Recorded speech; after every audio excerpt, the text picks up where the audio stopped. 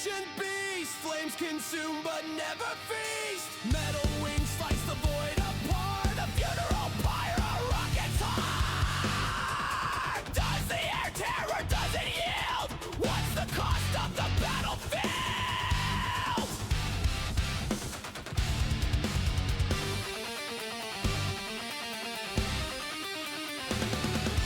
Polka-sonic retro propulsion. Firefights fire in the sky's combustion. The plasma storms and blackout seas. Gravity chains snap with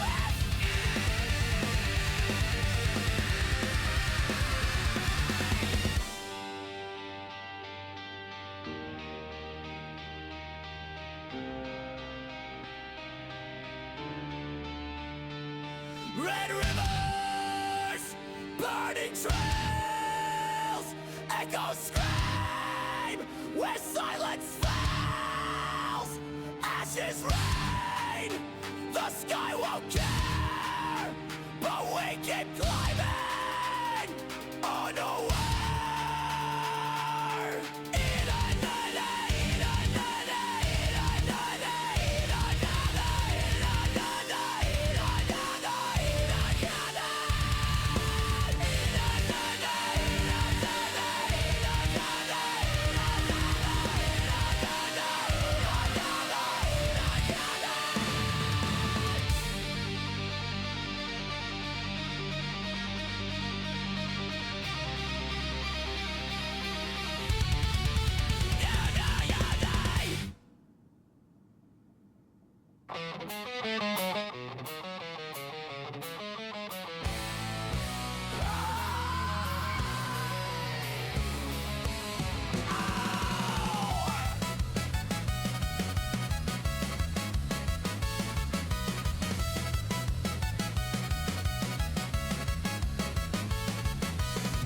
EJ in his rocket chair, blasting curveballs through the air. Space tape, duct tape, pull the tight, orbital mechanics all night. Wrench in hand, he'll fix a ride. 1995, finish pride, rusting balls, car reborn, screaming engines greet the moon. Orbit King, he's on the screen. Polka beats the punk machine, welding dreams and cosmic streams. EJ's flying through the sea. Vacuum suits and space news chatter. Satellite, they climb the ladder. Black hole, Morse gold, and solar flare. He's the captain of these cosmic affairs. Restoration streams at dawn, turning trash to treasure strong. A hubcap here, a piston there. He's the Twitch king with the space age flare.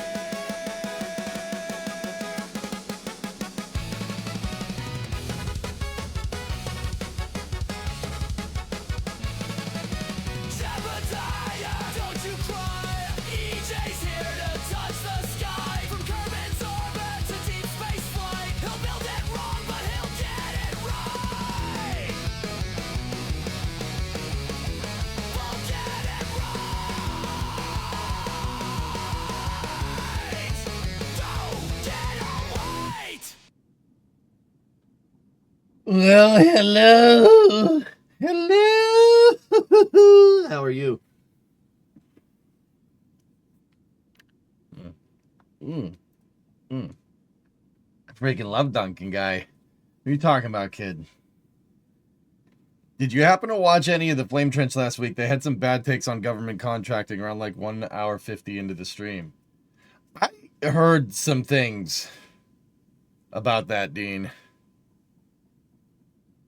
Krispy Kreme. Kid. No Krispy Kremes here. Go back to Starbucks. Dude, look, I'm the freaking Dunk King guy. I ain't even sponsored. I just put their crappy coffee on my stream for y'all to see. Look at this. It's better when it's from Boston, dude.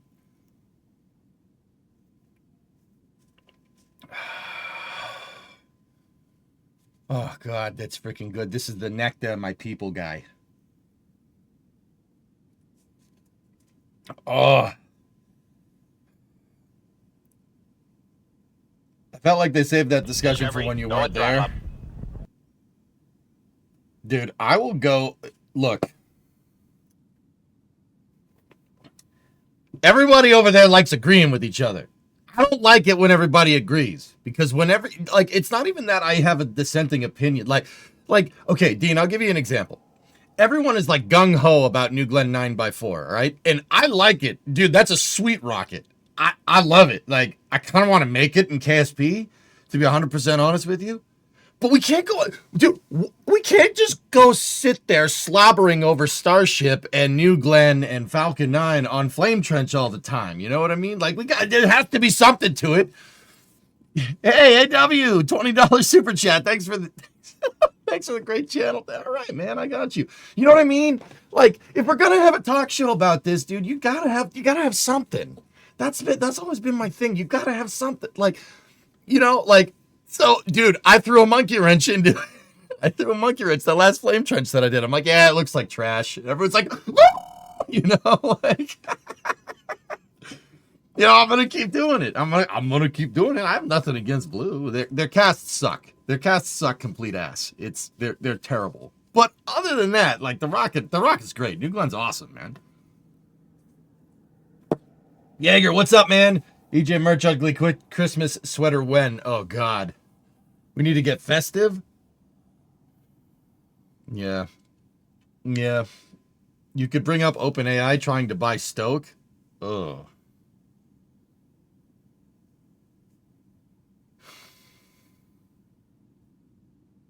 Yeah, the OpenAI, that's that company from Sam Controlman.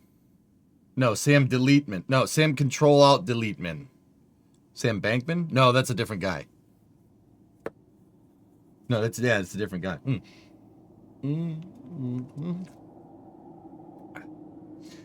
Coffee topping off, almost complete. Sam Control Alt Deleteman. Too many Sam not gonna buy Stoke here, that's for sure.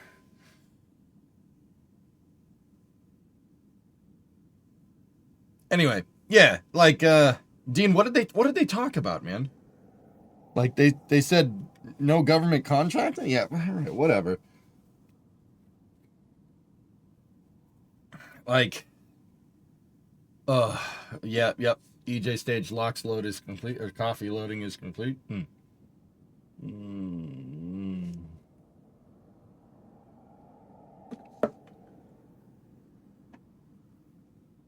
Start plugging merch, dude. Like, that's always been my thing. If we're gonna plug merch, let's plug freaking merch. Like, you know, I'm used to, you know, Dean, that isn't my style. That's really not my style. I don't roll like that, dude.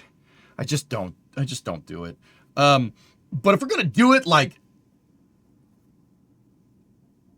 okay, I'll give you an example. Like, you guys watch Cleater's McFarlane? The way he does merch is hilarious. Or Linus, the way Linus does merch is sweet. Or there's another YouTuber I watch that Das told me about called Any Austin. Any Austin's hilarious, dude. That guy can plug merch like a champ. Like, but as long as it's not intrusive, dude. Like, I've always had like a thing, like, you know, doing 3 or 4 of those things like during a Flame Trench is like, especially when it doesn't feel right. LTT screwdriver is for winners, Jaeger. Yeah, absolutely. I noticed while watching Happy Gilmore that Happy wore a Bruins jersey. Yes. Martin Cytopants is great at it, dude. Yeah. That guy's hilarious, man. His summer car, dude, he actually did summer car in real life. That's hilarious. The guy went to Finland and drove around in a crappy old car around on the back roads and found TMO's shop. It's a real place, which is hilarious, dude. That's really cool.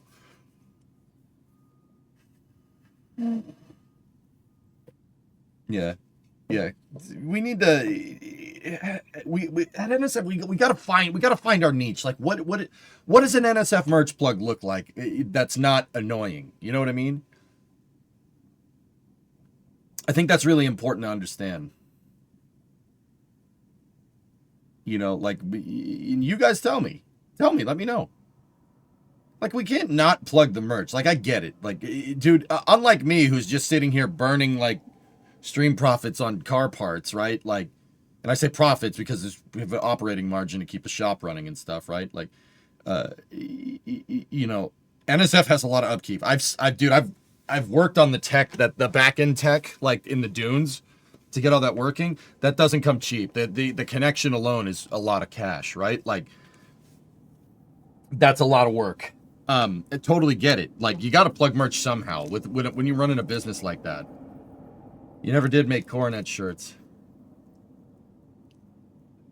I need to put more effort into streaming. Coltec, I didn't make Coronet shirts because real life got away from me, dude.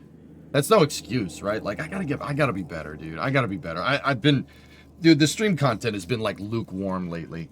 I'm not happy with it. It's gotta be better. It's gotta be better. We gotta do better. And not just saying that, like, well, I gotta do better. No. Like, dude, this stream could be awesome. Like, we're pretty good. I'm okay with it, but you know, I'm happy with it. It's not satisfied. You know what I mean? Coltec, like, the thing is like with merch and stuff.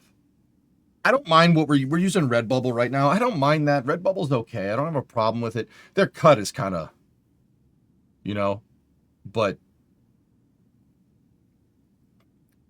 you know, I'm kind of wondering, like, if we could.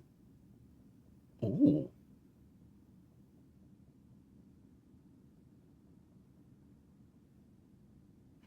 Huh. Huh.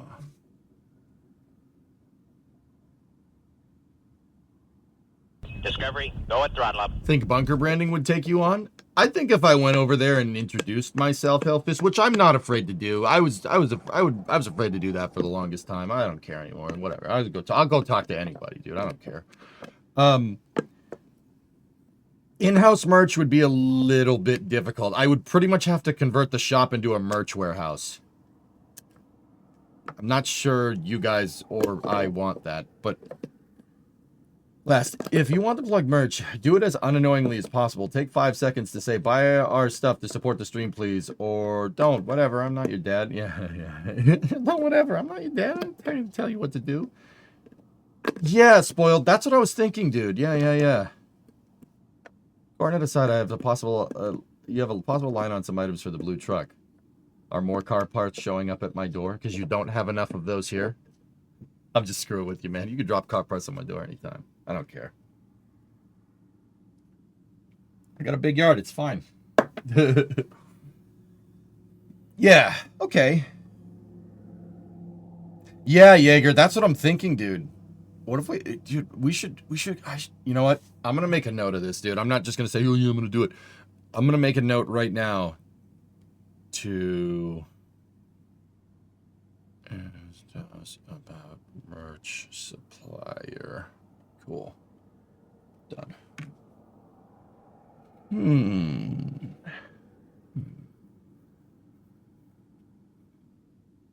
If you make hats, may I ask a favor?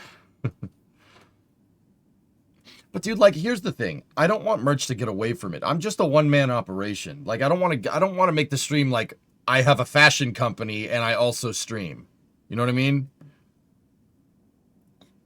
We also have to get those nice headers on at some point.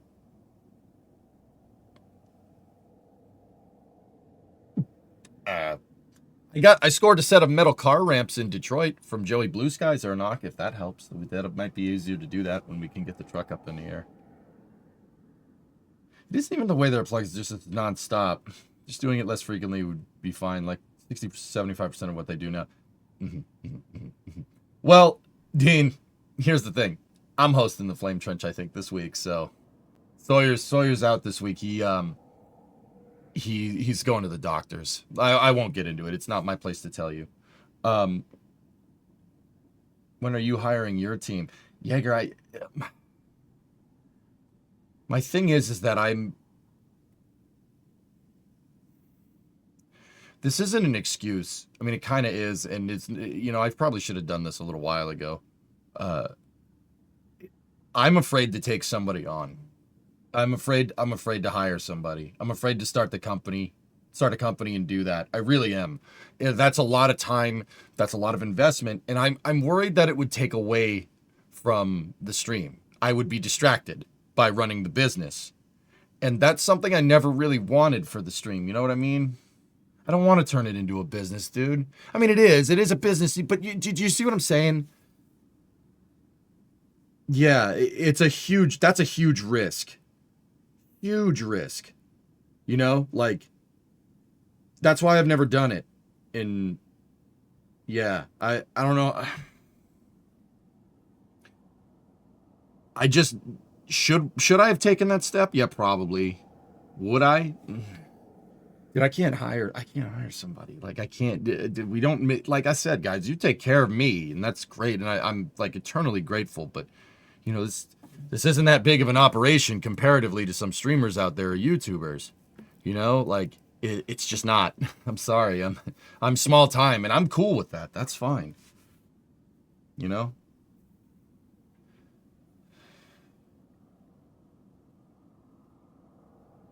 All right, full time. What about contracting? I mean, yeah, I'd still have to incorporate to do that, and that is a significant investment. Going through all the stuff and getting an LLC, et cetera, et cetera. I mean, like I said, I haven't done it just because that's a huge step, and I'd be worried that I'd be running a business and not streaming for money. Does that make sense? Hey, Tessa, what's going on? What would an employee do on a day-to-day basis? Well, if we had merch, I'd if we had merch, I would have a t-shirt press in the freaking shop, and somebody would be in there making t-shirts pretty much the whole day. Like, I would do just-in-time merch. If we're small time, I would do just-in-time merch. Because I don't think like, dude, I'm not gonna buy 1,000 shirts, right? I'm not gonna buy 1,000 shirts. I'm not gonna sell. That would take me a year to sell through that. You know what I mean? Yeah, it would be just on demand. It'd be just a t-shirt press and like go from there. I would try to make sure that the merch is good too. Like I wouldn't want like light duty cotton or anything. I would want good stuff. You know. Um Actually, hey, if you want an employee, I'll work for room and board. You just want to come here to see the World Cup. Shut up. I'm just messing with you, Tessa. If you bring the bikes, maybe I'll think about it.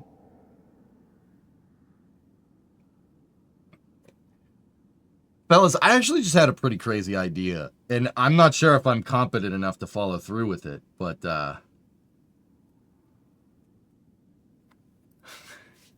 dude, how about so a lot of people that watch this stream are aerospace technicians, A&Ps. Dude, how about A&P workwear? Like we make merch, not just merch with like a freaking EJ logo on it. Like if we're gonna make merch, let's make freaking merch, right? Like let's make stuff that's actually useful, something that you can use, not just hey, I got an EJ shirt. I watch EJ stream and all I got is this damn shirt, you know? Like I would want something that you could go like work on an airplane with, and something that you would want to get dirty. Like, and if you get dirty, it's not a big deal, you know? No, Brun, I'm independently contracted right now. Yeah, that's all. No LLC. I've never incorporated. It's expensive. We're just the margins aren't there, and you guys know I'm good at running businesses. Like you've seen me play the video. Like I've played a lot of games that have tons of finance and game mechanics in it, and that doesn't like once again that doesn't transfer over. But I'm pretty like okay. I can play workers, and I have cities that are profitable in workers on the hardest difficulty. All right, like it's pretty good, man. Like I know what I'm doing. Like I know what I'm doing when it comes to that. It's just, yeah, you know, Carhartt.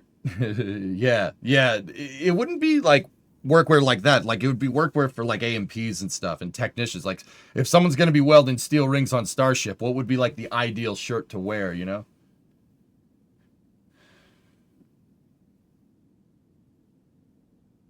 FAA certified merch. Yeah, exactly.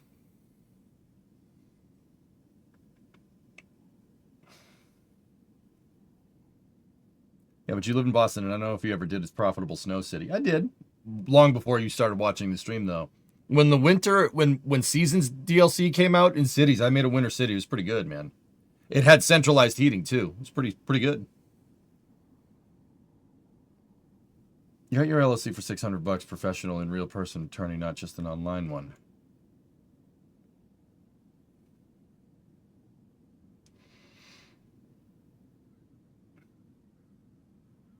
So, Brun, I have a question for you, and this is where.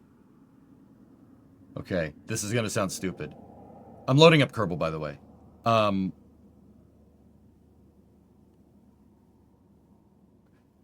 My accountant, not that one.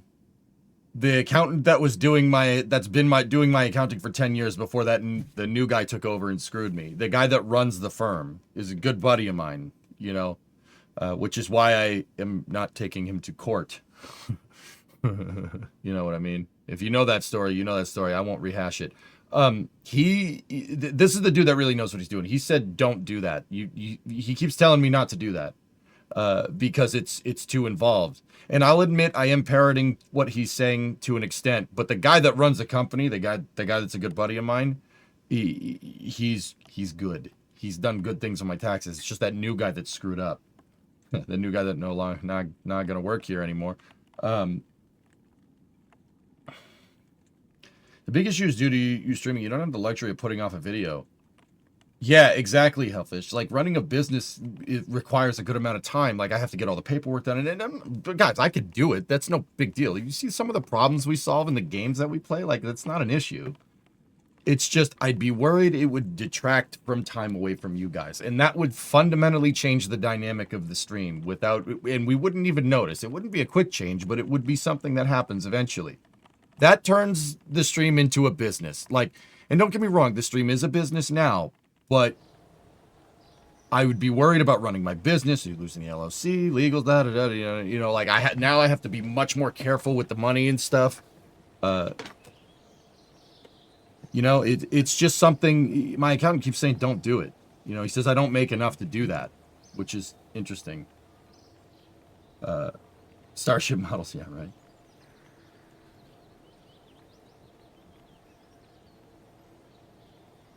Yeah, Hangman. The reason why I've never done it is just because I'm worried it would take away from the stream, dudes. Because when I decided that I was gonna do this and do this full time, I wanted to do it. I'm here to stream. Here to stream, and I'm here to teach people. You know.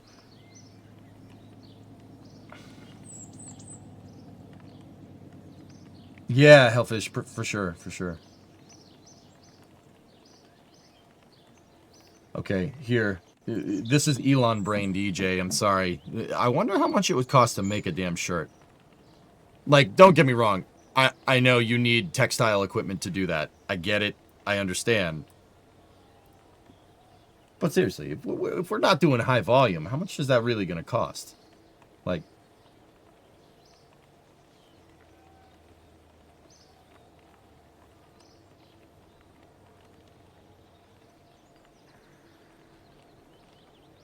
you would need a screen printer. ARJ, do you have experience with this? Because I'm kind of, you know, like we wouldn't need to be high volume, at least at first. If we make stuff that people like that's the thing. Once again, but the other thing about merch with me, guys, it's like I don't want to just make an EJ shirt. Like, oh, look at, I'm supporting EJ, and it's a shirt that you wash 2 or 3 times and the freaking thing gets ruined. You know what I mean? I want. Like, I work out in the shop. I want a shirt that you can beat the crap out of. Yeah, and that might mean the shirt's a little more expensive, but, you know, I want a shirt that you guys can actually get use out of. You know, a shirt that you could use. Not just some, like, oh, just EJ, and then you go to wash it and the logo gets all washed out after 2 or 3 washes, you know? Not worth it? Yeah.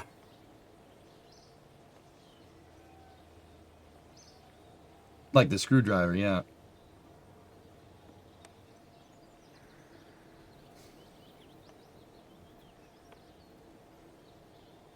Yeah, bro, and it helps with personal liability. There isn't much liability with streaming, though. That's the other thing my accountant said. Like, not much. As long as I don't give people, like, financial advice and stuff, you know what I mean? I mean, I'm very careful not to do that. Unless it's, like, very simple stuff, like, you should always save money, you know? Like, I'm not trying to take away from your account. Said, no, I asked you, dude. Don't worry about it, brother. It's all good. Equipment of love is several thousand. I mean, we could skip a project car, ARJ. Like, I don't know, man. Maybe start with a t-shirt press and go from there. That's the philosophy behind LTT products. Yeah, I like Linus. Linus is good in that regard, you know? For the loom search for your merch is it last well. Okay, Ian. Your stuff has lasted for years. Yep. Sold a good quality shop jacket or something like that, I'd buy a couple, yeah. And dude, like, I'm not even kidding. Like, I understand that we'd be, like, ARJ, say I hit the lottery. Like, say I hit a scratch ticket or something. We got, like, a couple $1,000 bucks. We did something like that. And I'm not promising anything, like, just, this is just me brainstorming, right? I like having business meetings like this with you guys. Say we did buy the equipment. I would be more about making a nice shirt. Like, and selling it for really low margin. Like, not a lot. Like, I don't want to make a lot of money. I'd want something that you would use.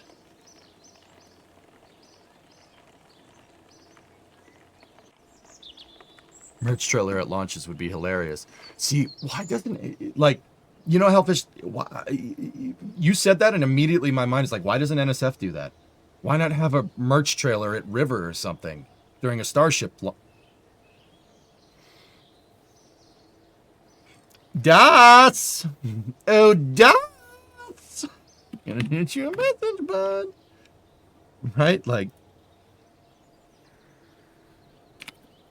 yo, chat is wondering why NSF doesn't have a merch trailer for high profile launches.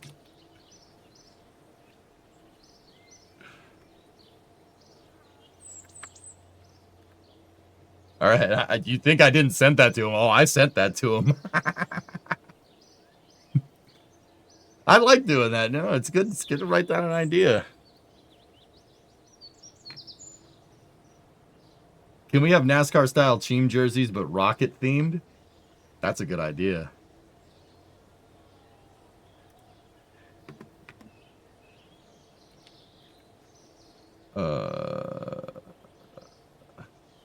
Electron, that's a good idea. Also, why doesn't NSF have merch at KSC VC?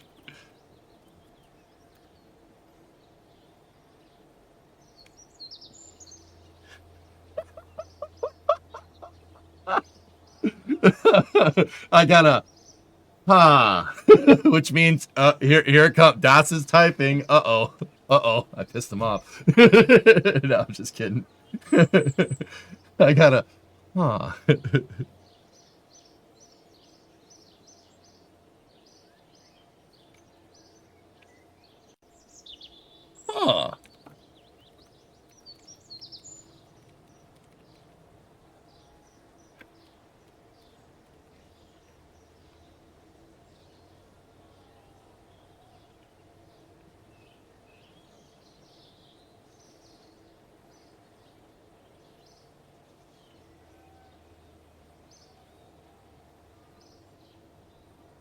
Oh, well.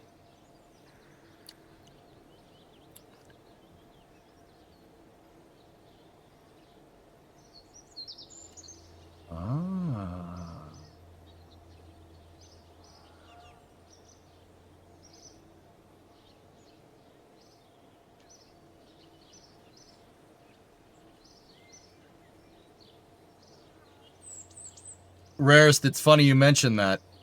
Huh. That was not the response I was expecting, to be honest with you.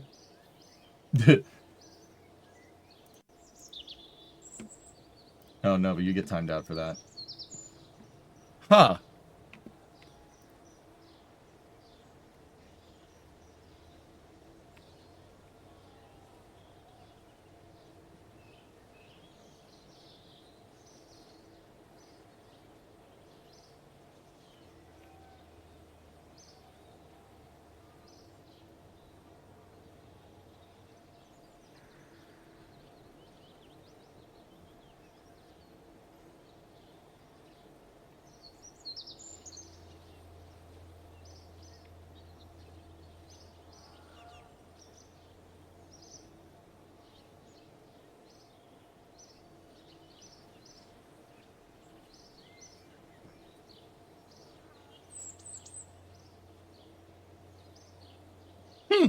That's not the answer I was expecting. I'm not sure if I could say that, but stay tuned. That's the gist of it. Stay tuned.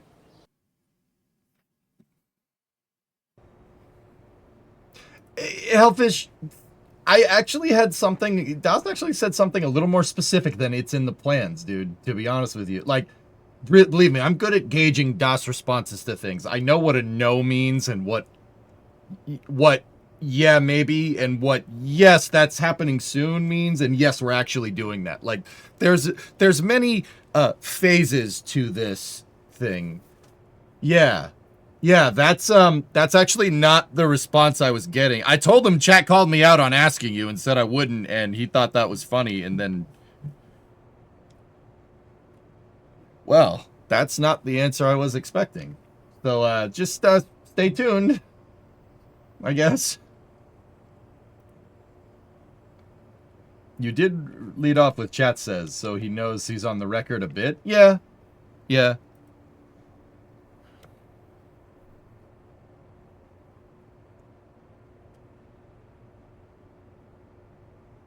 Give it to about the carrier island while we're on a roll. That got vetoed. That got vetoed really hard. He thought I was kidding, and then he realized I wasn't kidding, and then I may or may not have been called an idiot a couple of times, but you know, you miss 100% of the carrier towers that you don't get, or you know what I mean.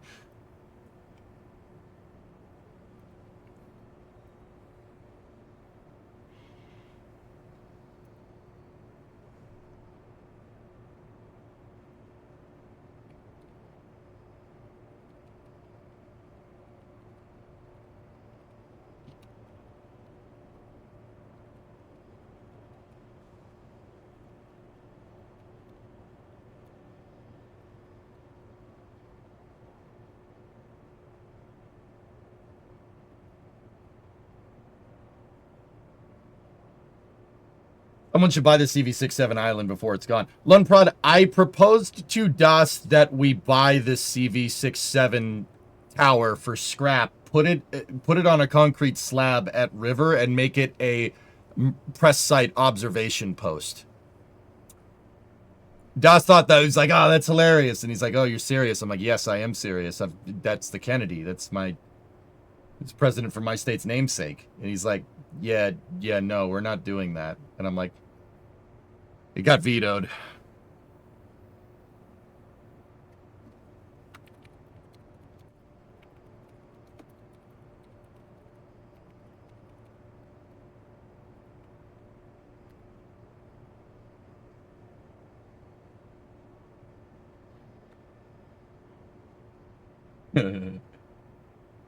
You already have a crane driver lined up.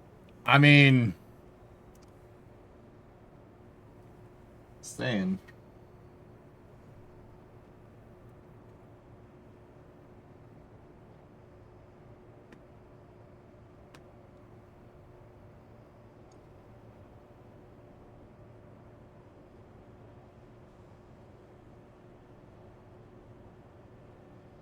Put a Bucky's in the bottom. At River?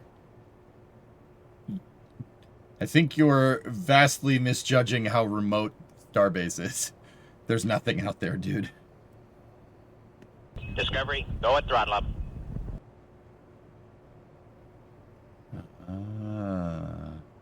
The TLDR, guys, is that having...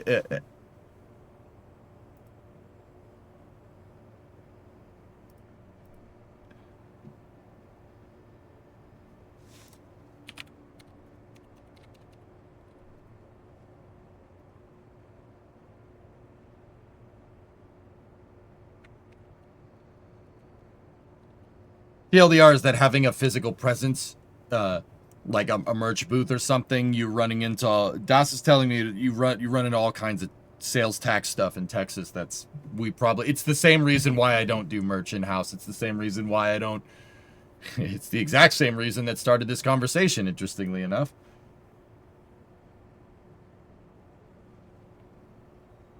Yeah, Tessa, maybe.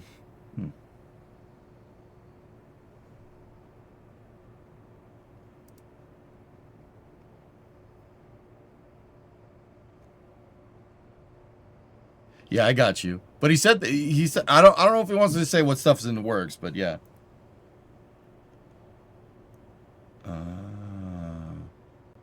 It's a lot of hoops to jump through, dudes. That's it. With Texas sales tax and businesses in Texas, etc., etc. Yeah. operate. It's freaking that damn budget again. Ugh. Anyway, all right. So the lander. We gotta make the lander not Dookie shoes. But yeah, I'll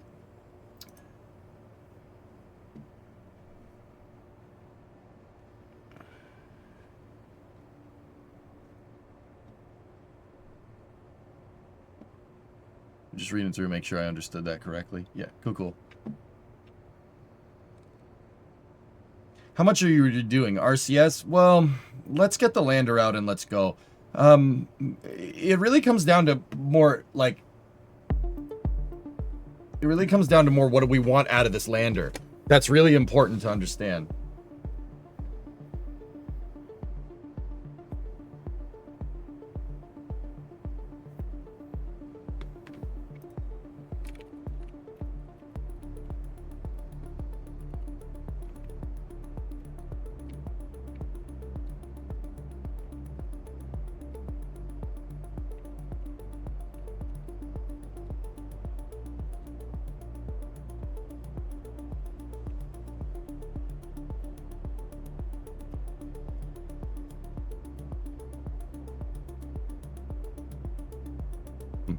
Yeah, just keep your eyes peeled for stuff, dudes. That's very interesting. Huh. All right, so let's get into building this lander.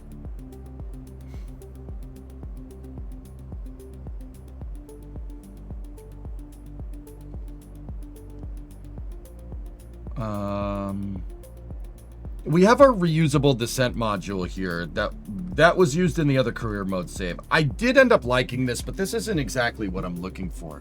So we really got to think about expectations here. And by that I mean, what's our stakeholder expectation? What are we doing? What do we want this lander to do? That really helped us with the capsule. And if you guys watched the Minmus mission yesterday, we did it. That mission was awesome. It was quite good. We really did a lot. Like, it really showed the versatility of this dang capsule. The Taurus capsule is one of the better spacecraft that I've built. I would say by far and away that's probably one of the best pods we've made in a long time. Yeah, that's if not the best pod.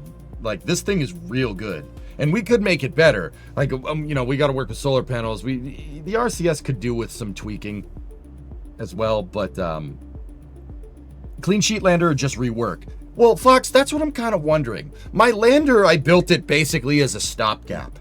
The stopgap for the lander was the lander's basically the service module. It's the service module from the capsule. I did that so we could get it done quick, so we could get some quick science. But now that we're moving more into like routine operations, I really would like something a little bit more purpose built. So if we go and look at the lander itself, is it a complete fool's errand to try and convince you to Saturn 1B style medium launcher as a stopgap till medium launchers with new tech? Well, King, honestly, a better stopgap would be Falcon Heavy.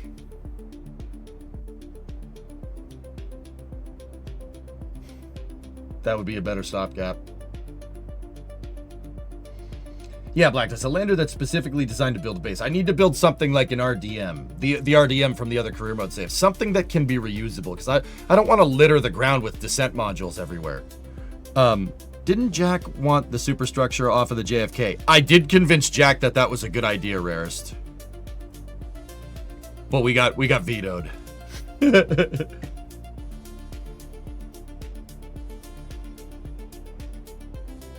I mean, King, now that you mention it, that would probably be a good thing to do. Like, the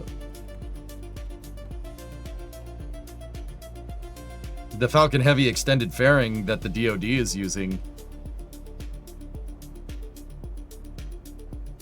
could be useful.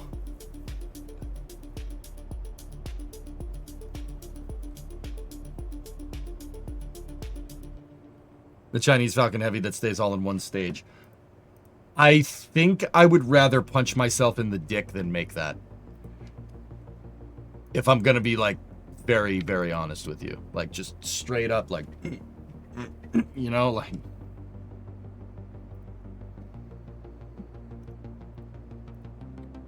We already have Condor 9, and if we're using Condor 9 already, why don't we just, you know... Condor Heavy I never put into work either.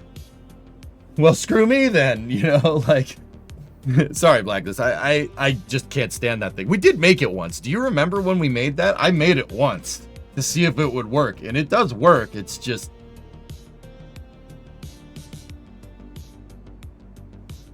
That's a little too contrived for my taste, if that makes sense. Honest. Honest and blunt. Like, I would rather do something like that. How are you going to manage 2 landings, though? Just switch back and forth between the vehicles. Staggered landings, Fox, usually are what does it. It looks strangely like a Titan fairing. Yeah. It's weird. That just ended up looking like the exact same size as a Trisector Delta 4 Heavy Titan fairing. Yeah, I know. It's weird, huh? Strange. I'll admit, Falcon Heavy does look good with that long fairing. It looks sweet.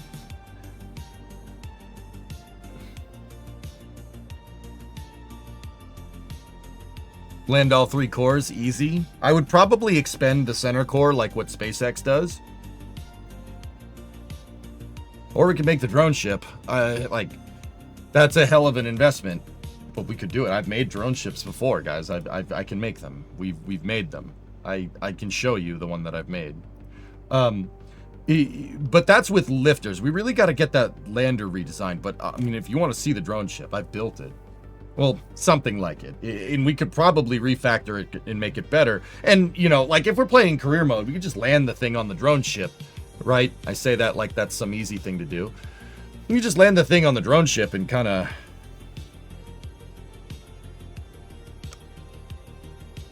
go from there. I forget what I called the drone ship. Let's just try drone. I think I called it the Kerbal Spaceport drone. Nope. Large, perhaps? Alright, I'm gonna put ship in here and it's gonna...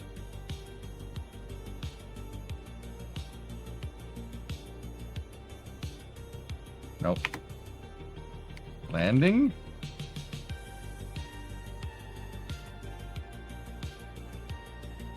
Nope. Hey, Jazz Bomb. You should practice this in Sandbox so we can actually land something, not just engines back. Yeah.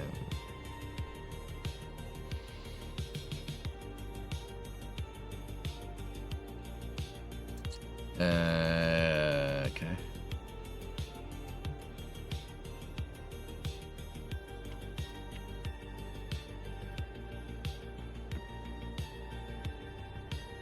It straight up will not do it.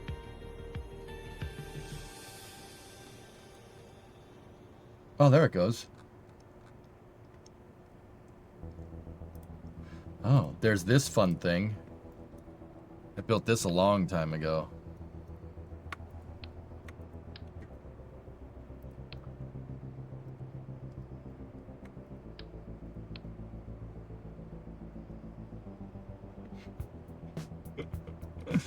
Actually works pretty well. Yes, there was a time where fairings weren't in the game and you made interstages out of wings. And it's an old design, alright?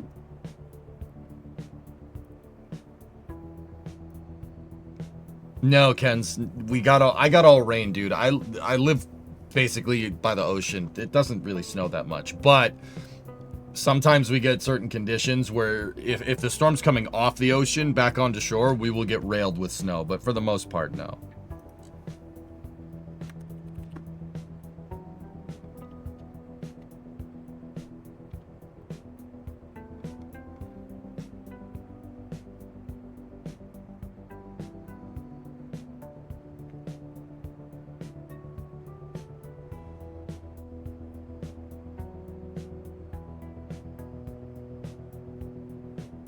SPMT prototype? Do I really want to know?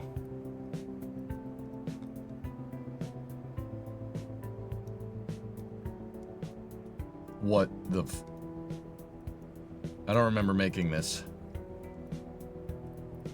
I don't know. 95 gave me a ship for him to fix, Geeson. I don't remember exactly what we were doing there, but... Wings' fairing is so cursed. Those were desperate times. I made them out of panels. Should make a new rocket like Mini New Glenn.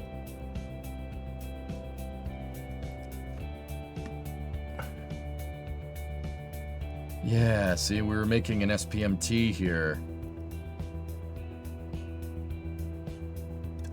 I'm like genuinely curious, does this actually frigging work? The last time I tested it was July 26, 2022. Anyway, yeah, long story short, I'm trying to find the drone ship, but it's buried within the thousands of craft files. You got to remember, guys, a little while back when we started this career mode save, I loaded every single craft file from KSP 1.0 forward into this install of Kerbal. I have everything. Everything we've ever made. Ever. Period.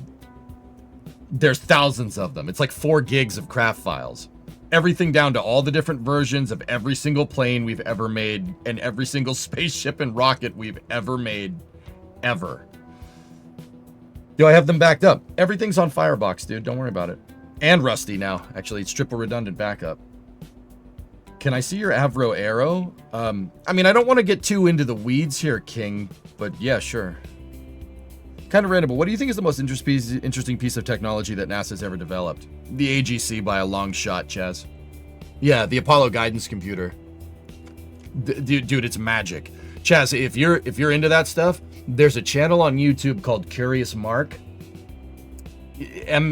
Curious Mark, like the word curious, M-A-R-C. It's just a bunch of nerds that bought a spare Apollo guidance computer on oh yeah, this is 95's space plane. I remember this thing. Yeah, he was having some trouble with it. Beautiful pits and track. Love it. See ya. Nice. Yeah, okay, that's a Schlatt reference. Got it. How did you just buy that? Government auctions off stuff, dude. So... What was I doing? Yeah, I don't want to get too far into the weeds, but Jebtaris. Is this one I made in Taris? Yep, there it is. In Taris 230. Oh dear.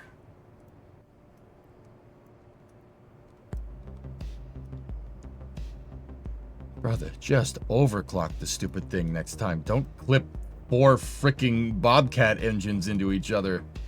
Oh my goodness. Okay. Antares, nothing. We weren't talking about you. What's up, S? How you doing? I mean, S, yeah, maybe. Yeah, we could try to find the dang drone ship, but that would be tough. It's buried in here.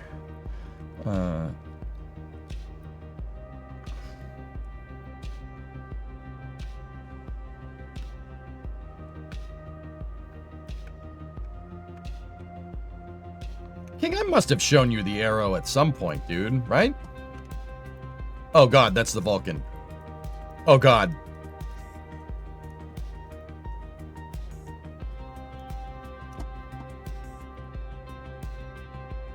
You know how hard that wing was to freaking make? Does it howl? It's got whiplashes on it, dude. Damn right it howls. Why not just Kerbal construct landing pads on the other side of the ocean? Too far down range, dude. Hey, Yard. Kerbro arrow. There it is. There it is. There's the arrow. Little unstable because of the anhedral wing design, but very, very fast.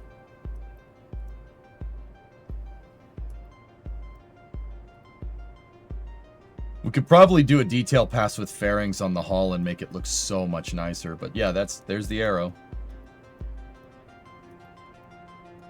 It was an interceptor, I know, and I engineered it as such for Wings Wednesday. There was a time where every Wednesday, guys, I would make an airplane. I'd just pick an airplane and make it. We did it for years, so I got all kinds of stuff in here. I have, you know, these Vulcans, arrows.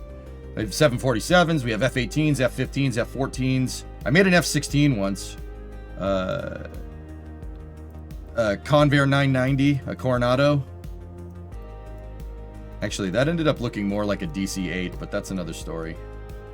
This thing flies excellent, dude. It's about as good as I can make a passenger plane. Ever make a B-52? I really didn't make any bombers. No.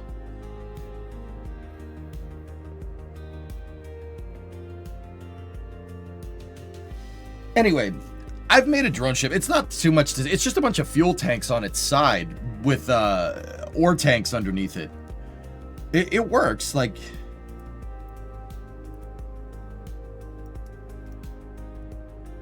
Oh yeah, we made that. That works too. It's pretty good. You gotta charge it every once in a while, though. I made the B1, yeah. I made a KB30 or YB35 and a YB49. I've made flying wings before, Fox, yeah. I've never made a B2, no.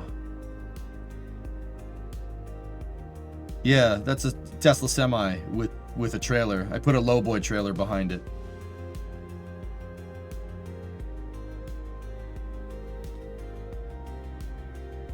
There's the Kestrel capsule. The Kestrel capsule's pretty good. But once again, I didn't want to get too far into the weeds. Kestrel's kind of like a Dragon-esque capsule, which once again, I could make this 1,000 times better today, but we're not going to do that. Not right now, at least. A B2? Yeah. Avro Aero has fly-by-wire using vacuum tubes. Wow.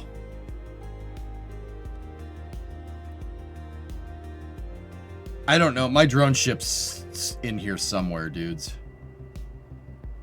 What is the K200 PRV? What is that? No description. I don't know. It's a Hemet. Think you could get all the complex curves in a B2 to look good in Kerbal? Sure, if I stared at it enough. The one thing you want out of the lander is that it has a complete set of experiments and power for them on board, so you don't run into the issue that you ran into last night. Can you power the experiments via a lander, Tessa? Is that even possible?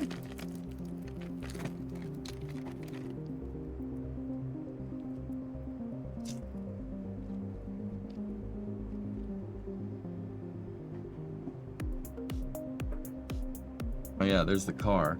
You know what? I'll save that so we can use it. It's a nice vehicle.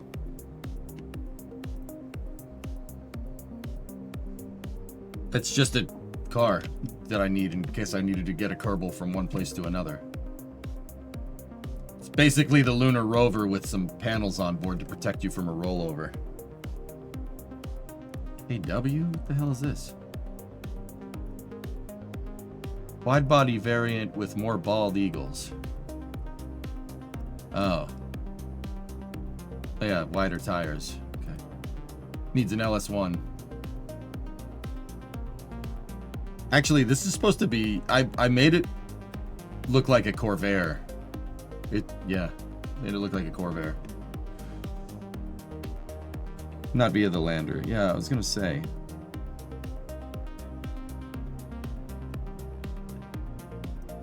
This one? Oh. Don't look at this. Anyway, yeah, that's probably how we do it. If I wanted to make a stopgap, I would make Falcon Heavy, which I can do. We can do it. And getting the double boost back would be a little bit difficult, but yeah, it's totally doable.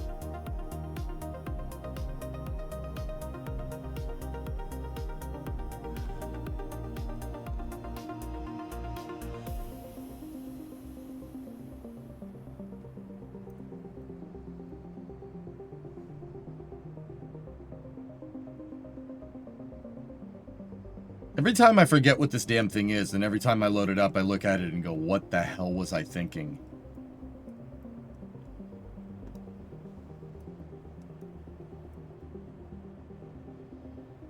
Should have got the Enterprise SSTO. I don't have the parts for it.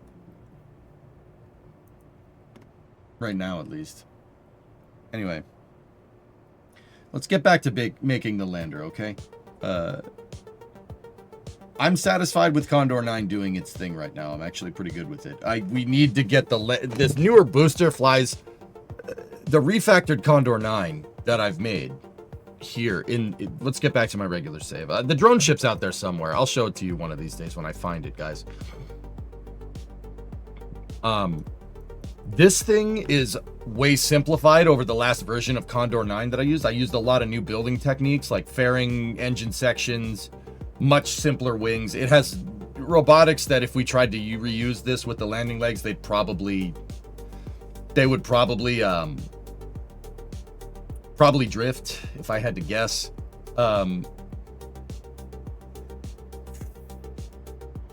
It has a much simpler separation mechanism.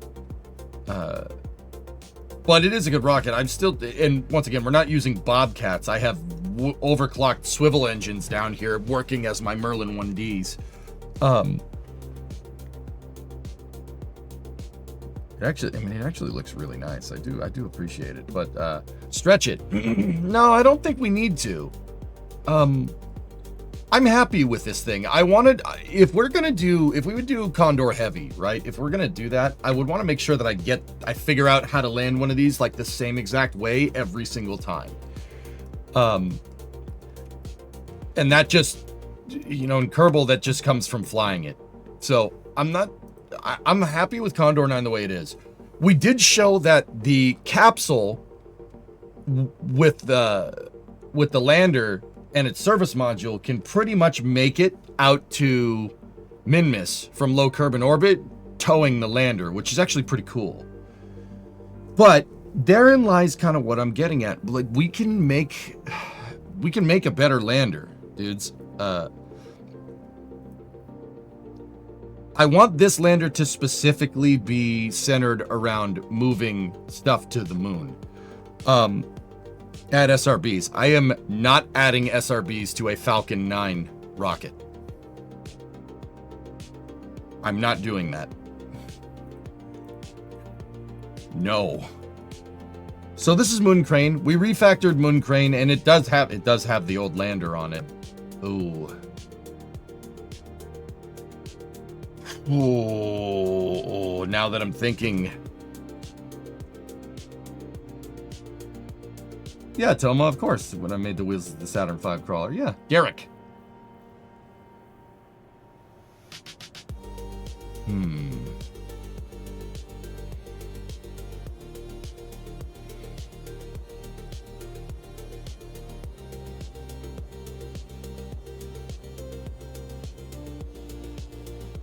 What's the mass of this thing without that attached to it? 10 tons. Moon Crane's 10 tons? Really? Huh.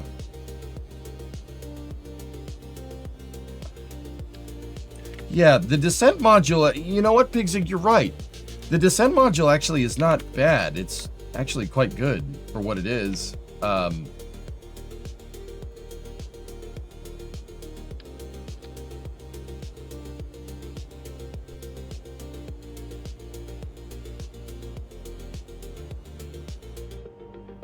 It's all the panels. The small panels don't weigh anything, Tessa, to be honest with you. They really don't. They're 20 kilos a pop. That's nothing. And yeah, I mean, we kind of have to, because that's the only way everything clears, making that flat like that. We tried using flags and it just looked flimsy. This actually makes it look a little bit tough.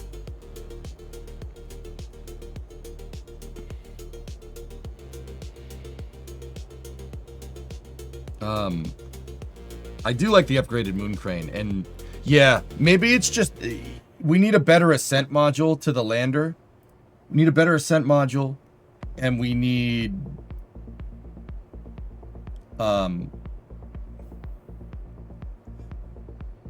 where's my lunar lander?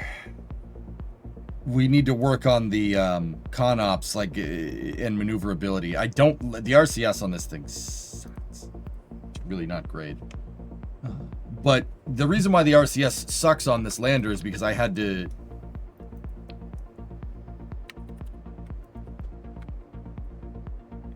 remove a lot of it because of part count considerations.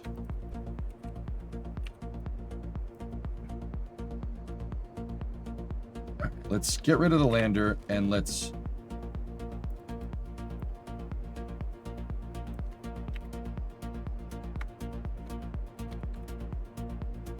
Lunar Lander Mark III. 12, 4, 25. The year hasn't changed. Not yet, at least. All right, so here's what we have. I have a descent module. The descent module on this is my service module. It's the service module from the capsule. Now, with this, with what we have there, we have 1.5, basically 1.5 kilometers a second delta V. Let me just make sure that this has all the tanks and everything's fueled and nothing is weird. All right, cool. This has everything that I want. The descent module, believe it or not, for the first lunar mission worked really, really well. It worked fine. And obviously we're gonna have to load this down with all the right stuff. Tessa just reminded to do that. Yesterday, during a Minmus mission, the maneuverability of this thing got really not great. And once again, it's because it doesn't have a lot of RCS on it. The reason why it doesn't have a... See, like the RCS is all thrust limited because I ripped it directly off of the capsule and put it on here because I wanted to make this fast. Also, I want to see if we can get rid of the strut legs and replace that with at least a physicsless part or something, because sub-assembling this and moving it around and stuff is such a pain in the butt. We did also test yesterday with the capsule pushing this thing out to the surface, this docking port mechanism that we're using. This kind of IDSS thing that we have going on here is actually really good. Really, really precise docking with this, which is great. So we're going to keep that, and we're going to keep the descent module. It's the ascent module that sucks. The ascent module is not up to snuff here. We have 677 meters a second delta V. And if we go here and we look at the delta V map, hold on.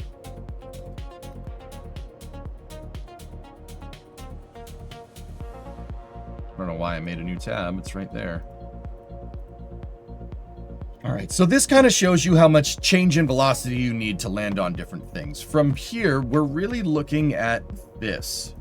From a 14-kilometer circular orbit down to the moon, you need 580 meters a second delta V, right? Now this thing has, it says 677, and I thought that would be enough, but if we have Kerbals in there and the equipment, that margin falls, it's way too close to be right, to be what I want. I need to redesign the ascent module to have more fuel, really. But the other thing here is that I want to mess with the descent module too. And the reason why I want to mess with the descent module so much is because I want to be able to move Moon Crane down to the surface. I want to be able to put my Moon Crane on the moon. The moon needs 580 meters a second delta V to land and take off. Now, the moon doesn't have any atmosphere either in Kerbal. In real life, yeah, it does. There's just trace amounts. But precession is really what's going to kill you more than atmosphere on the moon. But that's another story. See, Minmus is 180. So the way I see it is that if we can design this to work here, it'll absolutely be able to work on Minmus. That's no problem. In fact, if we can get 10 tons down to the lunar surface in Kerbal, there's not many things that we can't land Moon Crane on. We could land it on Ike. You could land it, obviously, you could land it on Gilly. You could land it on Pole. You could land it on Bop. Tylo might be a little bit of a struggle there. Fall, Lathe, but you can arrow break. Dress, we could land it there. Obviously, Minmus, we're not landing on Kerbin. Moho might be a little bit difficult. You need 870 meters a second delta V to land there? Huh. It looks like the MBTA map. Yeah. Kashmir, this is a delta V map. This basically is a subway map to show you how much... So these numbers measure how far... It's the range. All right, so think of this like if this was a map for cars, right? Like 3,400 miles to orbit, 930 to go, 860 to go to the moon, 310 to, yeah, you get the idea. But spacecraft range isn't measured in distance, though. It's measured in meters a second, or feet per second, if you're using Imperial.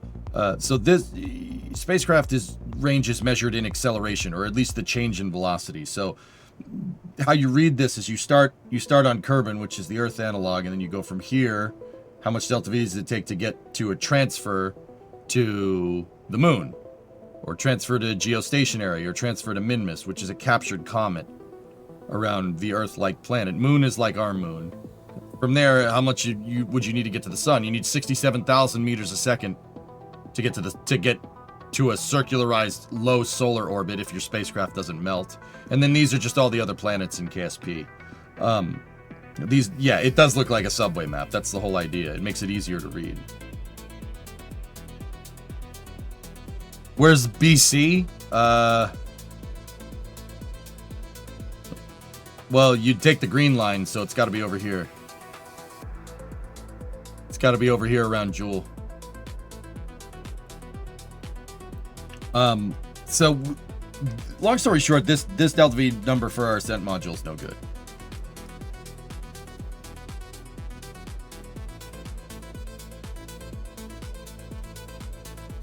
So, first and foremost, we have to design this descent module to be able to get 10 tons down to the lunar surface. If it can get 10 tons down to the lunar surface, I'll be pretty happy. It needs to be able to land moon crane.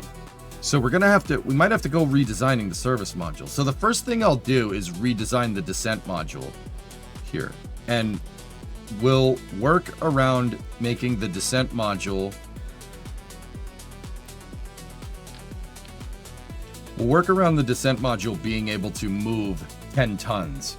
And then we'll make our ascent module based off of that. So let me put this down, get it into position here.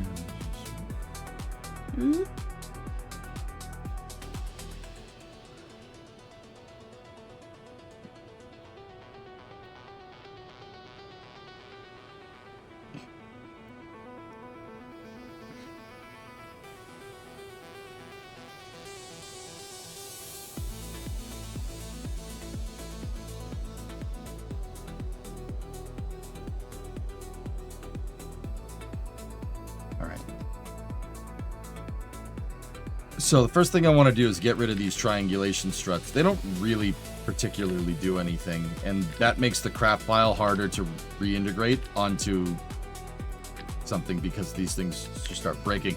I did redo them with lights. The next thing we're going to do is the decoupler for the ascent module. We don't necessarily need that. I think you should add a port on top of the descent module so you can integrate payloads on the surface. Bingo. So, what I will do is take the fairing. So, the descent module is made out of two fairings that are kind of backwards onto each other. That's to give it the outer shell that looks like a solid fairing. Let's take this here. Hang on, guys. I gotta put a blanket in front of the door. Discovery, go and throttle up. It is really cold here. We've gotten polar vortex, Captain. Cold in the garage. All right. Back. Whoa, rockets. Yep. End of the green line just past Alston. Yeah. Yeah, you know. If you know, you know. How much Delta V to get from North Station to South Station? A lot. There's a lot of traffic.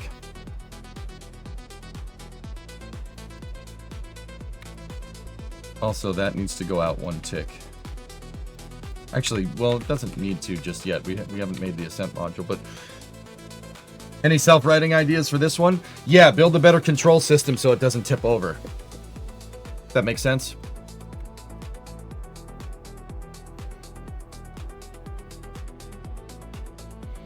So, another thing to take into account just while we're here. Let's turn on interstage nodes. And Condor 9's fairing is 375. So I'm going to take one of these fairings, right? And I'm going to put it, I'll attach it to the root part.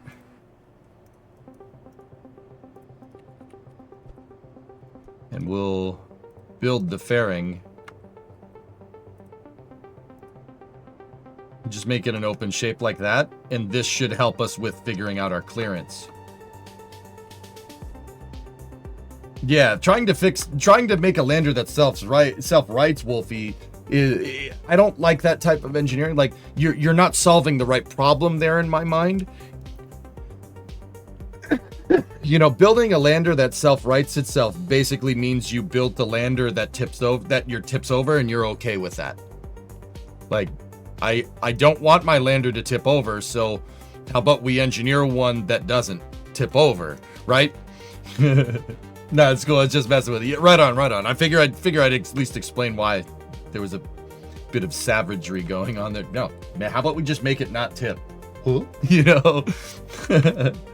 But in case of the inevitable, well, if I implement a better control system, dude, I'm not tipping it over.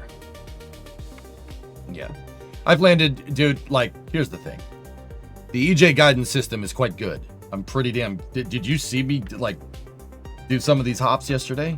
Like, and all of the science hops that we've been doing, I'm pretty good at landing. Like, believe it or not, I think that the Minmus landing with crew last night was the only landing on Minmus or the moon in this save that I actually botched.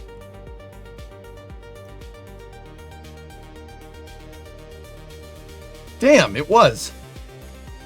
Like, I'm confident enough in my ability to be able to do this. All right.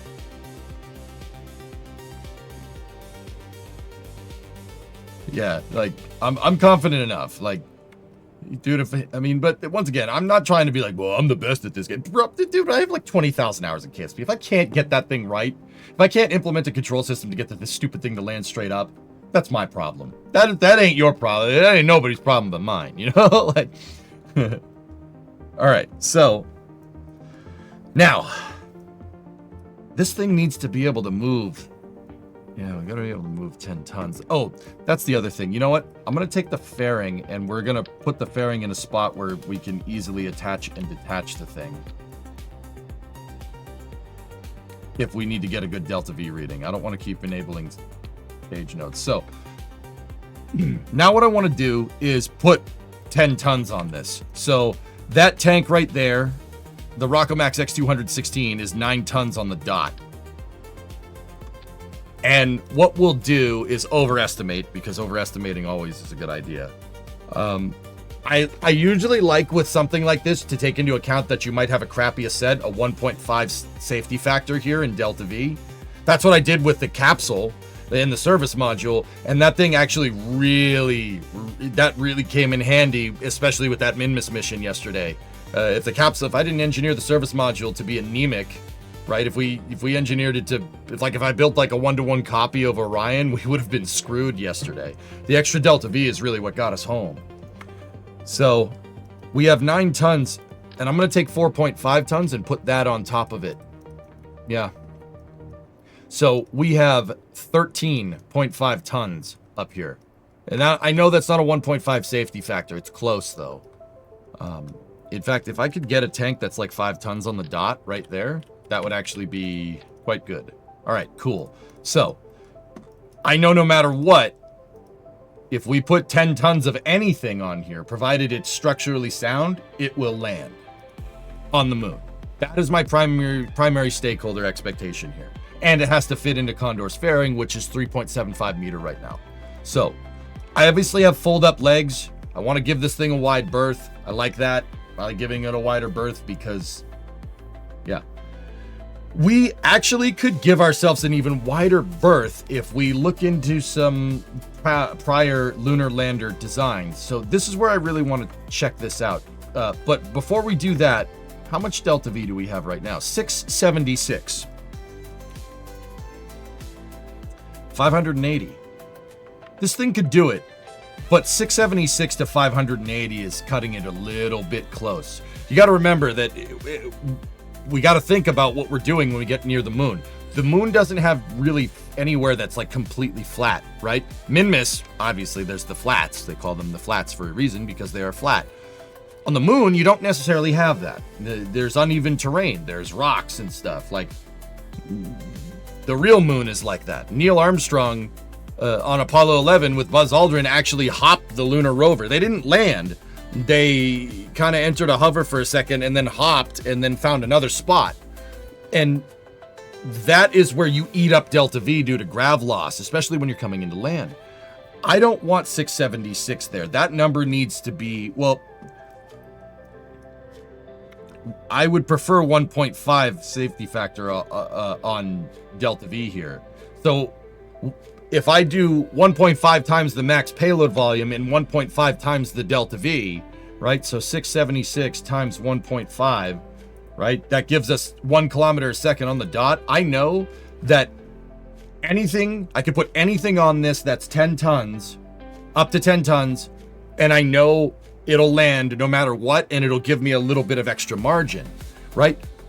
The other thing, right, is the other thing we got to take into account is that if this thing is a reusable descent module, it's got to go back up into space, right? It's got to go back up. So we might want to think about giving it more delta V than that.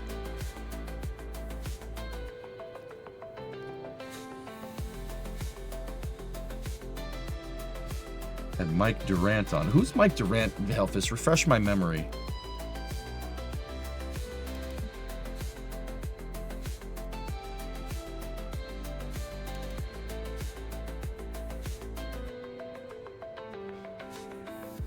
Now, let's just...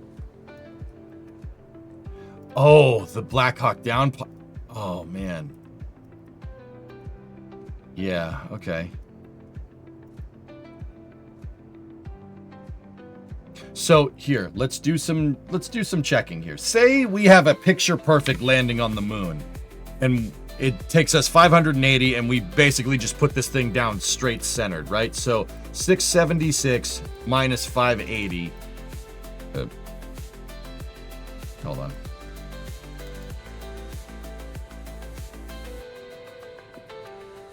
Okay, we got to make that number read 96, just out of curiosity. I'm just checking some things here.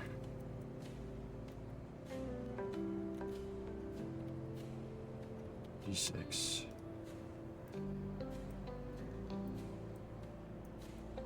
All right, let's just say we're there. How much delta V does that give us then? Yeah, 320. Yeah, this thing is not even close to being a good reusable descent module. We're gonna have to modify it. And that means redesigning the fuel tanks a little bit, but that's no big deal. Because, like I said, if we're going to redesign the fuel tanks, we might as well... I mean, we're redesigning the RCS, might as well redesign the fuel tanks here. It would really ideally like it to maintain this same shape. Because we did design the moon crane to be able to hop off of this thing. So it really... We're kind of constrained by height. And we're constrained by width. Oh, crap. We're constrained by width. Basically, we got to keep the same landing leg design. It's not that big of a deal, but... Yeah, don't forget to fix the ladder as well. Yep.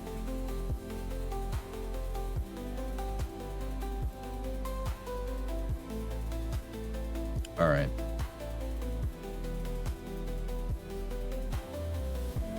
I want to design around landing on Duna rather than the moon. That affords you the option to use this lander for everything except basically Eve. Then we have to bring in aerodynamics into it, Tessa. I'd prefer to design a lander that's just dedicated for Moon and Minmus operations, and it will have other applications, but not everything. Duna is a little bit different architecture. I would prefer to design a different type of landing system for a lander for Duna, or at least a modified version of this down the road that we could kind of move into. That would work on Duna, Lathe, Eve, because all those planets have atmospheres, right? If we design a lander, an reusable entry system around Eve, for instance, we know it's going to work on Duna, and you definitely know it's going to work on Lathe as well, right? This one is for low gravity, no atmosphere planets. So I think if we use the moon as a good rule of thumb,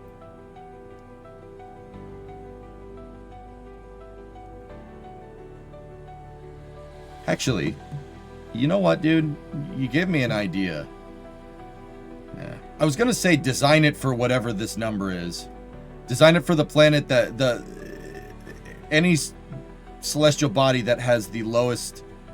A celestial body that has the lowest atmospheric... or no atmospheric or the highest no atmospheric delta V. So Lathe has, you know, that rules out Lathe, that rules out Duna, Eve,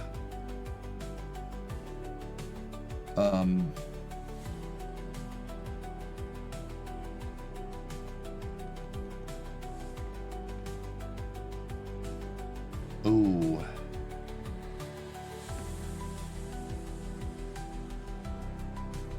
That'd be Tylo. That'd be Tylo. Make it for Tylo.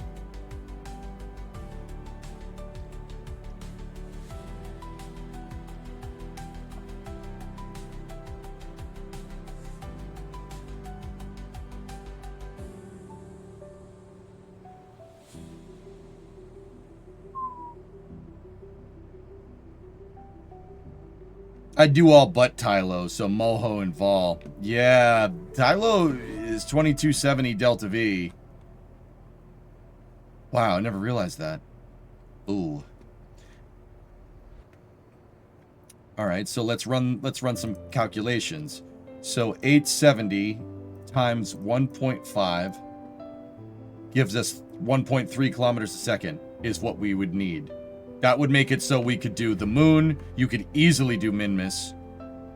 That would give us Moho, Ike, Pole, Bop, Vol, and Drez. And Gilly. Cool.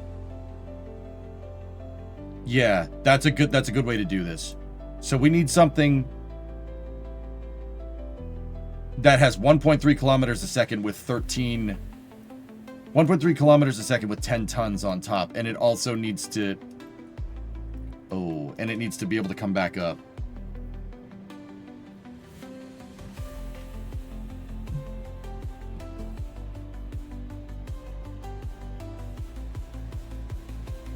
Tylo and Eve are basically one-off dedicated landers.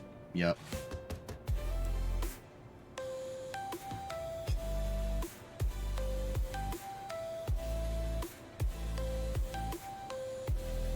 Okay, so where my mind is going, guys, is that this lander is great, but if we're really going to make a lander to bridge out into the stars like this, we're going to need...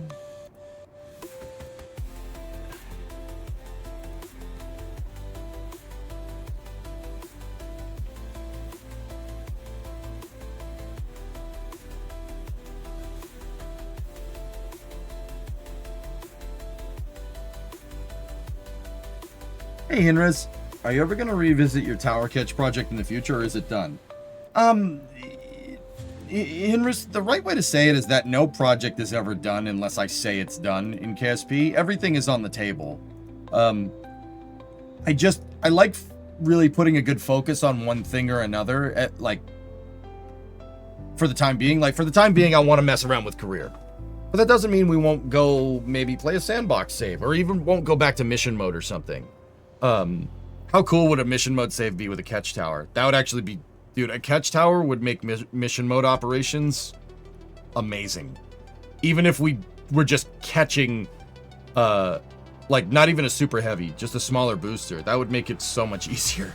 Because recovery operations are a pain in the butt. I can see why Elon with SpaceX is like, yeah, we got a thing. And, you know, Peter Beck, we got a whole fleet of ships. And Peter Beck's like, I hate marine assets. Right? Like, I can definitely see why that's a big pain and why they hate it. It's a lot of work to get your damn booster back. It's much easier if it just boosts back to the pad and lands and gets caught there, you know?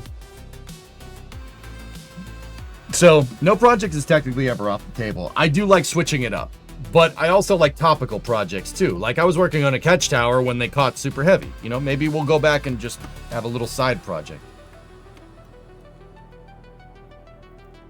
So, guys, my immediate thing here is that okay, so the first thing that pops into my mind, what would be a good way to say this? I want to build something like the Constellation program's Altier lander. Altier is a lander that's basically ticking all the boxes that we have right now for what we need for a bigger lander. The problem with this is that this needs Ares 5 to launch, and Altier is not a small piece of equipment by any means.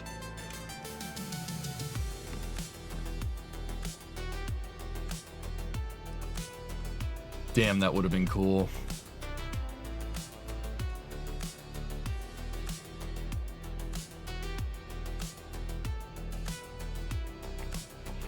The Kerbal Construction Time mod has a recover to VAB thing where it enters a craft inventory in the exact state you recovered it. I want to know your thoughts on that. That'd be pretty cool, Tyler, but in my mission mode save, I didn't even use that. In my mission mode saves, I actually dragged the damn boosters, and this is what I mean by recovery operations. I dragged the damn boosters back to the pad and put them back on the pad with cranes that we made. There's a reason why I like cranes so much, and there's a reason why I know so much about cranes when we look at Starbase or, you know, or any pad construction, because I went on like a 6-month dive into building lifting mechanisms for rockets, like in KSP. I figured it out. It's not easy to do. I haven't watched all of the Tori Bruno Destin podcast, Flavia. I need to watch it. But see, Altair needs a much bigger rocket. Altair was supposed to launch on Ares 5. And this, I may be hinting too much as to what I want out of my space program down the road, but that's another story. In career mode, it needs to launch on that thing. That is a 10 meter core with 5-segment SRBs and a gigantic. It has a 10 meter fairing. The Kerbal equivalent to a 10 meter fairing would be a 6 meter fairing, roughly scaled. We can do that. It's doable. Next guest on the podcast, I want to be you. I'm not smart enough to have a conversation with Tori Bruno, man. Yeah. I would love to, though, if you wanted to. Yeah. Anyway.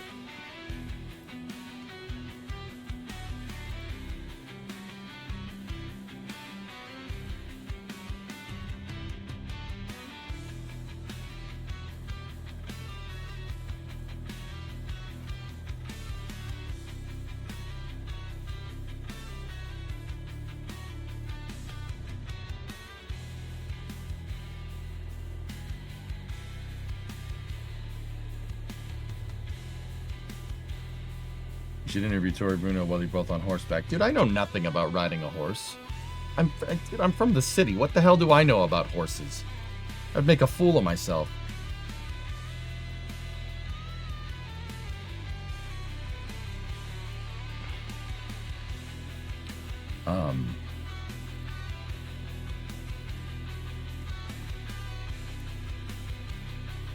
Stop distracting me. I'm gonna try to do this. So, yeah, building that big of a lander, guys. This is where my mind's going. Let's look to see if we can get these numbers that we're looking for a lander. Let's see if we can get it. So,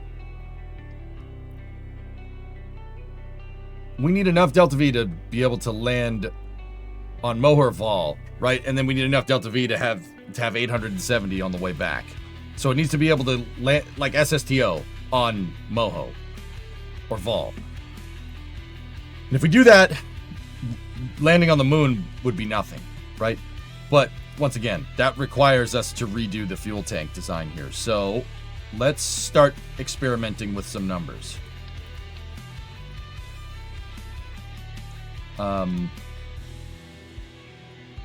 Okay, let's take the batteries off, and I could probably figure out a better monopropellant. I have better monopropellant tanks this time around. I do kind of like this. This is much more realistic to how they would do it, but for now, we need to take those off. I only did that because I didn't have better tanks unlocked. So, what happens if we take this, right, and we double it like that? Let's just put it in 4x symmetry and double the damn thing. I'll just put these tanks off to the side here, like that. And then let's put this back on here. Let's run the numbers.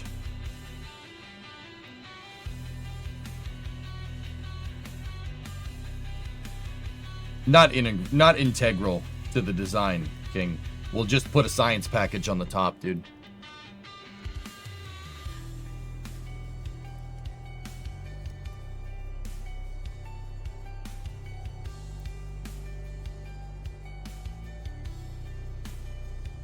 So that gives us 1240 if we double the tank design up. That's actually not too bad. I should be able to... Should afford to be able to move these down a little bit. Clipping. Yeah, that's as low as they can go.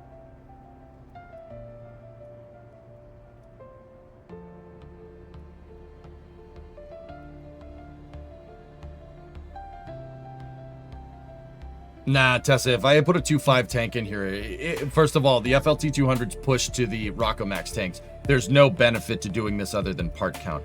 But also at the same time, if we did it, it would be Z fighting with the fairing. I don't want that. Yeah, we're gonna have to find another solution.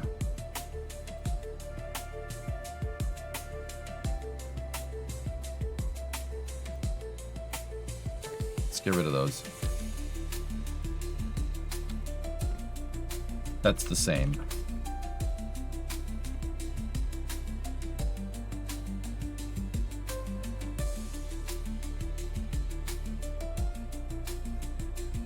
That actually fits really well.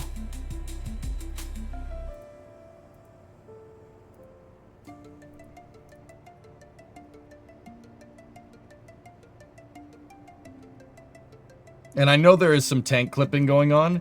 My idea behind tank clipping is that I'm cool with clipping tanks is as long as you give the... Like, see this space right here? That volume right there, don't put anything in it because it's exactly equivalent to the volume that they clip into each other. Figured that out with, you know, some quick maths one time. So I don't have problems clipping the tanks in like this because this volume right here, yeah. Like I said, we get a 2.5 meter tank, right, without the Z fighting. It's just, well, in this case, it's 4 more parts. But this is pretty much in line with what I want. But that does displace our mono propellant systems a little bit. So, I mean, we have space down here to mess with it if we need to. I'm gonna clip those up one.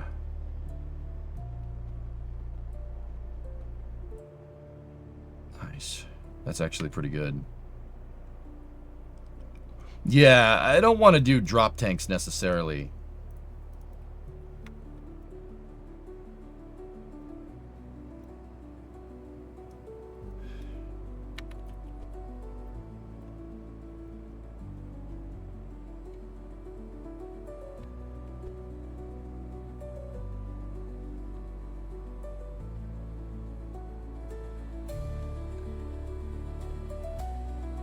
That screws up the leg architecture as well. I don't want to do that.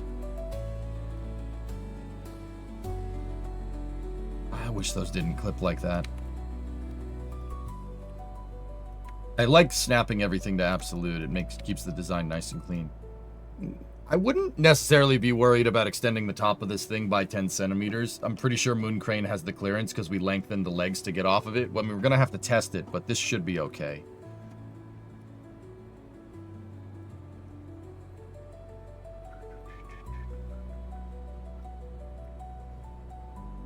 What about optional drop tanks that are only included for, well, we could add provisions onto the sides here. Like, we could always make an attachable piece. That's not a big deal. If we want to.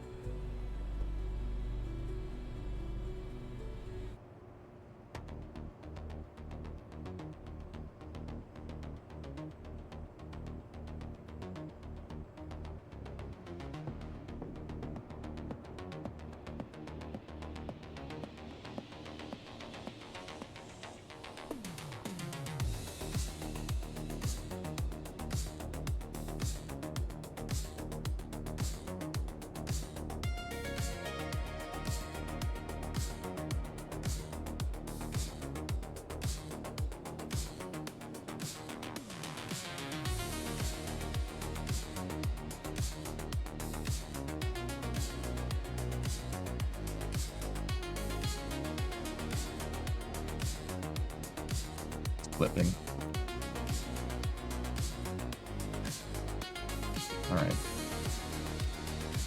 can't escape out of this.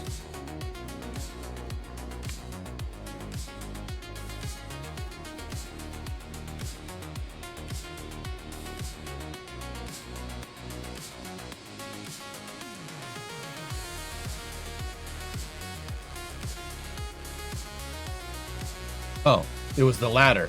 Okay, let's just take that off. We gotta redo that anyway. It's like wondering, what the hell? Why am I having so much trouble with this? Vandenberg launch in 1 hour. Yep. ISOU drill and ore tank will be less mass than the fuel tanks to land an SSTO.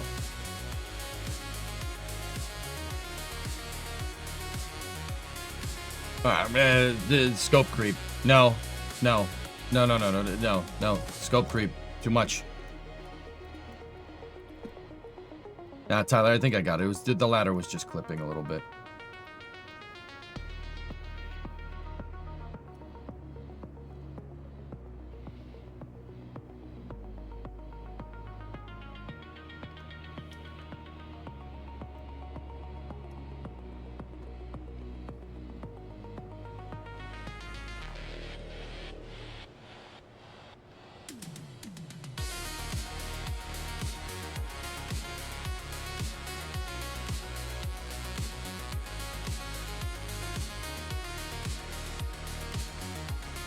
Okay, I know what I want to do here.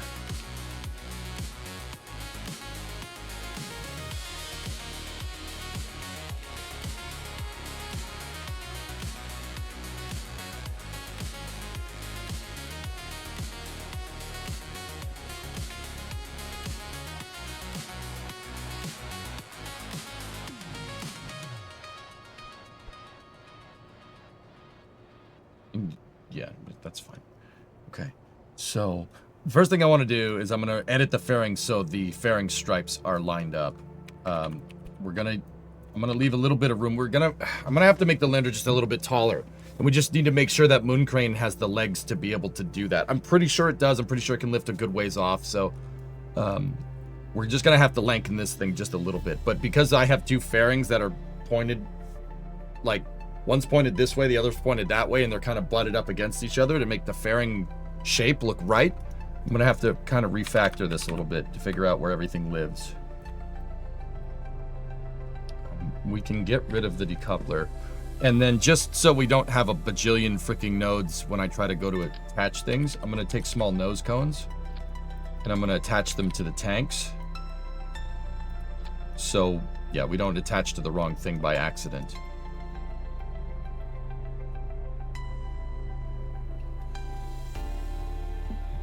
So now, let me get I need a ruler. Need a ruler to basically mark how far I want this thing to go in each direction.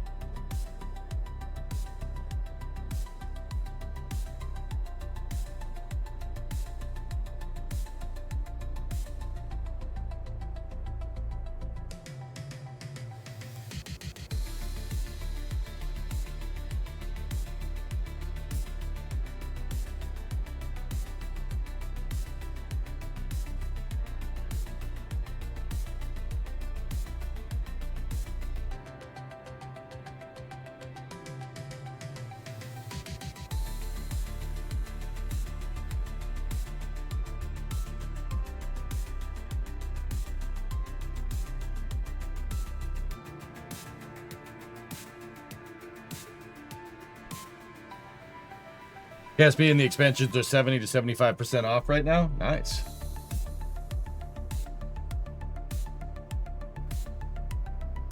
Bad idea. Crane with common leg things on both ends, kind of like the Canadarm, except that it can walk on the lunar surface.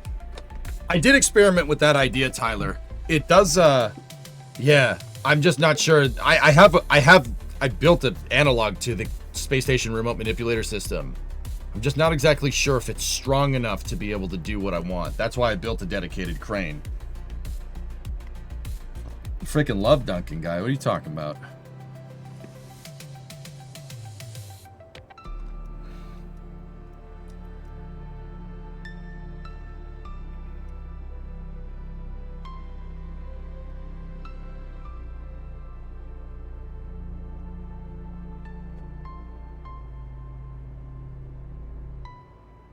Okay, the back side of the strut is on the center line here, so let's just get that there like that, that there like that.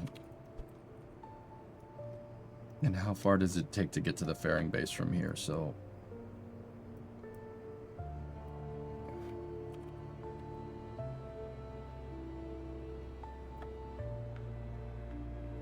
okay, that's 3 ticks.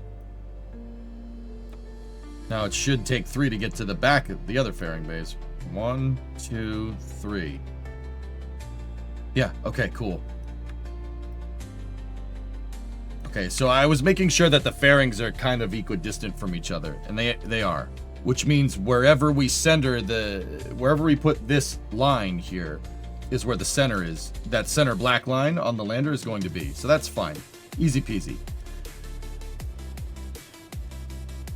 So we want this to encompass the tanks and then some. And I said I don't have a problem lengthening the vehicle front and back a little bit. So we got to make the service module just a smidge longer. And the cool thing is that later down the road, guys, if we want to, I could take the lander design here. We could take the descent module design and use that to make an even better service module for the capsule. See how I'm kind of just letting one design drive the other? That's really good. That's good engineering. Like, my descent module is derived from my service module. The service module for my capsule. The reason why is because it's easier. It's easy. If we had a real space program here, right? This would be simple. This wouldn't be too hard to make, right? You could have one line just making service modules, and then down the road you could fit it as a service module or fit it as a lander.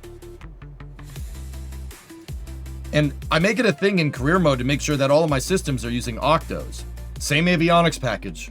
Boosters, landers, second stages, capsules, they all have the same avionics, so to speak.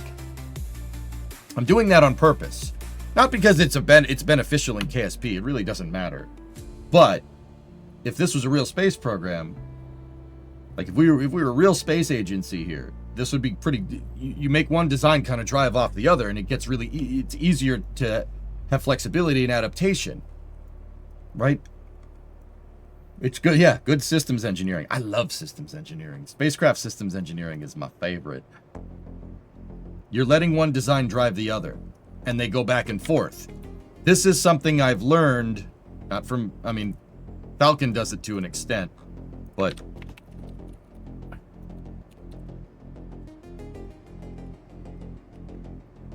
It's something I learned from Herr von Braun.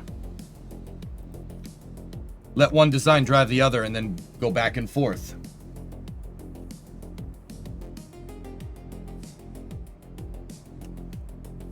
Wait, this isn't a real space program? Yeah, sorry, man.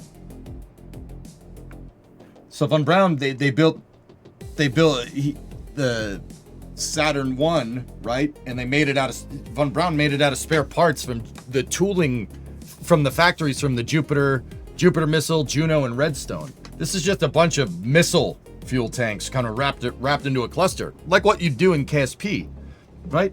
And then they made an S4, the second stage on top of that, right? Then, if you notice, they went to the S4B, or the Saturn 1B right here. Why did they go to the Saturn 1B? It's because when they were developing the Saturn V, they thought they could originally use the S4. But the S4 didn't have the right delta V that they were looking for with the 6 RL10s that it was using. And instead opted for a single J2, much simpler than a 6-engine upper stage. They used the propulsion that was developed from the S2 on the S4 and made the S4B, right? And then they took the S4B and made a lighter variant of it and put that on top of a Saturn 1 and made the Saturn 1B. That's why it's called Saturn 1B. You see how it goes back and forth, and you let the design drive, like the design drives your iteration, and one design can go back and forth off the other. That's a really important thing in spacecraft manufacturing, right? That's really important to understand. We're dialing in the rest of that architecture right now, Buxo. We'll get that crane up there soon. Imagine Saturn iteration into the 80s. Yep. See that? That's what made Von Braun so good. One design drove the other, and then you just slowly over time just keep upgrading everything. I'm doing that to an extent here. My descent module is derived from the service module from my capsule. And now we're in a scenario where I would prefer to have a better descent module. We make a better descent module that's based entirely off of this same design and off of the service module's architecture. It's the same backwards double fairing with FLT 400 tanks in it. Later down the road, if we need to, we can take this thing and remodify it back into a service module. And if we do that, then we get our capsule has a better service module in it now too. It's a little bit longer, but it's a better service module. Like, you let one design drive the other, and you can go back and forth. Now, like I said, if this was a real space program and we had to deal with manufacturing constraints, it would be easy to have an assembly line, so to speak, of rockets that make descent modules or service modules. Same thing. You just make one or the other. Just add landing legs to one, you add solar panels to the other. Call it a day.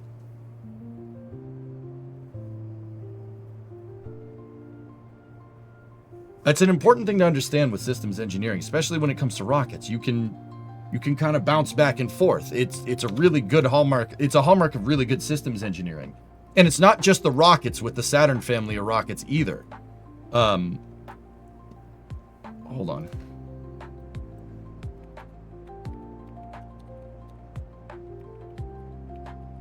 Give me 1 second. It's not just it's not just the rockets, the umbilicals, and the launch system, the launch GSE was the same exact idea. Check this out. Now, Saturn 1 didn't originally fly from Complex 39.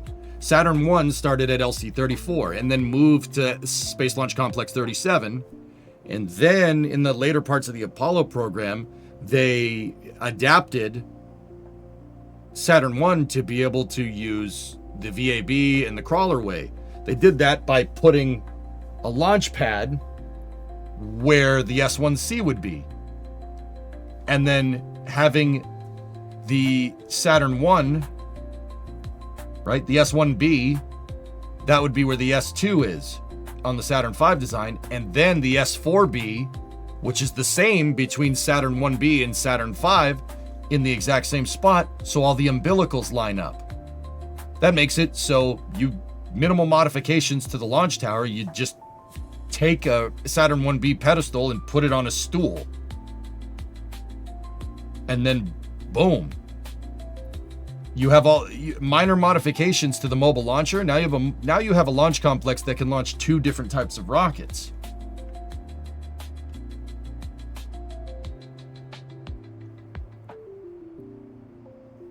You see what I'm saying? Von Braun, dude, very smart. Guy wrote the book on systems engineering and spaceflight applications. He's a freaking genius. Like, and believe me, I'm very careful about giving the type of credit, given that dude's past, but also at the same time, dude, this is brilliant. Like, so smart and so well thought out. I try to teach you guys this when we build in Kerbal. There's a reason why I design these things in a certain way.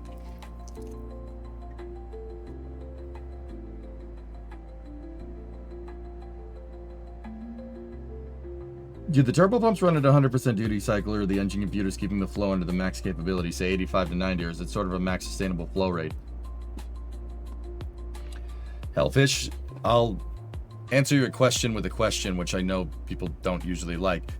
If you had a supercharged big block Chevy, right, and you wanted it to run at 1,000 horsepower reliably, like super reliably, right? What would you do? You'd build an engine that makes 1,500 horsepower and breaks when you try to make 1,500 horse. That way, you detune it, run it at 1,000 horsepower. It'll make 1,000 horsepower all day. You never have to worry about it breaking, right? They do that with rocket engines all the time. Yeah, all the time. That Raptor footage that SpaceX showed yesterday, the 6 minute, 40-second burn of that Raptor engine, I guarantee you it's conservatively tuned to favor reuse so you don't wear out the liner inside of the nozzle, amongst other things.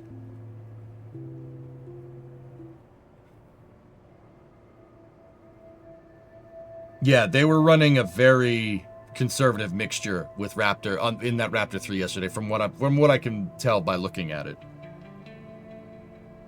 When learning valve bodies in transmission with modified motors, where the RPMs go up fast, you must drill the choke point to clutch pack. The choke point to clutch pack applied to apply bigger. Yeah, exactly. If you're building out the transmission, Petrie, it's got to be.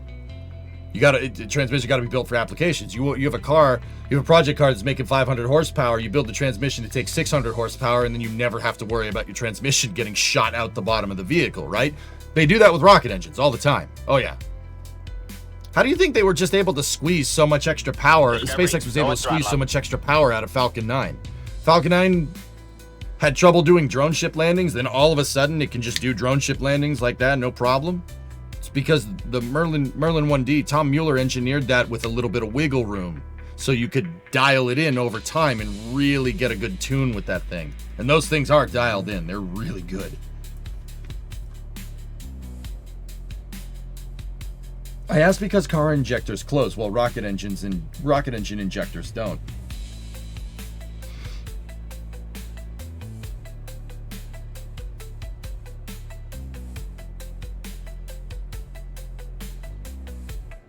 So then it would be the latter in your statement. You always design around whatever's, yeah. It's a little more complicated than the car engine. The reason why is it's what is it? Diabatic compression versus adiabatic compression. Oh God, I have to go back to I have to go back and read more thermo. But yeah, the latter part of what you said is how it is. Anyway. All right, cool. So with that being said, Brock's with an 83-month resub and Major Who with an 18er. Peccadillo had a 45-monther in there too, but that was right when I started the stream. All right, so check this out. I'm diabetic. Don't touch me, I'm diabetic. 1, 2, 3, 4, 5, 6, 7, 8, 9, 10. All right, groovy. So we take our rear fairing, right? Edit that fairing to go to the back of the strut here. There we go. Now this bad boy. 1, 2, 3, 4, 5, 6, 7, 8, 9, 10. Okay.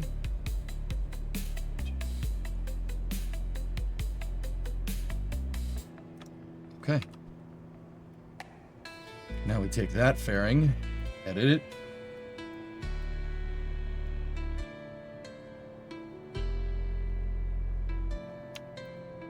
So each section of this is a meter long now. So the body of the lander is 2 meters. We might want to go to 2.2 meters just because I want to leave some space. Let's clip this thing back into position. Yeah, see, it's clipping the tanks. I don't want that. So we'll go 1100 mil in either direction. So we need to move that back 1.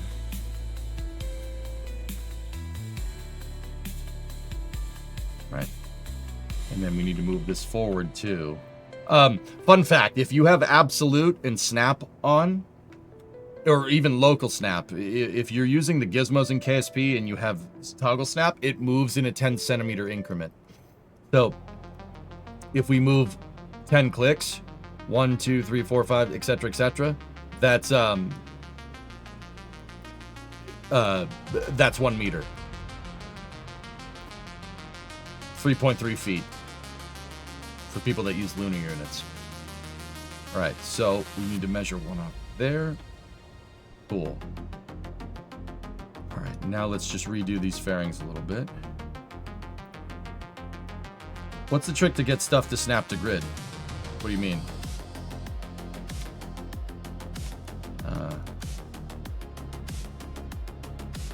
In what context? Because if you're just asking generally, what's the trick to getting stuff to snap to grid?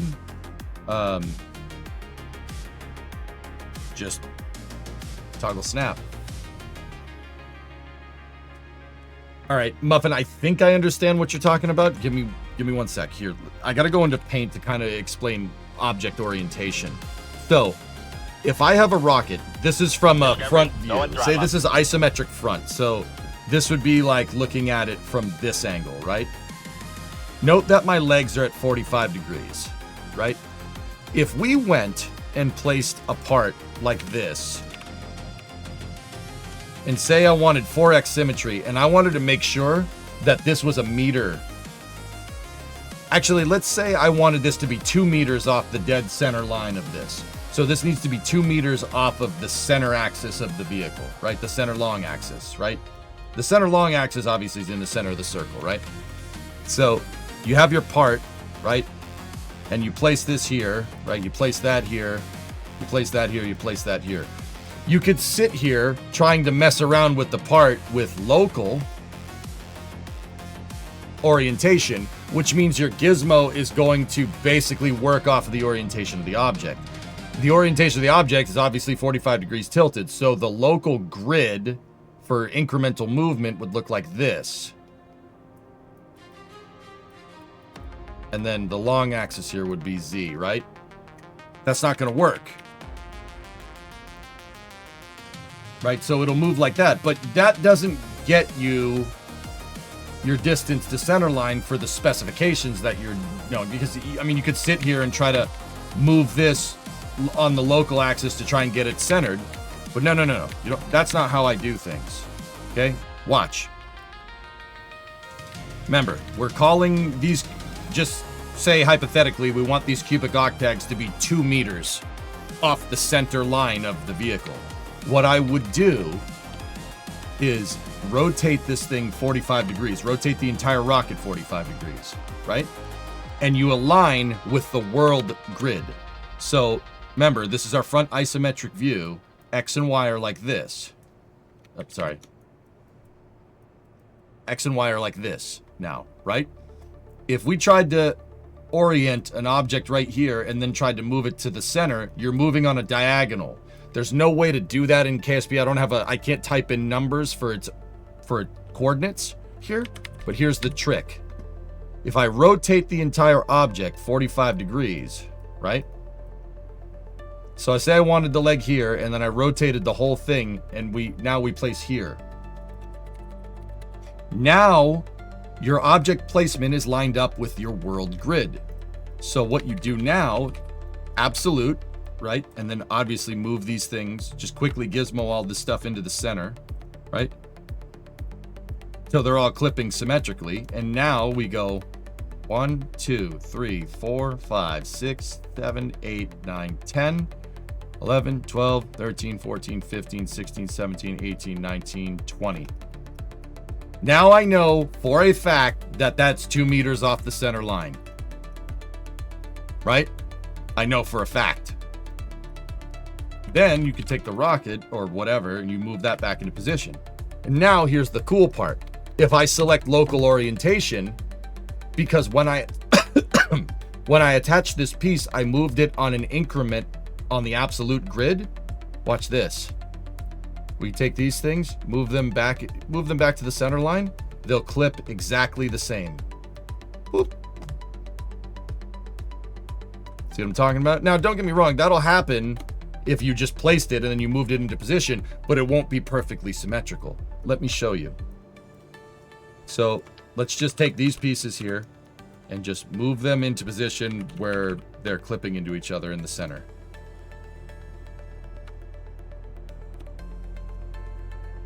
Right, that's pretty close. I mean, honestly, with my luck, it's probably going to work with this part, like, perfectly. Nope. See the difference? This is perfectly aligned. That is not. That's not centered. It looks like it's centered, but it's not. See, that one looks like a perfect cube. That one does not. That's the trick. Orient whatever part you're trying to orient on your rocket. If you want it to be perfect, rotate the entire rocket to be plumb to whatever the part you're attaching to be plumb with gravity, or in this case, your world axis orientation, which is, you know, Y, X, and Z. That's my secret to doing that. That's how I get everything perfect. It lines up perfectly. But does that make sense? See the difference here, dude? Like when you place it and it does that mirror adjustment when you first click on the gizmos, seems like you can make that happen on demand. Like when you place it and it does that minor adjustment. Yeah, snapping to world grid. I snap everything to the world grid nowadays. Everything on my vehicles is using perfectly round numbers as best as I can. So like the shell is 1100 mil in either direction with each fairing, and it is perfect. This fairing is 2.5 meter diameter. It's perfect because I measured it. I know that these two fairing pieces are basically the exact same piece. Because I mean, I use the rulers to see my increments. I'm using that to see the grid, so to speak.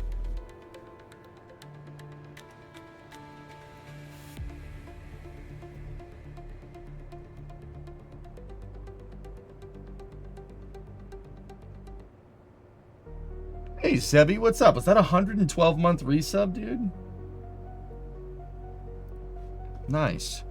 Does that make more sense, Muffin? You get them to tick into place. I attach everything in the same exact way.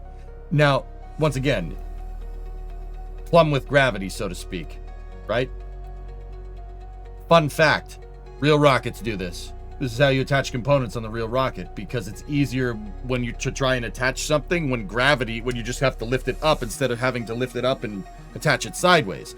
This is how SpaceX installs the legs on Falcon 9. They don't try to put the legs on the sides like this while the thing is horizontal. They just rotate the booster, right? You rotate it into position, you attach the leg plumb with gravity, rotate it out of position, attach the next one, rotate it again, attach the next one, rotate it again, and attach the next one. I build them like real rockets. Seriously, this is how they do it. That's how it's done.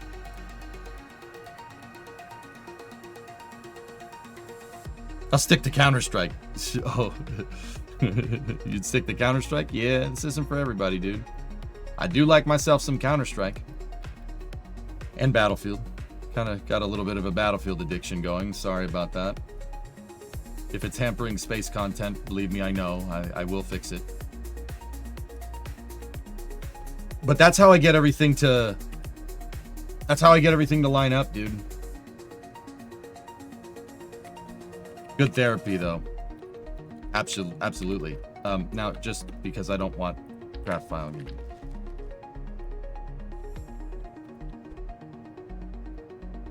we go. All right, so now I used my rulers to know exactly that this fairing shell is perfectly symmetrical on either side. And once again, if anybody's getting confused, these are two different fairings, right? I have two fairings that basically look like a giant bowl, and I have them facing different directions attached to each other. And if you measure everything right, with the two shells of the fairing, and you clip them back to back like this, it looks like a fairing with no fairing plate. The fairing plates are buried inside of the fuel tanks. But the other thing is that this follows real life service module architecture. This is how most service modules are made. If you look at the Apollo,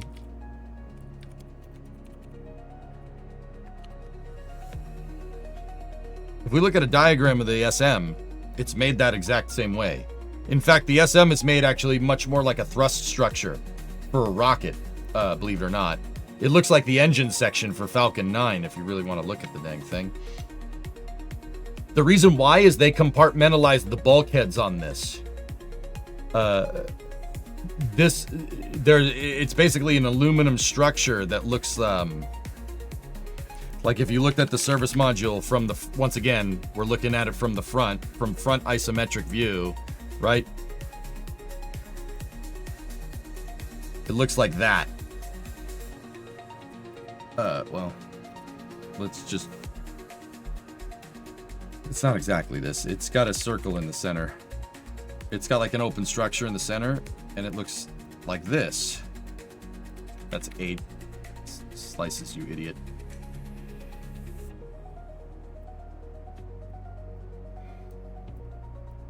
No, that's right. So see, you have different compartments here. So there would be a fuel tank here, fuel tank here, fuel tank here, fuel tank here. This is an NTO tank right here, and this is an NTO tank right here. This is MMH, hydrazine, right here, and this one right here is MMH.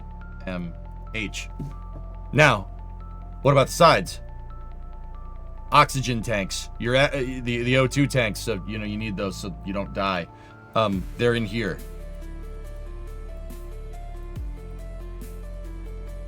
And then over here you have, I believe they're using hydrogen and oxygen, but this is a really smart design. You know why it's a smart design? Because if one of the tanks explodes, it blows outwards. Like, oh, I don't know, if you stir your oxygen tanks with when the Teflon seal is cracked and inadvertently introduce heat into an oxidizer tank and overpressurize it and it blows up in mid-flight. Smart. Yeah, it's been tested. Oh yeah, they tested that. Pretty smart, right? You also need a pressurization tank for the propellants. Yes. If I'm remembering correctly, Rocky, you know what, dude? I was about to say, I think they're here. Your pressurant tanks are here and here, but we'd have to go look. I know that they swapped NTO and MMH tanks. Like, you don't want to put your NTO on one side and your MMH on the other side because differential fuel storage density, right? Because hypergolic propellants. If you alternate them on either side like this, then you get a nice balance. Your center of mass is right in the center of the vehicle, right? And you have symmetrical prop drain. Once again, genius. Really, really frigging smart. That's really good stuff. It's a really, really well-engineered spacecraft. Now, the funny thing is that Orion's ESM does the same thing. The European Service Module is doing something very similar to that. I don't believe they have bulkheads in that design, but who knows? And now, in case anybody's wondering, right? Well, what goes in the center part here then? The engine. If we were looking at the service module, right, from like a side view, right, and you had, you know, your bulkheads,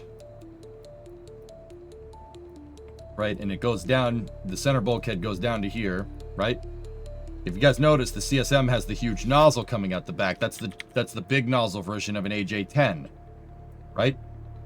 It's not just the nozzle. There's parts to the rocket motor, and those parts of the rocket motor are in the center of the CSM. And actually, Rocky, now that I'm thinking about it, I think that's where the helium tanks are. But I'd have to go look, dude. We'd have to go check it. Was the reference image before to scale?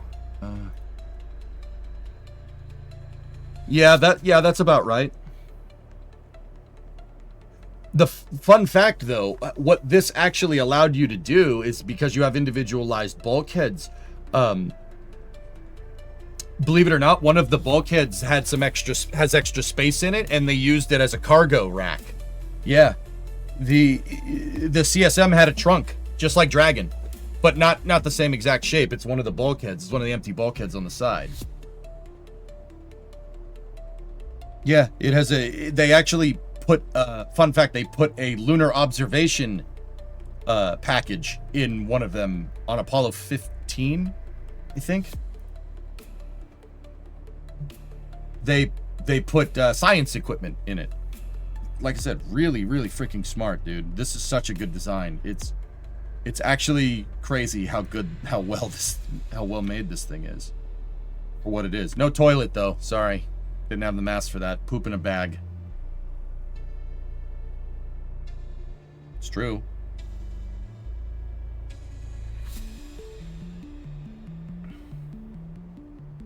The one where they had to do the deep space EVA. That's right. The deep space EVA, the guy got out of the EVA'd out of the capsule and got the film from the camera because they had a space telescope basically built into the side of the CSM on, yeah, that was part of the Apollo applications program. I think that flew on 15, but I'm not sure.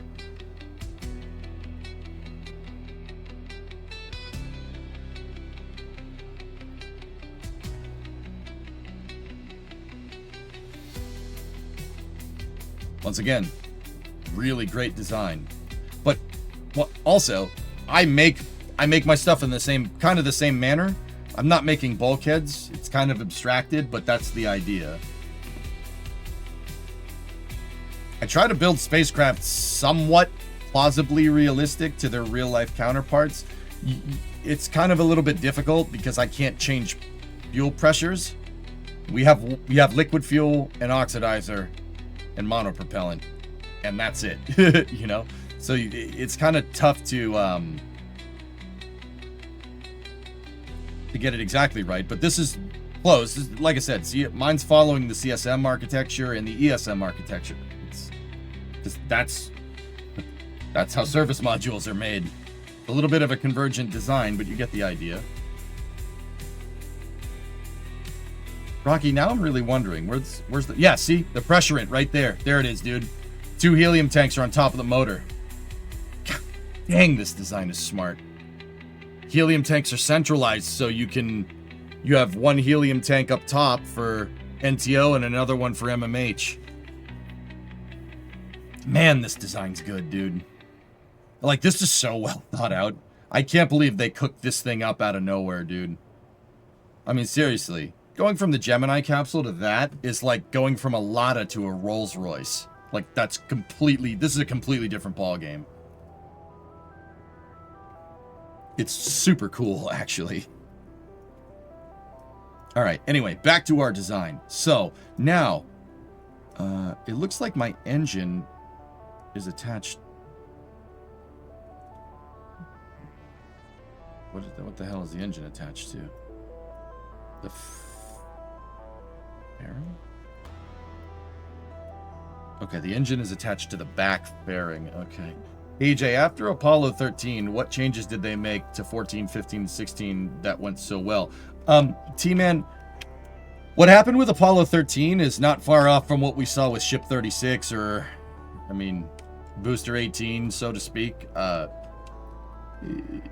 Or even that, if you, T-Man, you've seen the Delta II launch that I've shown many times where the thing blows up.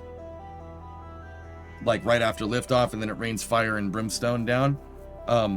With Apollo 13, they figured out that the crack in the Teflon seals were because someone dropped the damn tank. Oops. It was mishandling. So, it wasn't necessarily like a design flaw so much as a processing flow problem, meaning don't drop the stupid thing. That's okay. If anybody here is younger and wants to work in the spaceflight industry, particularly on the technician side of things, don't drop things. Okay, fair? Don't drop things. That's just a general PSA. Don't drop it. If you drop it, don't use it. It's probably broken. Yeah, spaceflight stuff is very delicate. COPVs, very delicate. You make one little microscopic crack on the outside of a COPV, it's junk.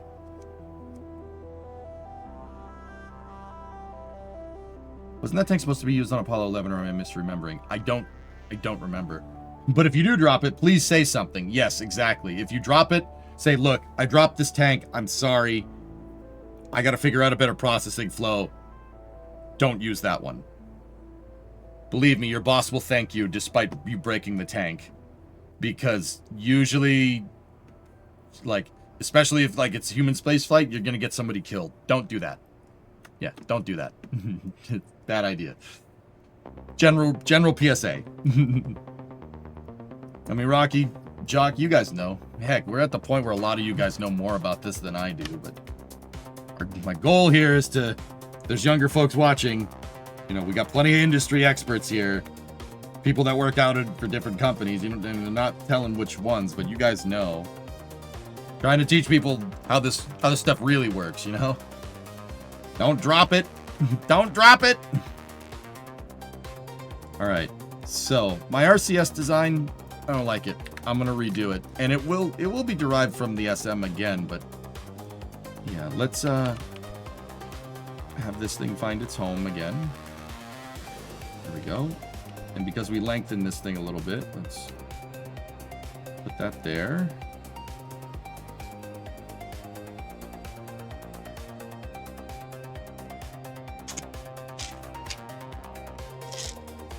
Alright guys, I got a nasty headache. Played Battlefield 2 late last night. I had to get up super early to drive into the city.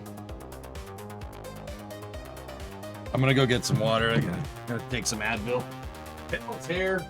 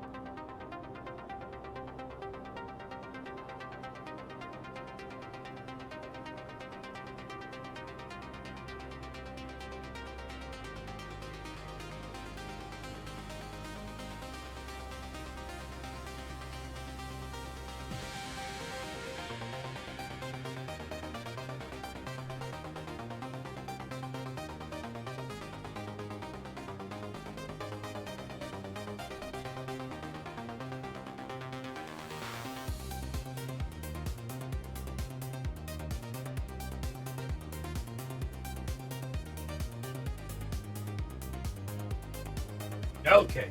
Wait. Oh, crap. I forgot to bring a water back.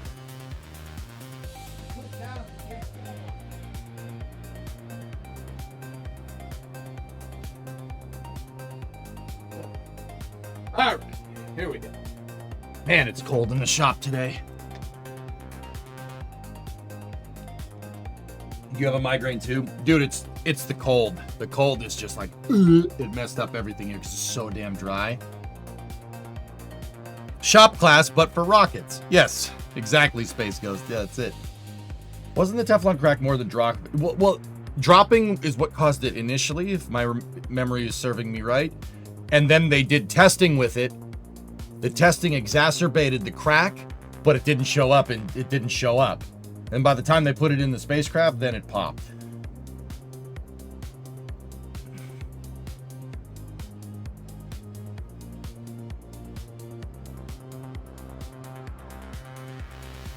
Yeah, that might be it, Uncle X. Long story short, like, don't drop things. It can create a cascading failure. But because of that bulkhead design in the lander, it didn't blow up the entire thing. Because if that explosion popped the NTO tank, that would have been game over. Dead. That bulkhead design, Jim Lovell, Jack Swigert, and Fred Hayes are lived. Well, Fred Hayes is still alive, but well, they came back in one piece because of that bulkhead. It was a good design. Falcon 9's engine section is built like that. It's all the engines are segmented. They're inside of their own bulkhead, so if you lose one, if it blows up, you won't lose the other ones. All right. Anyway. So the engine is back in place. Just like I said, general rule of thumb, don't drop don't drop stuff. Like, especially rockets, like, don't do that. All right, so we can get rid of the rulers here. Muffin, you still out there, dude? Did I answer your question sufficiently?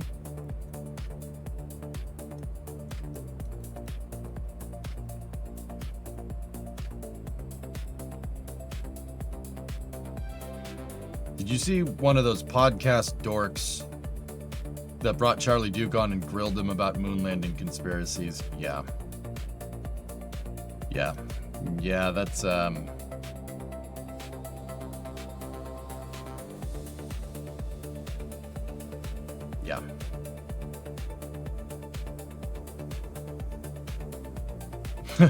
Yeah, I saw that.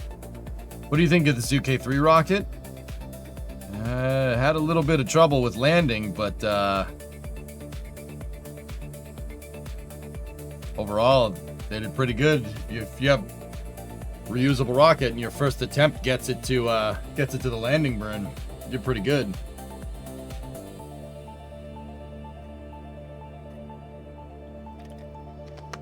That's actually super cool, Hellfish. Neat.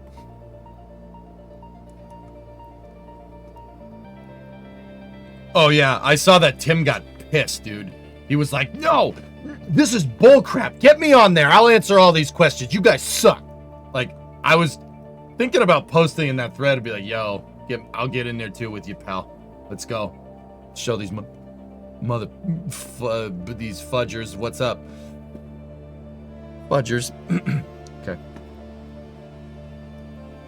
Yeah, that's I think the guy on there is like, the guy's name is like Bart Siegel or something. I believe that's the guy that Buzz Aldrin punched in the face. I'm pretty sure it's the same dude, but I don't know. I don't care. I don't let those people take up headspace in my mind. Any tips on making an Eve lander? Make it strong, Ewok. Eve is a very unforgiving planet. Make it like, well, however much thrust to weight you think it needs, double it just to be sure.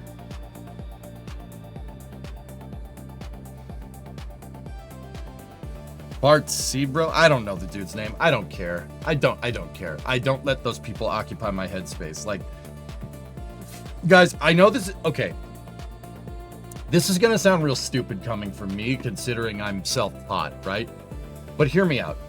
Look, I teach basics about rocketry. I'm not an expert. I'm not an aerospace engineer, all right? I do make comments about architecture and stuff, but I try to stick with what I know. You know what I mean? And that's important to understand here, because there's people out there that don't do that. Like that moon landing denier person. Like, who are you to say whether we did or didn't do it? What do you know about aerospace engineering? You know dick. You know dick about it. You know nothing about it. You know what I mean?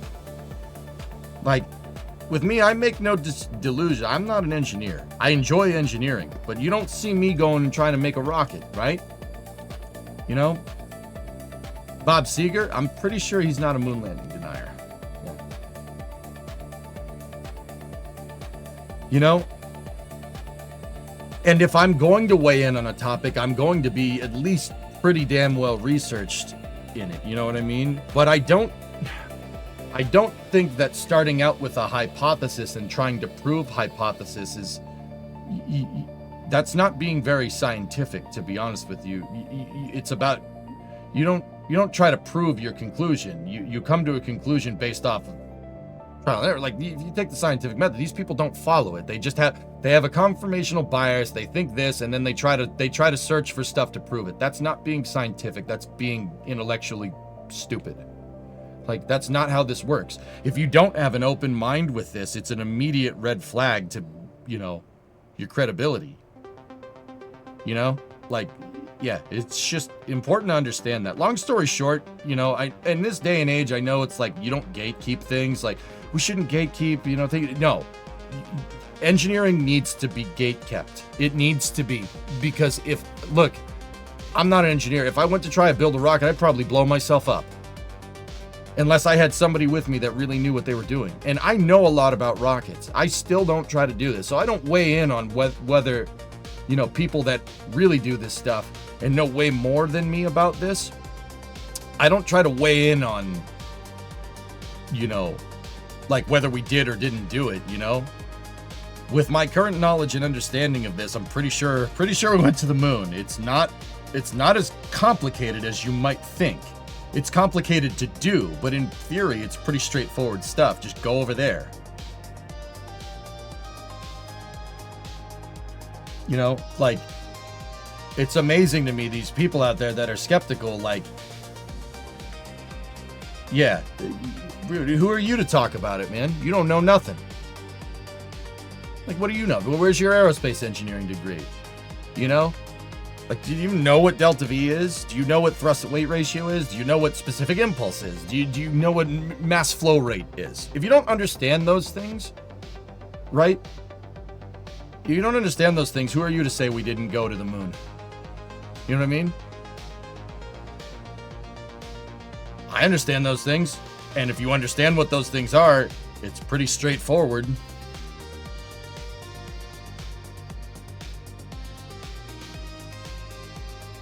I think that would be smart, especially to reach those who would need that to push to start Discovery. I think it would be smart to grow your business with a couple of interviews. I know you won't, but still, yeah. Yeah. Like, what does that guy know about space? He knows nothing. He just, like, half the people that are, oh, I'm a skeptical free thinker. All those people do is sit around on social media and read. And then they go cherry picking NASA papers to try and prove their conclusions.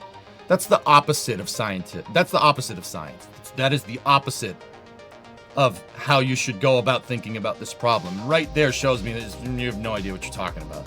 You don't even know the scientific method.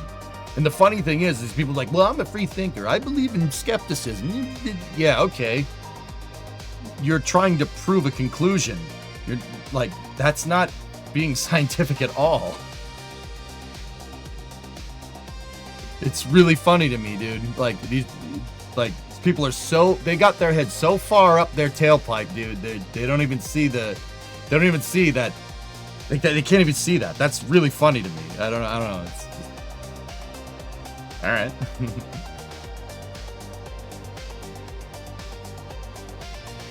They're succeeding by getting you to react to them. That's why I don't pay it any mind. I don't let these people occupy my headspace.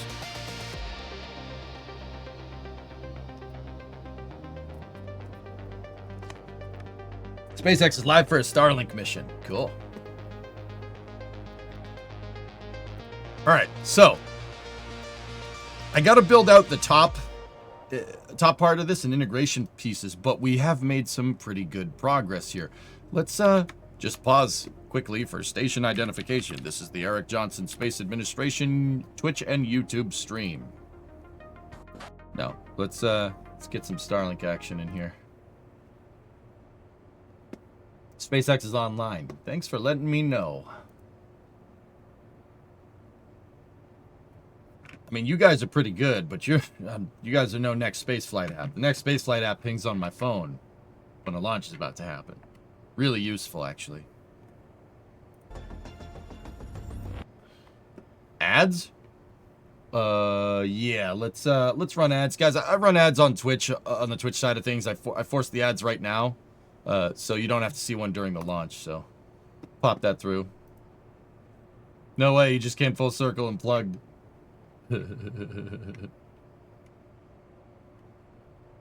Yeah, I did. But I like the Next Spaceflight app because I use it, not because I need to plug it. It's super useful, man. Where do you think I can get all this great information about this Starlink launch? Like how it's the 156th mission of the year for Falcon 9. SpaceX's 161st mission of the year and the 574th overall Falcon 9 mission. And how it's Booster 1097 on its 4th flight, landing on the drone ship, Of Course I Still Love You. The weather's looking good out in California today. It actually looks kind of cold. Huh.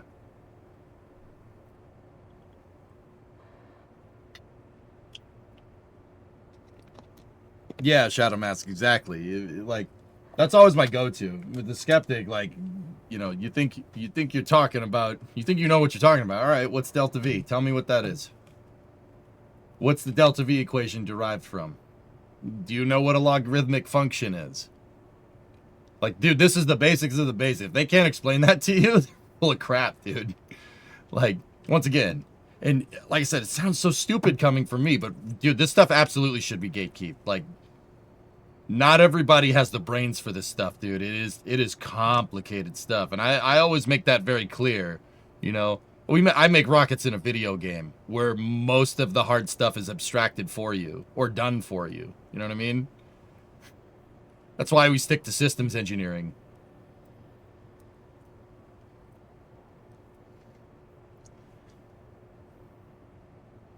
There's been cold. It gets down to 50 at night. 50? Oofta.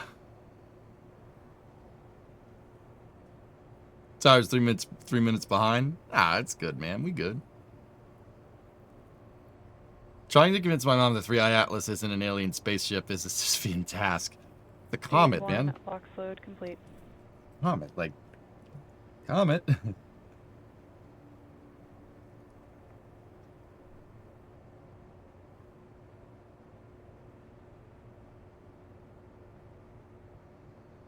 Yeah, Buck, so that's it was cherry-picked information. The guy said Apollo would need to refuel. Apollo would need to refuel if it's doing Earth orbit rendezvous. That's why they made the Saturn V. He cherry-picked a little bit of the logic processing from, the systems engineering required to get Saturn V done per stakeholder expectations to get it to the moon by 1970, right? And cherry-picked one small bit of the process and said, there you go. Gotcha. It's like, brother, you don't understand systems engineering. You don't understand iterative design process. You don't understand processing milestones. Like 3 big red flags right off the bat, dude. Hey, look, Condor 9. Yeah, right. Who are we talking about? Nobody, Cat. Nobody. There was a podcast with a Stage 2 lock moon landing denier, dude. Like, it's so funny. These people sound like, oh yeah, I know what I'm talking about. Literally does not understand systems engineering. It's quite funny to me, actually. Yeah. Ground gas closeouts. So the trajectory for this is flying southeast, Cibex, provided the sun is still east of Southern California, which it should be right now. It's 341. The sun might be up. The sun might abstract it, but if it... Yeah, you might be able to see it, dude. It's going to fly closer over the Channel Islands here. It should fly pretty close to the LA Basin. You should see it.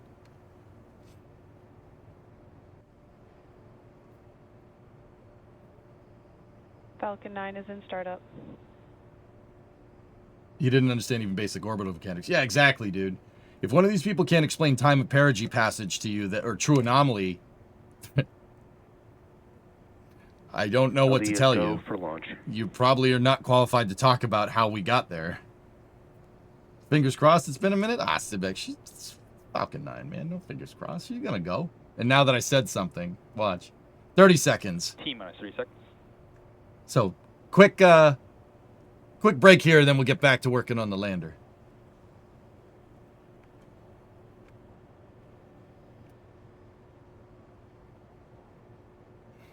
T-minus 15 seconds. 10. T-minus 10. 9. 8. Pad deluge 7, system is on. 6. Sound 5, suppression water system 4, activated. 3. 2. 9 engine ignition. 1. Ignition. And liftoff of Falcon 9. Go SpaceX, go Starlink. All right.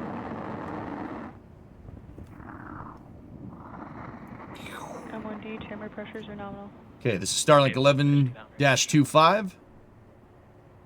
Clearing the pad, moving 28 Starlink V2 minis into low Earth orbit. Oh, come on, bring that camera back. Yeah. Vehicles executing the roll program and then the pitch over maneuver. SpaceX calls that the pitch kick. This is not Vandenberg. Don't worry. It is Vandenberg. The fog is just being lazy right now. Power and telemetry are nominal. This is not my beautiful pad. This is not my foggy Lompoc. Sorry.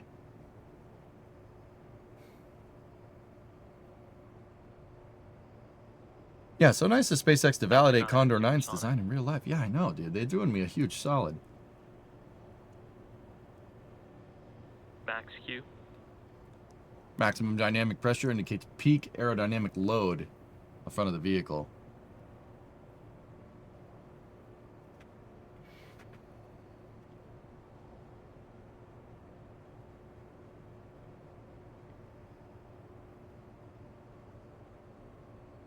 MVAC chill.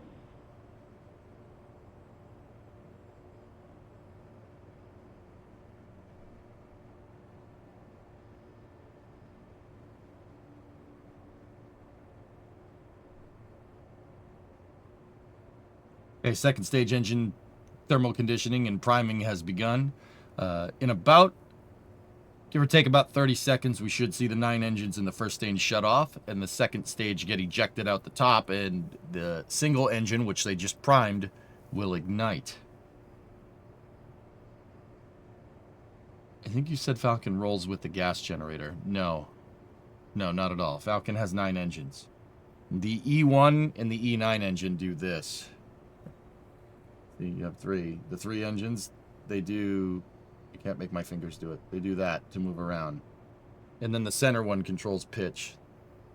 That's the Main E9 engine cut engine. off. There's State 9 engine separation shutdown, separation, and Merlin vacuum ignition. MVAC startup.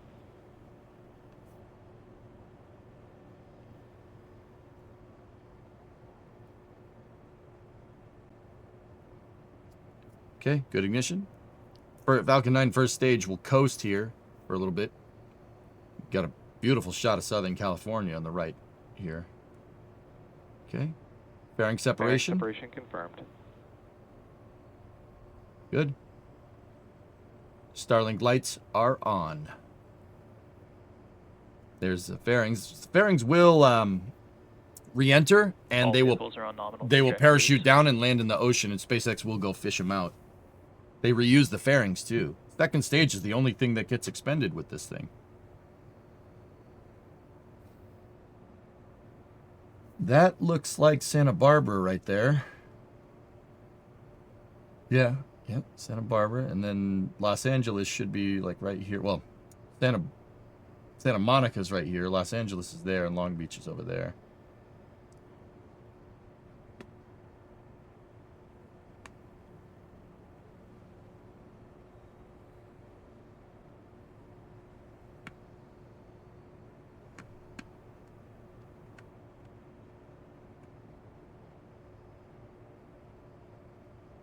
That's Oxnard. Santa Barbara's behind the cone. Yeah. You guys probably know better than me. I don't live here. You know?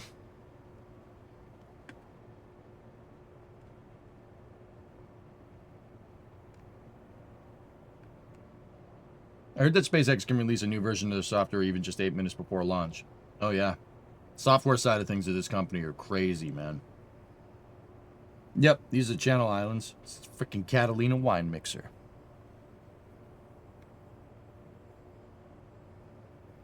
There is Santa Monica, Palos Verdes, Long Beach. Los Angeles is over here. There's Beverly Hills. Nice.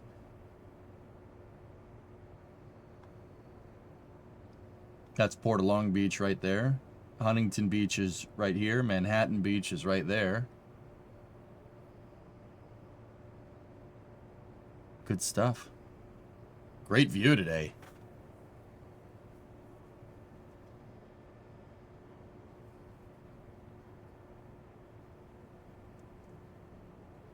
Really, Badger? That's cool. Call them Smoldering Hills now. Yeah. EJ, check DMs. Bro, in the middle of a launch, you're interrupting my beautiful Falcon views. What are you doing? Those look great, man. Yeah, nice. Cool.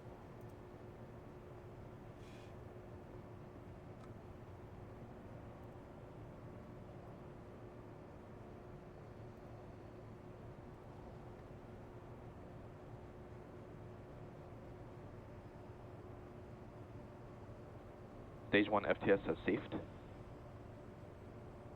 Look at that, dude. You see all the way down to Coronado. That's San Diego right there. That's Tijuana right there. And this is the Baja Peninsula. Baja California Peninsula. This is all Mexico from basically here down. Oh! Supersonic retro propulsion. Best part of my day. Best part of my day. Stage 1, entry burn shutdown. There it is. That's the entry burn for Falcon 9, protecting it from re-entry heating. They use the exhaust gases from the engine to slow it down and make sure the first stage doesn't burn up. Sorry, this just view of like the entire western seaboard of North America is like pretty damn cool, dude. You can see all the way up to San Francisco out there, which is that's pretty cool. That's pretty neat. How neat is that? That's pretty neat.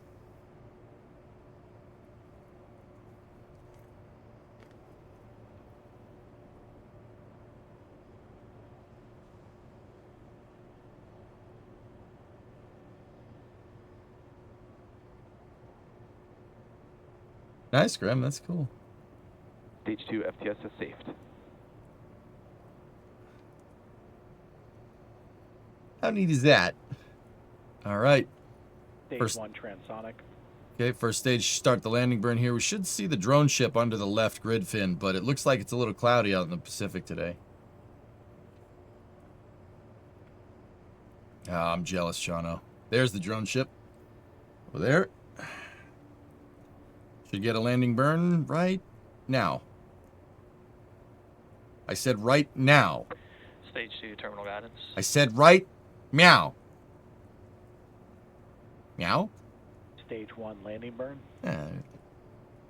No buts, meow. Gotta land. Not so funny, meow, is it? Meow.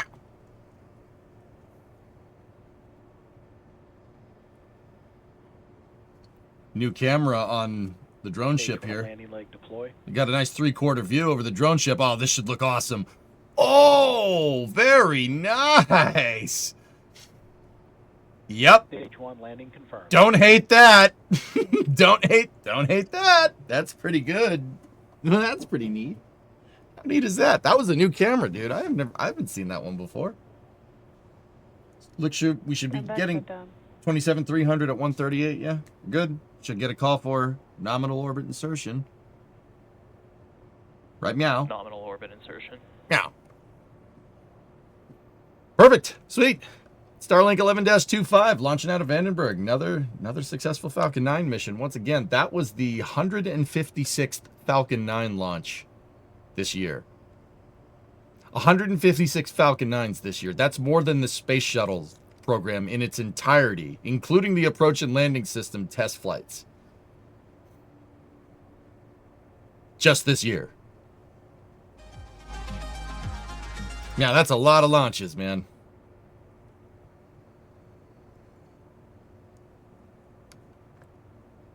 Pretty cool. Pretty cool. Anyway, let's get back to KSP. How many flights, meow? 156. And people have drank the Kool-Aid like what we were talking about earlier. They don't want to hear what you're trying to tell them. They hear you saying it wrong. Get emotional about it, even if they can hide it well, go try to double down in their position. Yeah, and Aqualux, exactly. That's fundamentally, dude, that's at odds with the scientific method in my mind. So it's really easy to spot people that are opinionated like that know dick about science and engineering. Yeah, it's pretty funny to spot. I don't think they realize how obvious it is, you know? Why do you say meow? Am I saying meow? What do you mean? Meow, do I look like a cat to you, boy? You ever see me running around all nibbly-bibbly from tree to tree? Or do you see me drinking milk from a saucer? Or do you see me eating mice? You stop laughing, right, meow?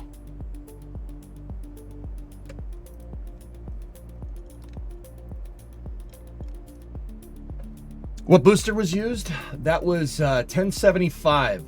Or 1097. 1075 flew the other day. 1097 on its fourth flight, but it was an 18-day turnaround. 1090. Whoa, wait a minute. Wait a minute. Hold up. Hold up 1 second. Hold up. 1097 has flown. Well, this is next space flight has to update. It flew Starlink 17-8 on September 7th or September 2nd. That was its first flight. And then October 3rd was its second flight, 11-39. November 17th, Sentinel 6B, it was its third flight, and then today, December 4th, was its... Dude, that thing flew 2 weeks ago. 18-day turnaround. It's flown 4 times since its first flight in September.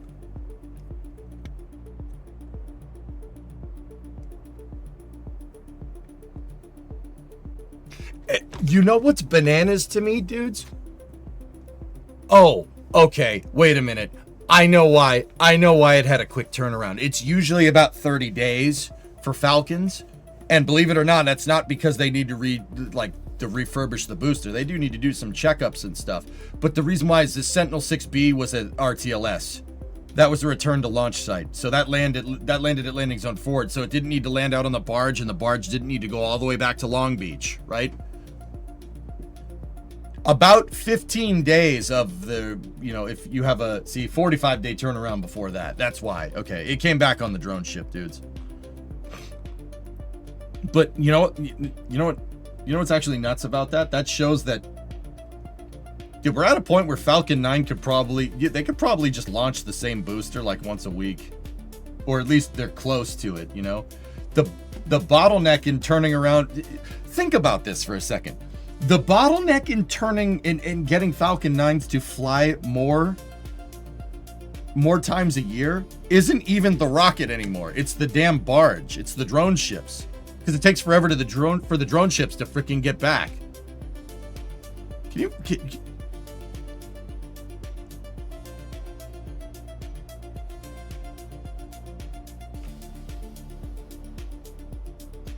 It's not even Falcon 9. I'll bet you they could turn one of these around in a week.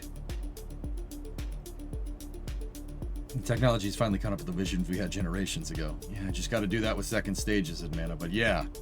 Can you believe that?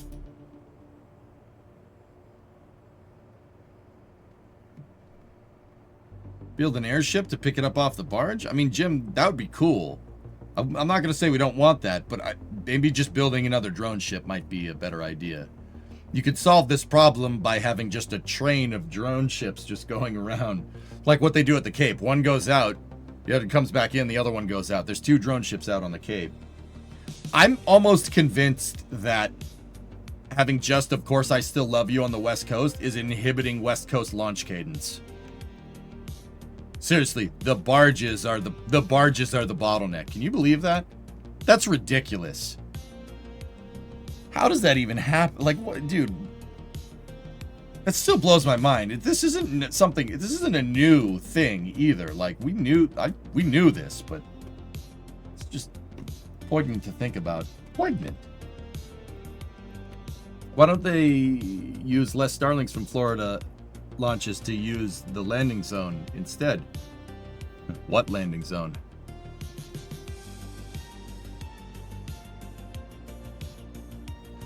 I mean, WD-40, I have a feeling that might be what they're going to do with the new landing pads that they're building at Pad 40. I'm pretty sure that's the idea, yeah. Who would have thought? Not me. Look at us. Look at us. Why don't they get a second barge then?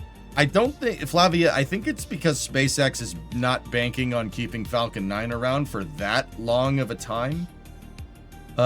Think about it. The time it takes to build another autonomous spaceport drone ship, right? It's going to take a couple of years, right? Where is Starship going to be in a couple of years? I'm pretty sure that's why they don't do it. Just fly Falcon 9 at this theoretical max cadence around the drone ships and, like, I mean, Flavi, think about it, dude. 156 launches? And the drone ship's the bottleneck, right? That's pretty good, man. That's pretty good by itself. If it just kept launching Falcon 9s like this, you could probably get that turnaround time down a little bit more, right? Launching less satellites with Starlinks as you ramp down Falcon 9 Starlink launches and ramp up Starship launches. You could probably do what WD-40 said and then get rid of the drone ships.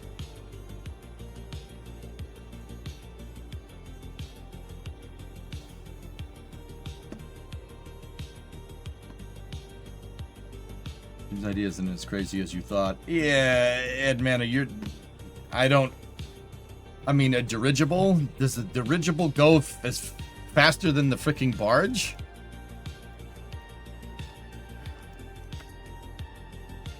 Well, that's the thing, Graham. They don't build the drone ship. Somebody else does.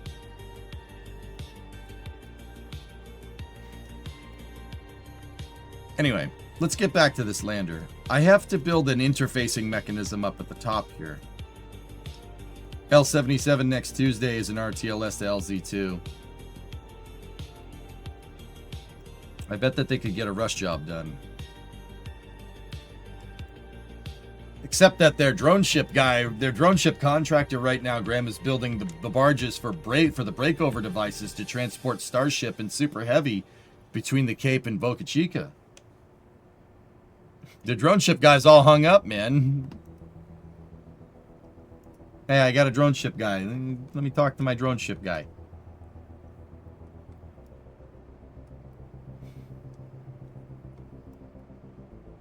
Easier to build than another drone ship. You guys seem to have yourselves convinced.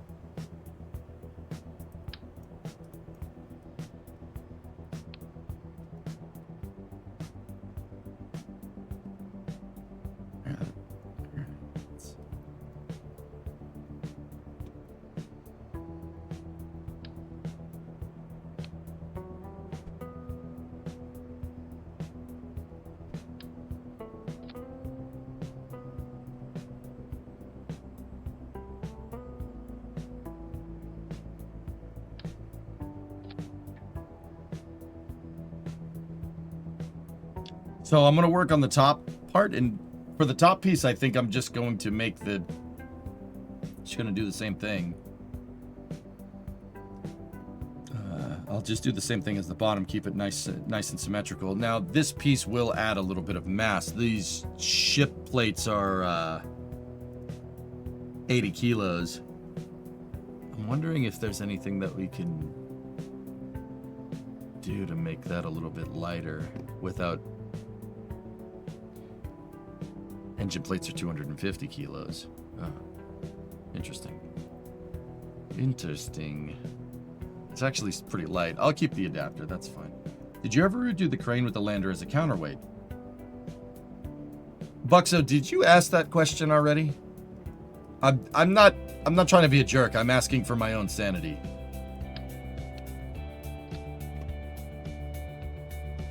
Yes, I don't think I heard your answer. Okay. You may have missed it. No, all good. No, it's all good. I did answer, but don't worry. I'm not trying to be a jerk. I'm just...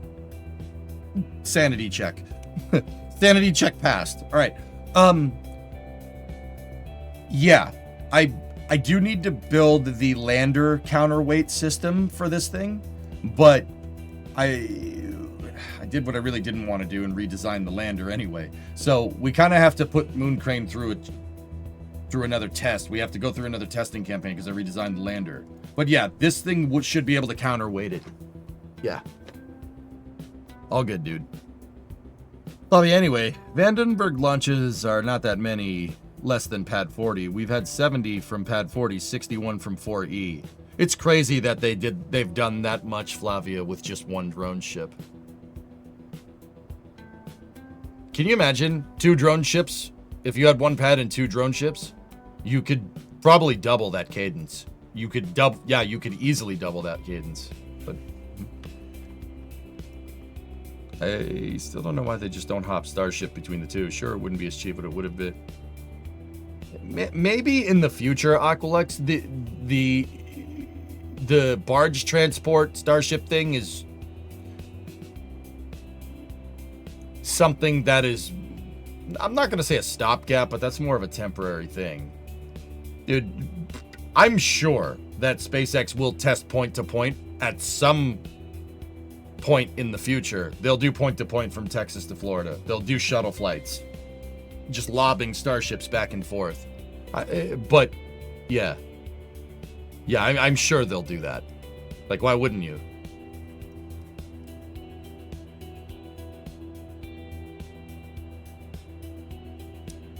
Okay.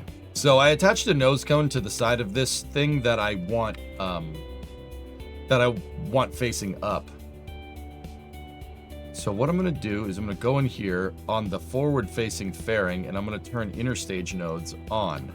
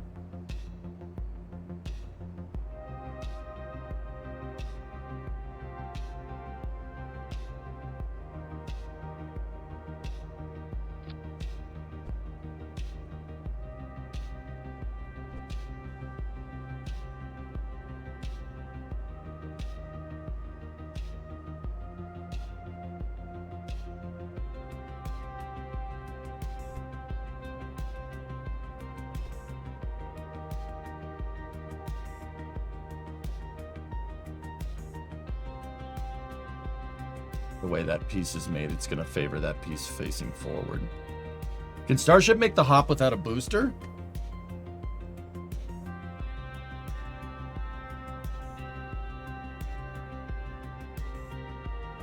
Yeah, yeah, Mutter, I think it could. Question though, if it could, wouldn't you need to make like a bespoke one-off pad to get this thing to work? Or am I not thinking about that correctly?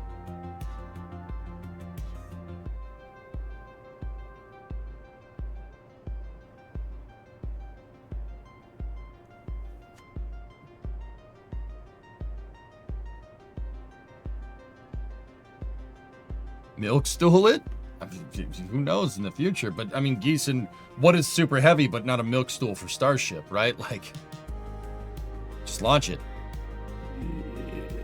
Dude, the way if I'm thinking about SpaceX operations in the future, I would not, like, what my brain is telling me, and this is just how I think about it, what my brain is telling me is that super heavy is basically your milk stool, but it's a milk stool that moves. Does that make sense? Like, super heavy boosters will kind of stay with the pad. Not like actually, but you know, the super heavy will come down, it'll get caught, it'll place it back onto the pad, and a super heavy booster will, like, almost, unless it needs to be swapped out, like exclusively just fly from one pad. If I'm thinking about how SpaceX wants to do things, right? Starship is the one that's going to, you know, fly a lot differently.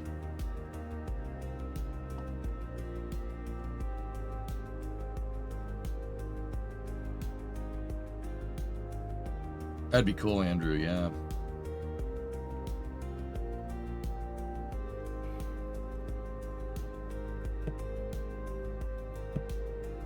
But I don't know. Could be wrong. I think like booster 87 in the future will be assigned to pad 1 at Boca Chica, and booster 86 will be assigned to pad 2, and then the 3 pads at the 3 pads at the Cape will all have like dedicated boosters, and they'll swap them out only when they need to. At least that's how, like, once again, you got to think about it like airplanes, right? Like,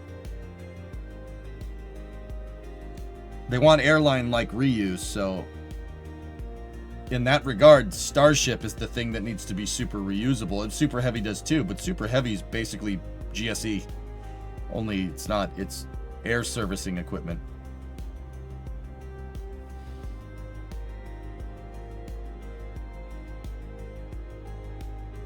It's like someone heard you talking about why we don't launch rockets from mountains. It just made the rocket a little bigger and got the assignment mostly correct. Yeah, kind of. Super Heavy would be like a taxiway. Yeah, kind of like that, Ethan, yeah. Personally, fellas, like, if we want to talk Starship architecture, how I kind of think of, okay, I don't know anything about what SpaceX's plans are in the future, and nothing more than what we've been given with public information. I purposely tell people that work there who do watch the stream don't tell me anything. I don't want to know. I like guessing. It's fun. It's a good way to train myself to, like, make sure I understand what SpaceX is trying to do. you know, without actually having them tell you. Like, I like doing this way. With that being said, how I'm thinking about this is, okay, you have stage 0, so you have Mechazilla in the pad, you have Super Heavy, and you have Starship. The Super Heavy is basically part of the pad, right? Those go together. That is your runway and your taxiway, so to speak, right? Actually, let's just say that's your runway and your, well, yeah, that's those kind of go together in my mind. Now, what I think they're going to do in the future is, if Starship is going to, like, you got to think about this, right? If Starship is going to be launching and landing a lot, right? It's not going to just launch unless it's a refueling Starship, right? It's not going to launch and just get put right back on the pad and go again, unless it's a refueler. Say you have a Starship that's launching a payload or Starlinks or whatever, right? Or people, whatever. Pick your thing, right? So that Starship, say it's a passenger Starship. So it comes back down, it lands, it gets caught. All right, how do those people get off of the Starship? How do they get out?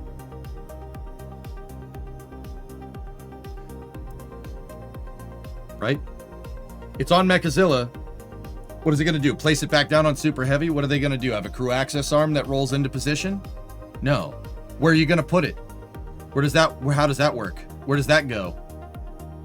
You want to build more GSE on Mechazilla? I mean, you might be able to do something like the ship quick disconnect that kind of goes all the way around Starship, because remember, the thermal protection of Starship is facing towards the tower. I think there's a key there, right? In my mind, with how Starship works, having a crew access arm on Mechazilla would be like having a jetway at an airport on a runway. That would be like landing a 737 on a runway, right? And then having the stair truck drive all the way out through all the taxiways and have people get off the 737, they egress on the runway. That doesn't make any sense, right? That makes no sense to me. What I think SpaceX is going to do is, you know, people will come back, the Starship lands, right? Mechazilla will take it, put it down on the transport stool, and the transport stool for the Starships with the SPMTs under it, that's your taxiway. And it will taxi the Starship to a terminal where there will be jetways. In the same way that your terminals at an airport aren't really necessarily near the runways unless you're at an older airport, right? Like at Boston Logan, my home airport, they're actually pretty close, but you get the idea, right? That seems slow. It seems slow until you have a terminal that has 100 Starships on it. Because think about it, Halsey, right? You're right, it seems slow, but think about this for a second. What does a modern airport have? Like, how many runways does a modern airport have? Let's take Dallas-Fort Worth. There's 4 runways. Well, 8, technically, right? Main runways. You have your 2 north-south runways, and then there's 2 runways going,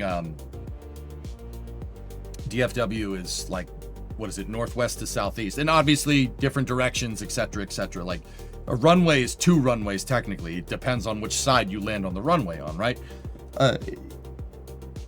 But how many jetways are at Dallas-Fort Worth comparatively to runways? Right? Right? Dude, Starship launch sites in the future are going to have terminals. You're going to have terminals. You're going to have payload processing. You know, what is a Starship Starlink payload processing area but a cargo terminal at an airport? Right? And then a passenger terminal. You don't want this stuff near the launch pad, do you? You don't want this near the launch pad. That would be a bad idea. Putting all this right next to the thing that launches the thing up into space, I wouldn't do that. I think that the transport stools that we see them moving super heavies and Starships around on are much more than just something that they use to get the dang thing to and from the pad. I think that's a critical piece of architecture in the future. Yeah. But you don't pick up the plane and carry it to the terminal. Well, yeah, sure, but planes have tugs. You have a tug with a tow bar, right? Like, is it that far-fetched to think that like SpaceX won't invent like an aircraft, like They won't make like a bespoke aircraft tug that's designed to pick up the airport, the Starship transport stands and move them. What is the transport stand but your tow bar, right?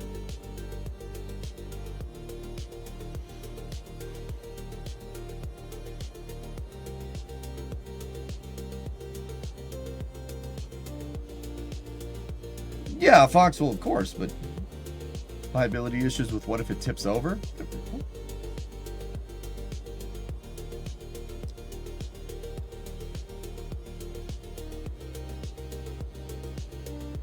Hey, Hotbox. I don't know. Just something I think about. Like, if people don't see it, like, they don't see it. Like, this is just how I'm thinking about it. Like, once again, I'm just guessing. I'm not saying this is gospel. I could be wrong. In fact, I probably am. But that's how I'm thinking about it. Like, and if I'm wrong, I'll let you know. But if you accidentally the Starship,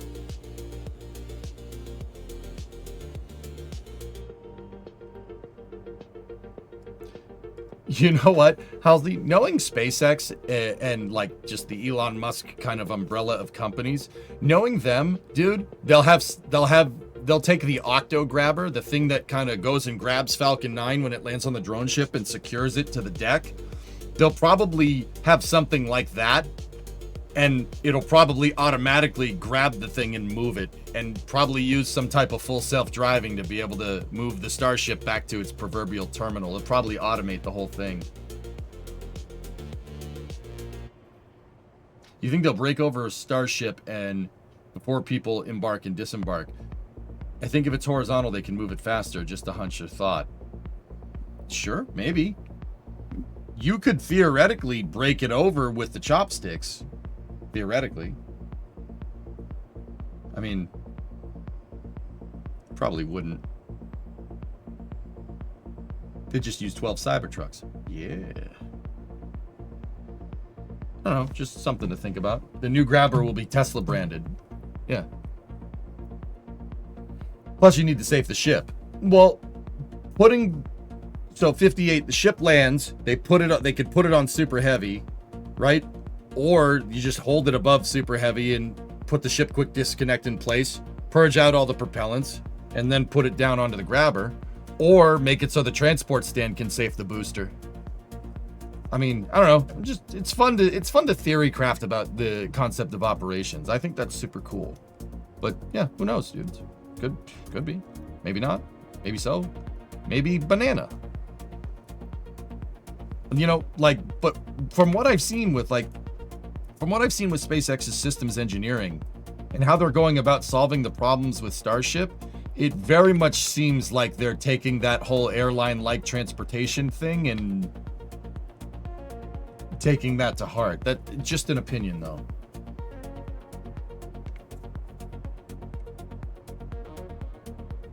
Nice, Fluffy. Wouldn't it be facing the wrong way to put it back on the booster? No, Mutter, it actually, oh yeah. Oh yeah, my idea is dumb. You could put it...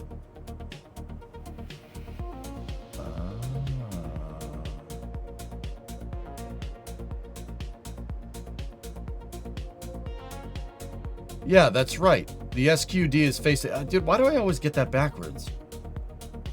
Yeah, no. Yeah, I'm an idiot. I got that backwards in my head. Yeah, with people, you could put the jetway right on Mechazilla. It would just be another ship quick disconnect that would be higher up and just turn into position. Yeah, you could absolutely get that done. That would be your jetway for people. Obviously, you'd need a freight elevator inside of Mechazilla to be able to load it up with supplies and pallets and whatever, right? But yeah, that makes way more sense. With cargo, though, the point still stands. How do you... Well, actually, if you have a jetway like that, yeah.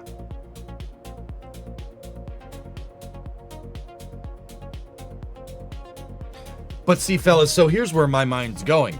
That's right. You guys are right. I'm wrong. Starship came in backwards in my analogy. It landed the wrong way.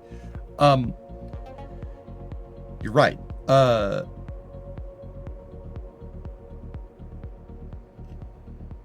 Okay, so you know how I said like Mechazilla and So stage 0 and stage 1 are kind of their own thing. That's your proverbial runway.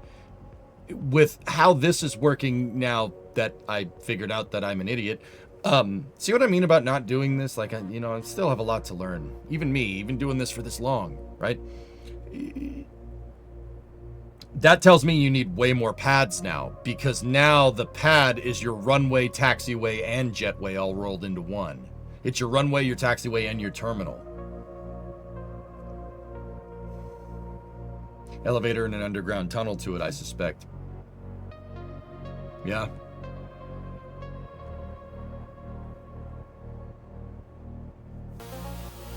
SpaceX and Tesla could develop something like the mobile lounge. Yeah. No, it's got to be your bowl.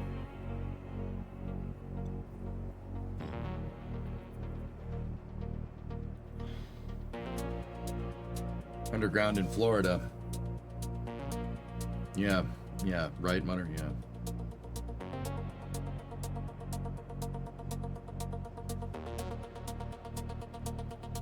Huh.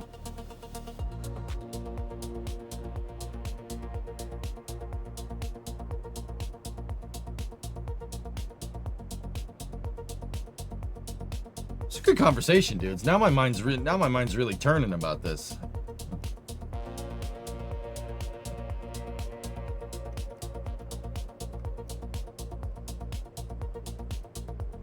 Anyway.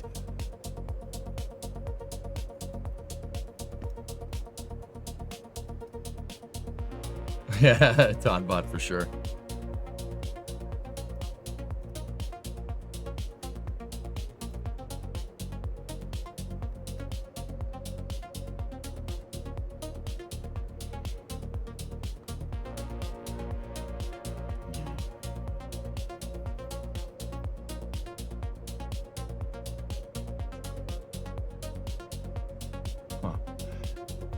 Yeah, now my brain's going, you know.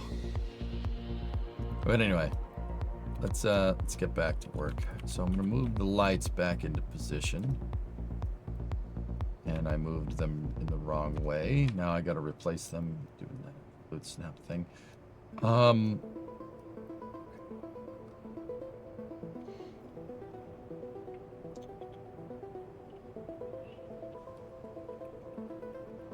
Yeah, I don't mind having this plate here, but that raises the, like, if we do this and we put that there, that raises the docking port up. I'm not sure if Moon Crane will be able to touch the ground here.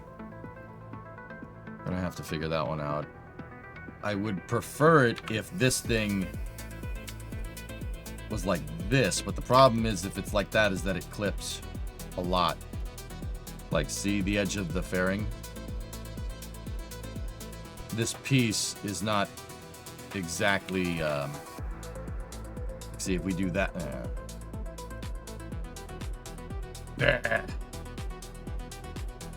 Might be able to get away with that. That could probably do it. Turn off interstage nodes there. Take my primary docking port.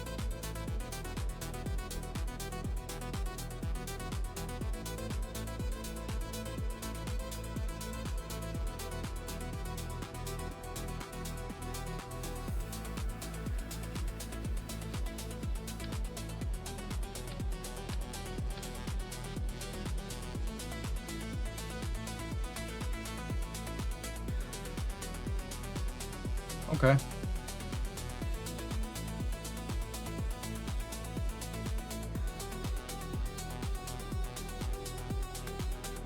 Yeah, that'll work. Hey, Huff, what's going on? Yeah, Andrew, that's what I was thinking with my idea. I'm 100% here for a Starship rail transport line to the pad. I want, yeah. Transport stools on railroad tracks going back and forth. I want to believe, Aqualux. I want to believe. That would be scratching multiple tisms. Trains and rockets. You know how it be. I feel like.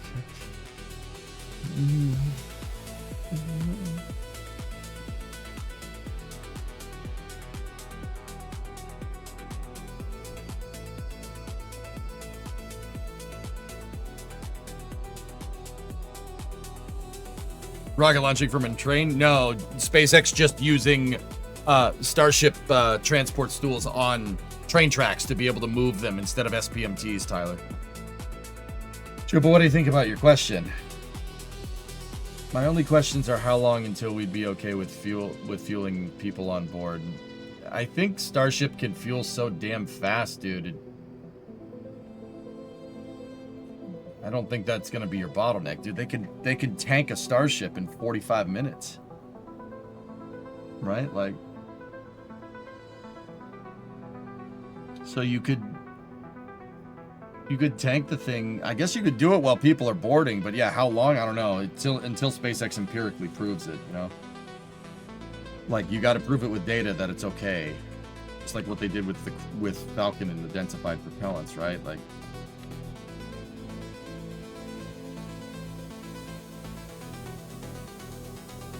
we fuel Falcon 9 with people on board. Falcon 9 has the launch escape system, whereas Starship does not have that. Something to think about.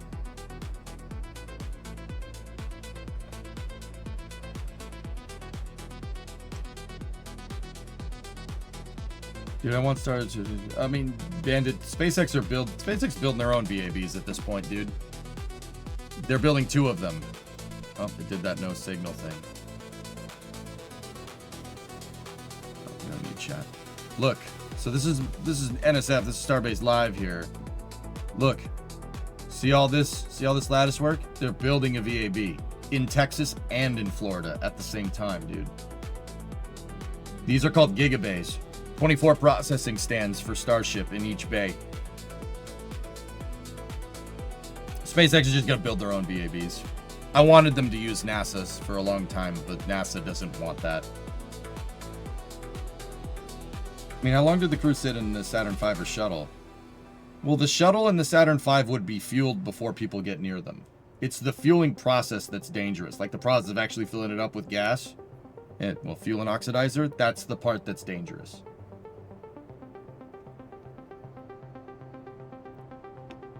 Those gigabays are coming along, dude. Did that no signal thing again. All right.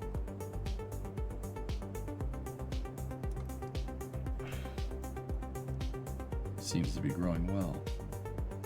Now, the past landers actually don't have a probe core on them, so we're going to need to give this thing the probert core if we're going to make them reusable. So turn these interstage nodes back on.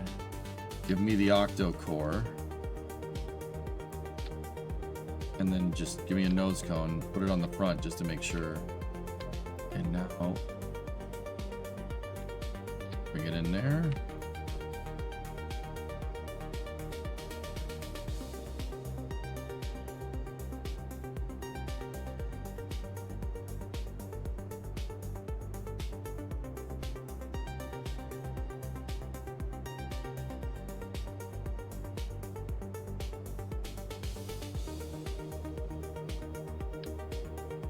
Cool.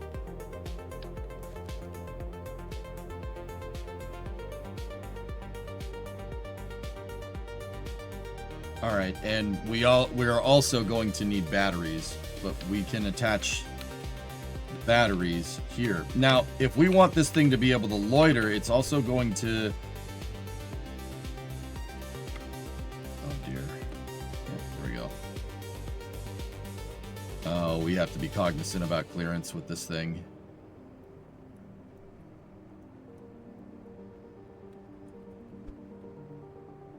Might be better to have that docking port stuck up like that. Give me a little bit of space.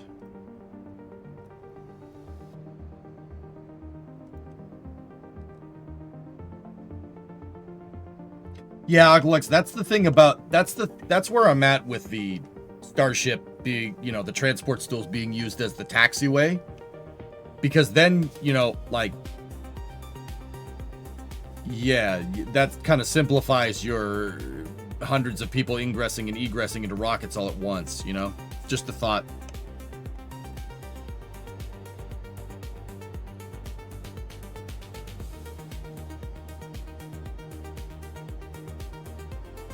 I mean, we have our solar panels there, but do we want to do fuel cells? Nah. If I could have a differential propellant for fuel cells, I would use it, but... Alright, let's not do fuel cells. Let's not do fuel cells. 'Tis a silly thing.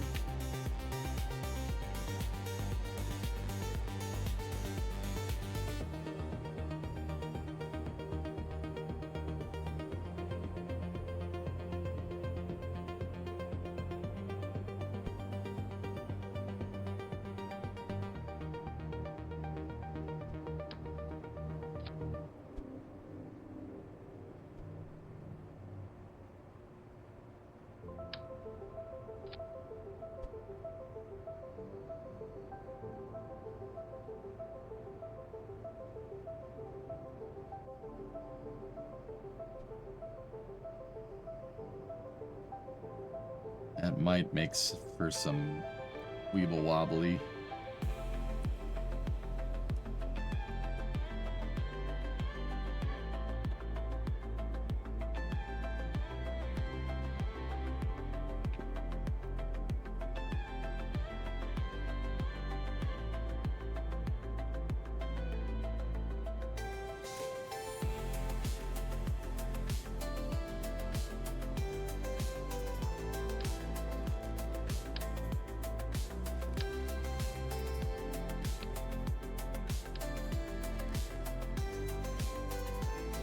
We just got to make sure we have an attachment fitting that we can attach something here and make sure that it, you know, it's not going to get in the way. It's not going to foul on any of the avionics that we put up here.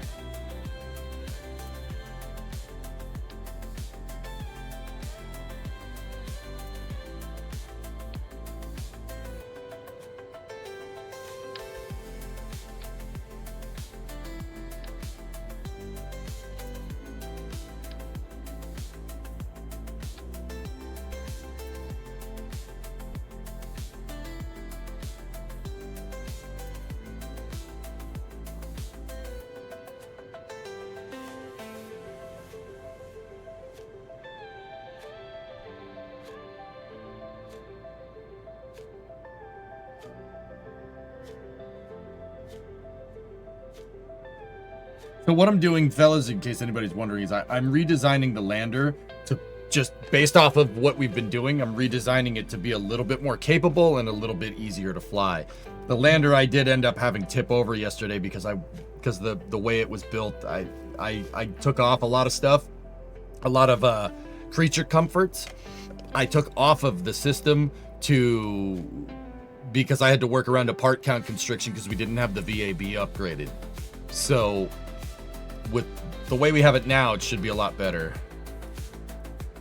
because we're not really constricted by parts. I'm going to take the science equipment off just for now.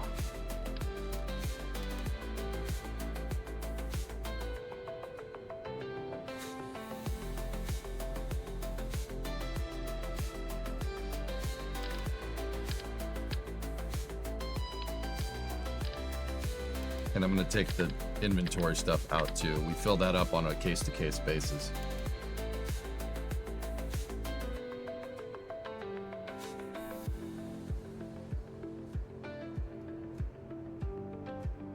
Yeah, that was my whole idea for Aqualex. Well, that's what I was saying at the beginning about not having a crew access arm. Like, why would you crew access arm on Mechazilla? Just complicates logistics a lot because then you're getting people near your tank farm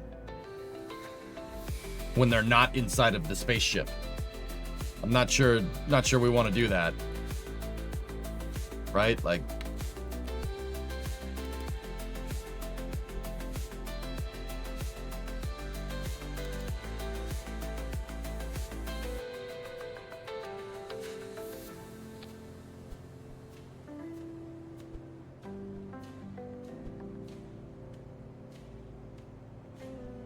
these are our downward-facing monoprop thrusters. That's another thing we need more. We need to add monopropellant. Oh, crap.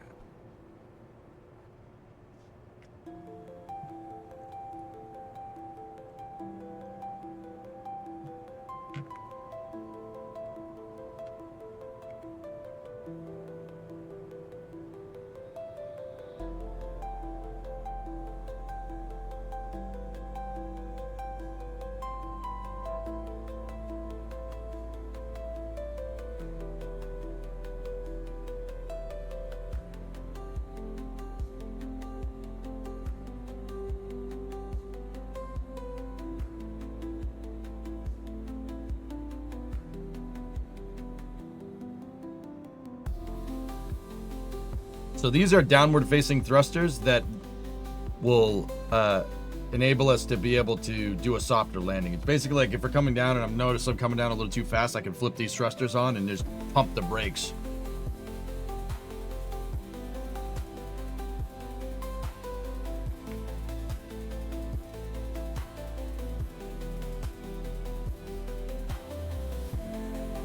Now, another thing to consider with this thing is, well, like I said, we got to put monopropellant tanks back on. We had 12. Let's put the monopropellant tanks back on first.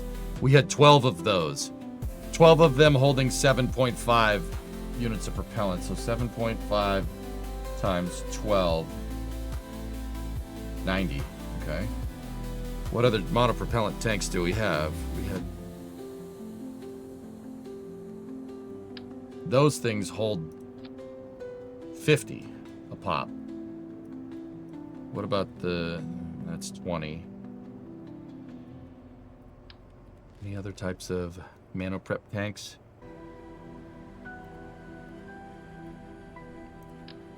That's the 120 tank.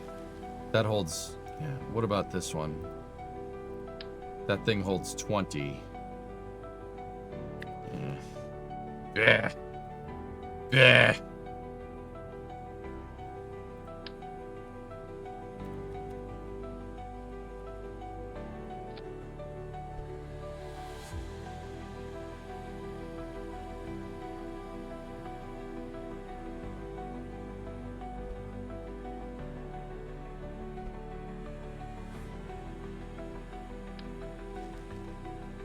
Well, my old design had 90 monopropellant in it, and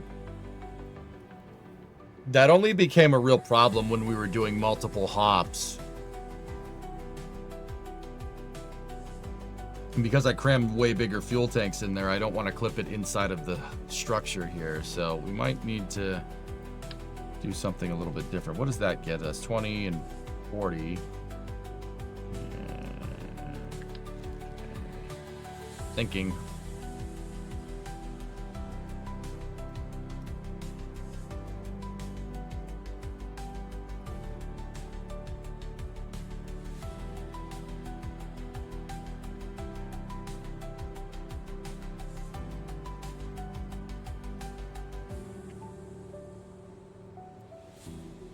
Nice theories. I'm glad you like the tunes.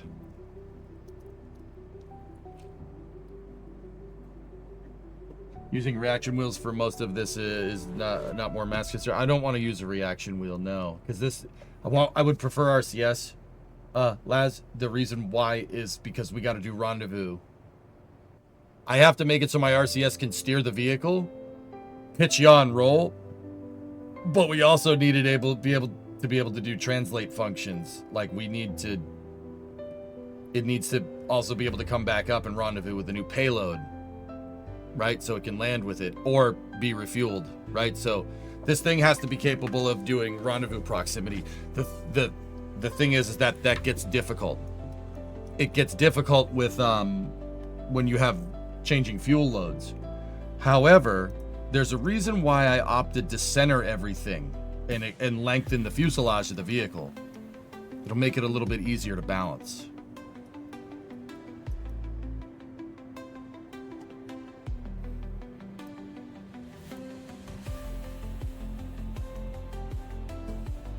Alucard, we'll get to that. Yeah. Night Word does.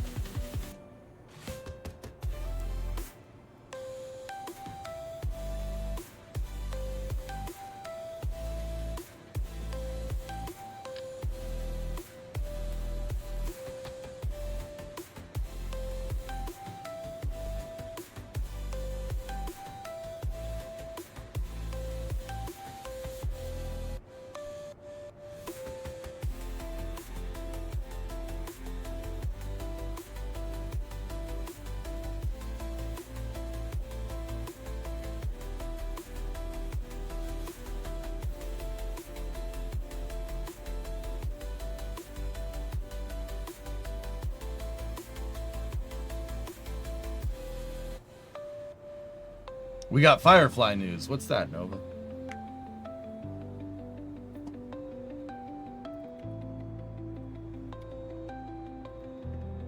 What do we got?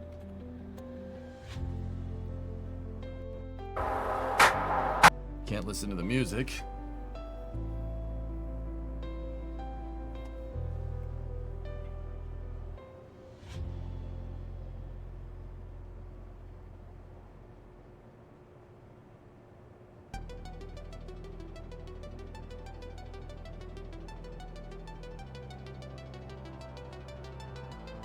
Nice. Miranda is Firefly's engine for their Eclipse launch vehicle.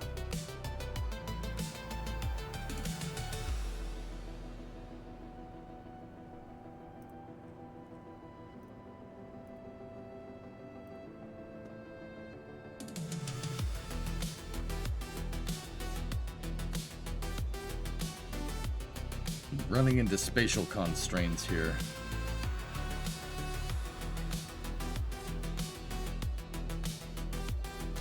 Ooh, wait a minute, boys. I got an idea.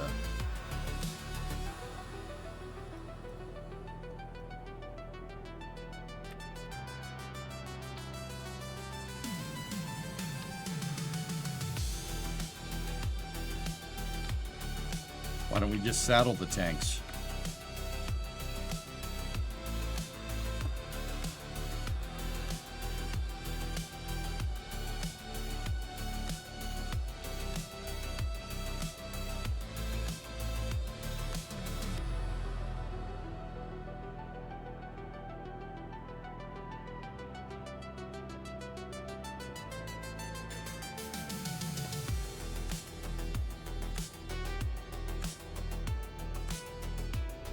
That's going to really hamper where we can put reaction control thrusters, but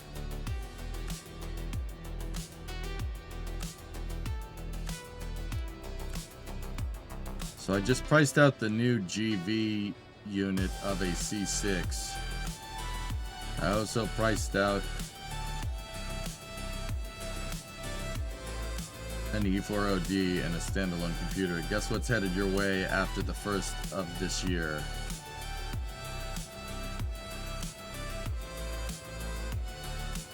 Oh.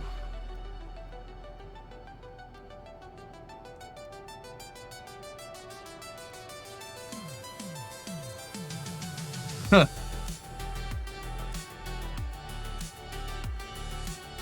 Nice. I'm gonna guess the E4OD.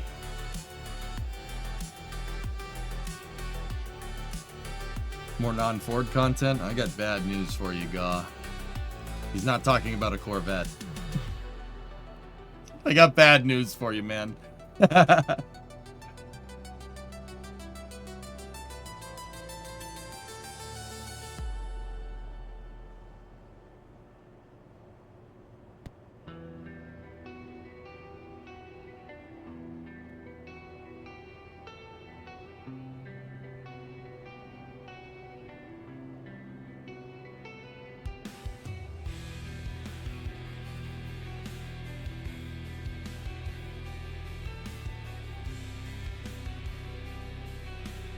Wait, what's GV in this context, Ernok?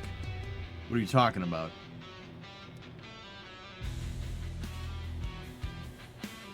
Yeah, Aqualix, I agree. I'm sorry. Yeah. Yeah, Timmy, you saw 65 Ford on vacation, was drooling. Nice. Oh, Gear Vendors is slightly cheaper and a lifetime warranty. Oh, we got, okay. All right. No, these are parts for Bluefish, Gaw.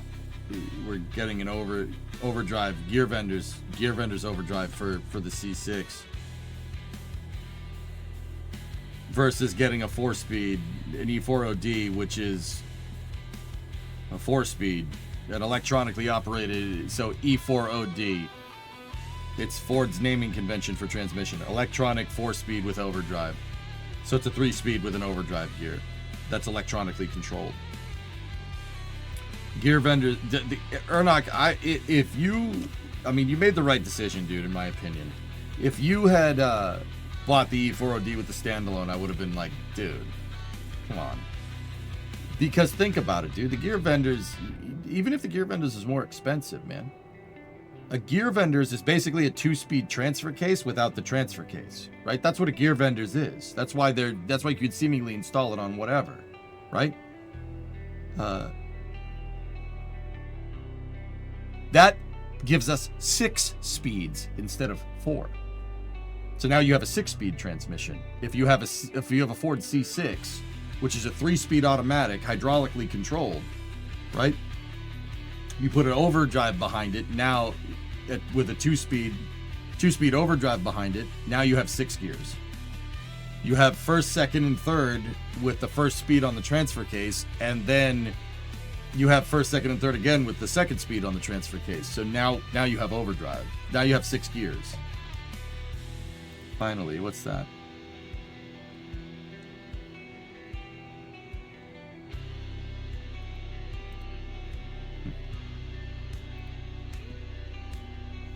No, they're not parts for the IROC. Anyway. What do you guys think of the saddle tanks? I'm not in love with them, but I don't hate them either. We flushed the cooling system, Fluffy. Bluefist needs...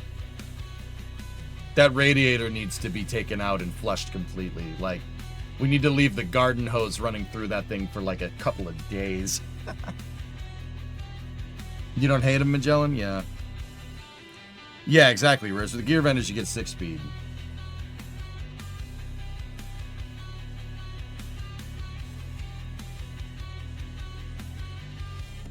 But see, like, here's the thing, guys. If we don't... There's crud all through the entire cooling system. It's probably because the thing was sitting, so it's probably rust in the block. The best thing to do would be to tank the block, like, to get it, like, cleaned in a machine shop. In order to do that, you got to disassemble the entire motor. So even if we took a new radiator, like we put a new radiator on the thing, right? We put a new radiator on the whole damn thing. Even if we did that, all the crap that's in the block is just going to gum up the aluminum radiator. We just got to flush the whole thing. How's Titan? He's still unhappy, but yeah, he'll get over it.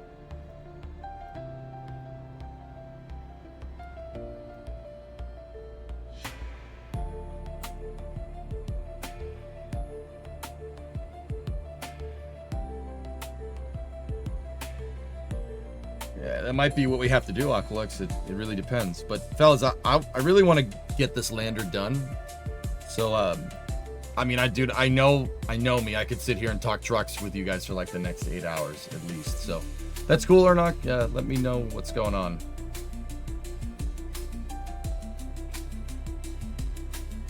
Can't wait for more Starship launches and hope they don't rush things. Yep. I don't think they will.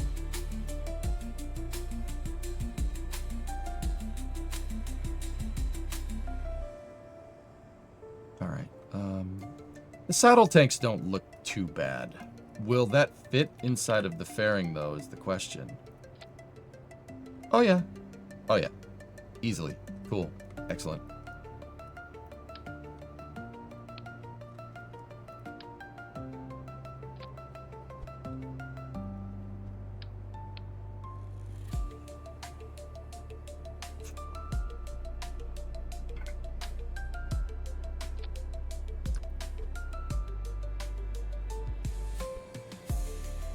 Consider that a FOD cover for the rocket engine. I just want to make sure that when we attach stuff, we attach it to the right thing. The Rockomax adapter 2 is the structural piece. That's where it's going to integrate. I don't put rocket engines in the mainline structural path. That makes for really weebly wobbly rockets. We don't want weeble wobbles. Okay, we don't want that.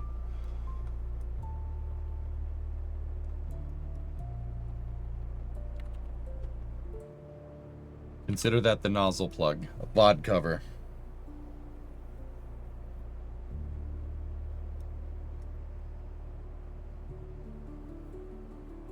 Oh no, Prominent, I'm sorry.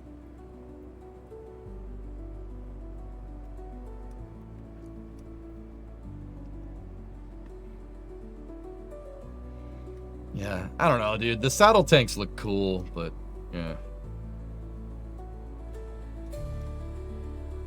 I can't help but think that we could probably come up with something that looks a little bit nicer.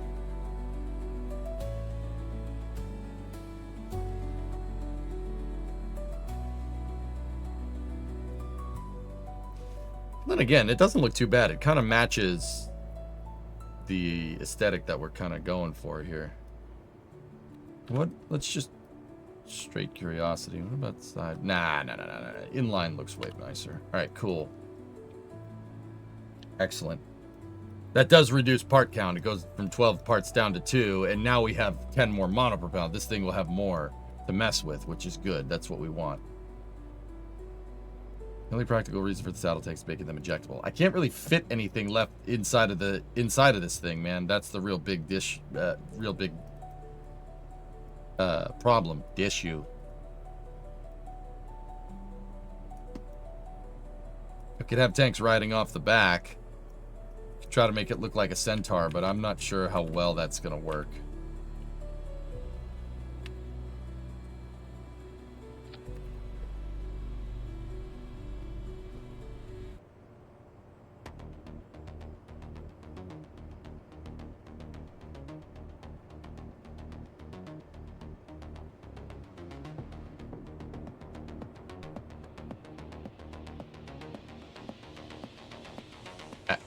You know, I don't mind that.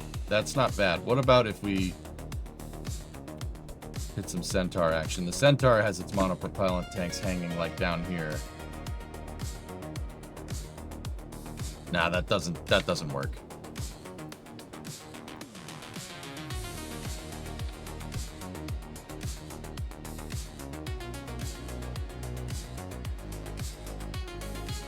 I actually don't hate that.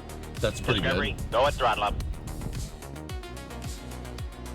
Now what about our thruster package here? How are we going to do that?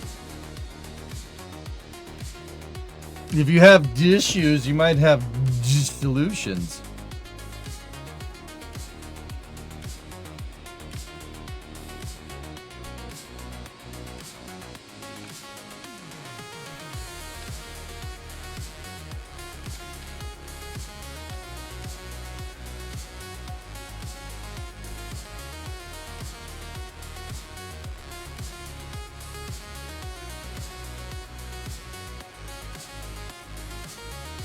I don't really like the idea of a thruster outgassing like right next to the tank. We could always put them down here. In fact, that's probably what I'm going to do. It's a me, 37-month resub. Thanks, man.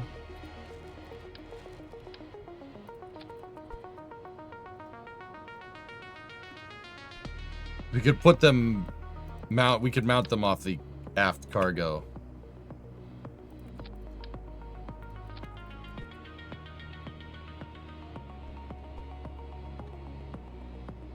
Can we kind of clip it in, make it look a little bit nicer? Yes, we can.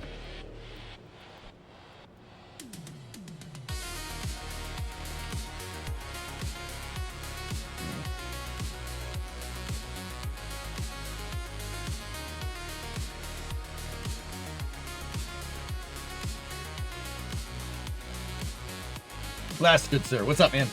How would you feel about a big biolander that takes up all of the payload fairing and payloads are assembled in orbit?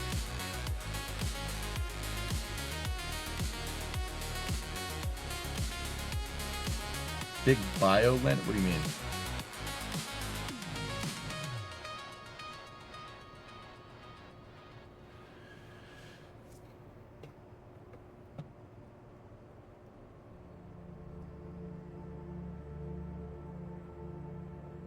A big boy lander that takes up the entire payload fairing. Eventually I'd want to scale into that, dude. But this will be more than sufficient for now, dude. This is fine. I'm actually pretty happy with how this is all coming together. Between like thruster placement and everything, this looks pretty good. I like the extended thing a little bit where we have a lot of firepower in a very small package. Light, handy, adjustable, big firepower in a small package. Word on firepower. Titanium burst of 3 to 3,000. Replay, another Zorg invention. It's even easier. Fire and Ripley sends all the following shots to the same location. To finish the job off, all the Zorg oldies with goldies. Rocket launcher, arrow launcher with flame poisonous tip heads. Our famous net launcher, the always efficient flamethrower. My favorite. To finish the job off, the all-new Ice Cube system. 4 crates, delivered right on time. Now, my dear Agnaut, do you have what I require?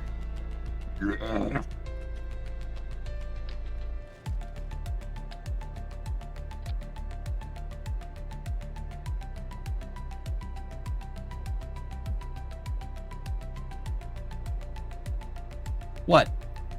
That was funny.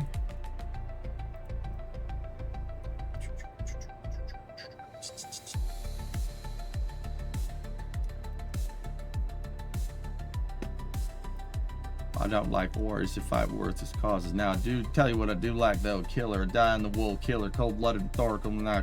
Now, real killer, when he picked up the ZF-1, would have immediately asked about the little red button on the bottom of the gun.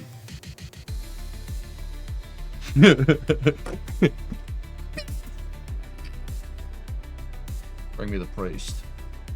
It's my favorite, man. I love that movie. Don't encourage him, Mutter. I got this.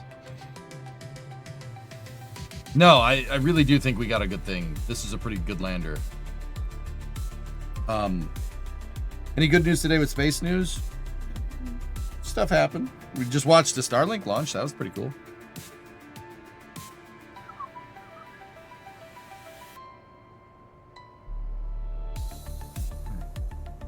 Four crates delivered right on time. Do you have a YouTube bot or something about how you designed your landing legs? I'm sure it's there, Hot Dog, when I went to design the lander. I'm pretty sure that was like episode...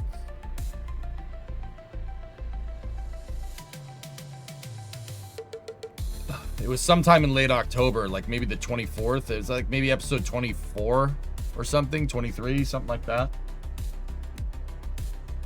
World ain't what it seems, is it, Gunny?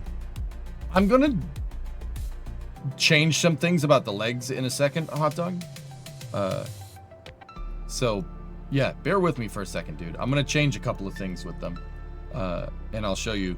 I'll just kind of give you a quick rundown if you want. If you don't want to go VOD sifting through the VODs. Yeah, cool. All right, the next thing I got to do is the RCS. So let's think about this. So ideally, if you want to have better or higher fidelity yaw, pitch, and roll control, right, you need your thrusters to be as far away from where your center of mass is. Now, for this particular test, let's put 10 tons of payload on here and go from there. Let me find something that's 1 ton.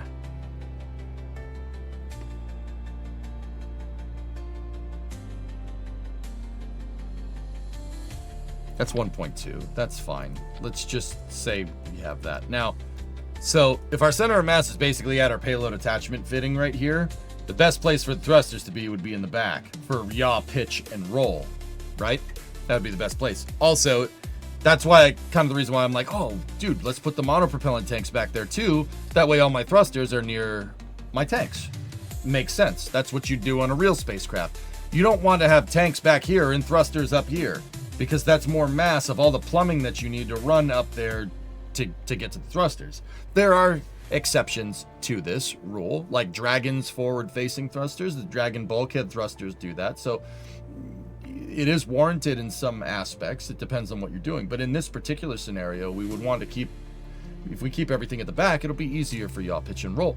Now, but the flip side of that is, what about rendezvous proximity operations? So if we go in here and select these tanks, right, and then we just get rid of our payload, right, the yaw, pitch, and roll thrusters being down the bottom, that'll actually work pretty well there. Where does our center of mass end up?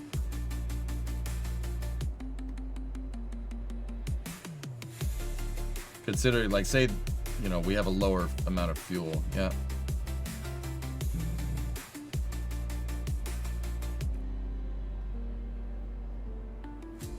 Yeah, I put all this damn stuff on this thing. World ain't what it seems, is it, Gunny? No, sir.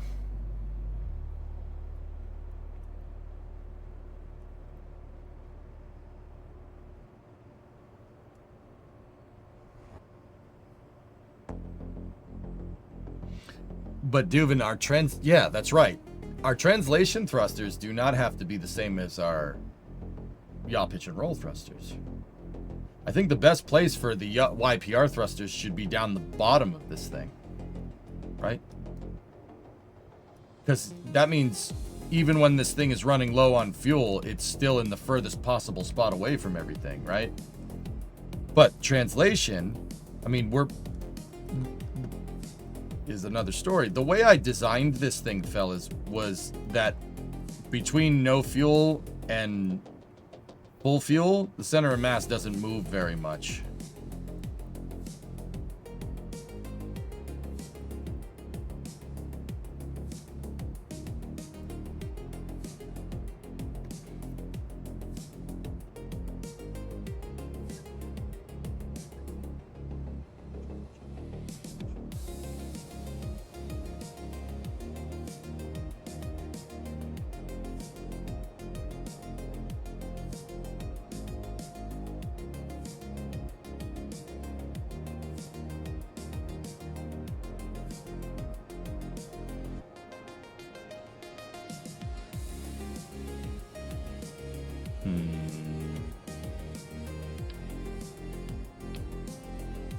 And if these things have things in them, that's going to be even more rearward bias. What about if we're low on monoprop? Yeah, okay.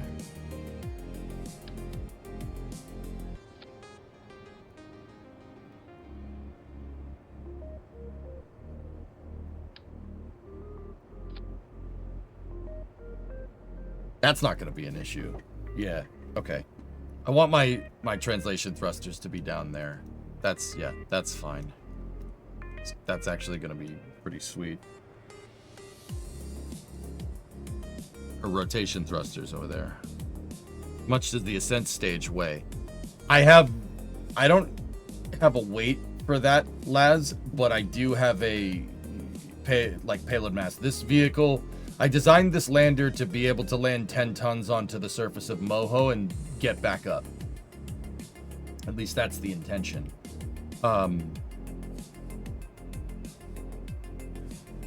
Yeah, at least that's the intention. So, because if you can do it on Moho, it'll be able to do it on the moon. It'll be able to easily get something down to Minmus multiple times. You can hop around on Minmus. Moho is one of the highest planets, one of the highest planets or celestial bodies with no atmosphere that with required delta V. The other one, what is it, Tylo, guys? Tylo requires 2.5 kilometers a second to land. So that probably needs a bespoke lander. Don't get me started on Eve or Lathe. Yeah, this is supposed to be non-atmospheric entry, like a light duty lander, and we'll eventually guys, where I'm planning to go, and like Blackness, you were saying, make a bigger lander, right? I'm just gonna scale that design. We'll scale it up, yeah, for the bigger landers. I'll do a 375 variant of this exact same thing, and go from there. So, how much does the ascent stage weigh? I don't know. I haven't really gotten that far. But I have 10 tons of margin, so we'll make sure that it doesn't do that thing that it did on the moon that I did not like when we did that the other day.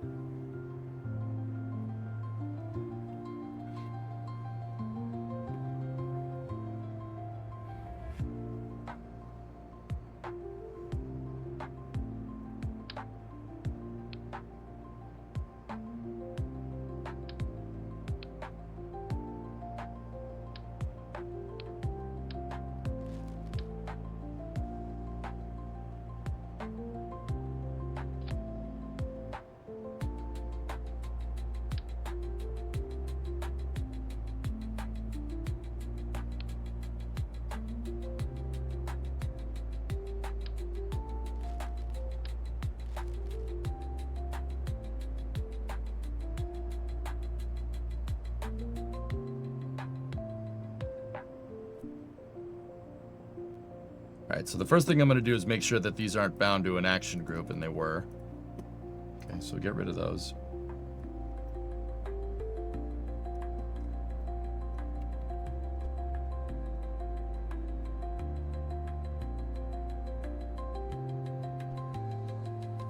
And these will be used for yaw, pitch, and roll, so I'm going to move this thing 45 degrees off.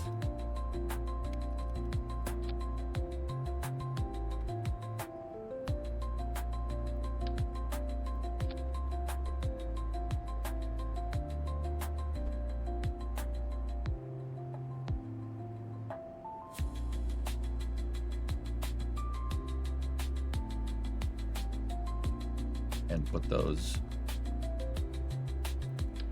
in symmetry.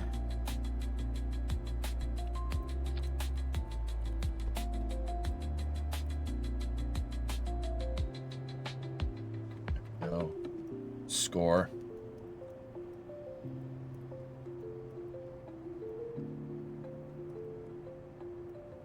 Glad you like it, Yum Food. Yeah, thank you very much for watching.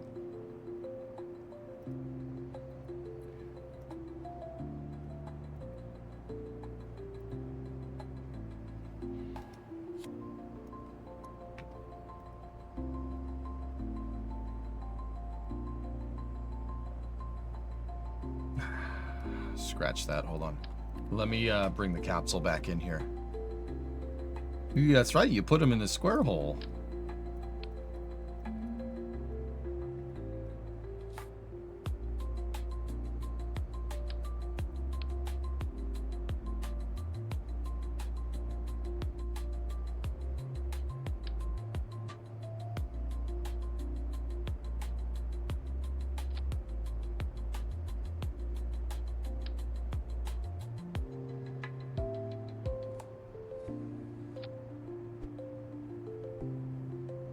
The reason why I recopied the thrusters and moved them, because these ones have all the actuation toggles.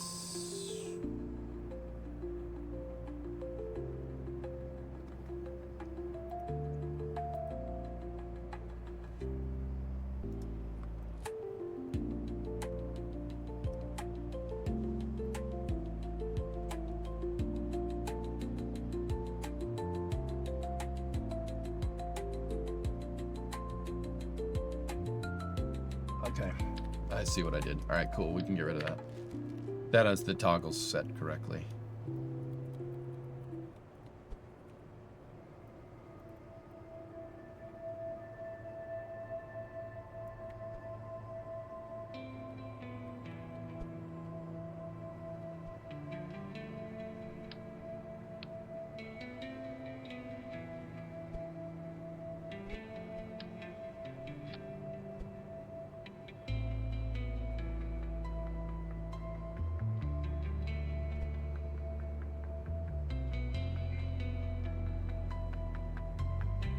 Now that's those are your forward and back thrusters, right? So those can go right there. Or no, forward and back can actually go at the back too. That doesn't make a difference. They can go there.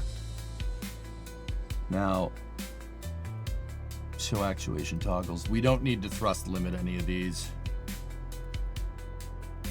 And then I got to make sure that, because I copied them from the capsule, they're using the capsule's activation groups. We don't want that. I don't want to, yeah, I'll make my own activation groups for these.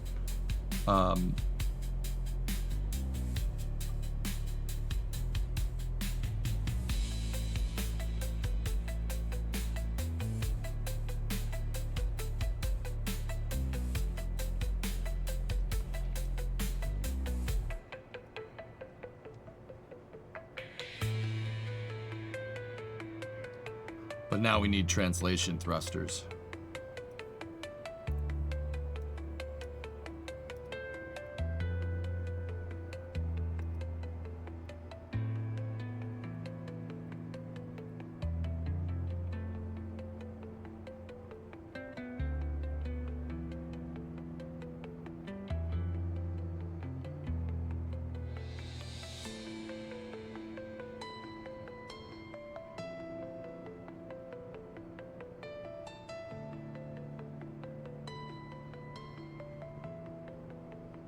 Just make sure all that stuff carried over.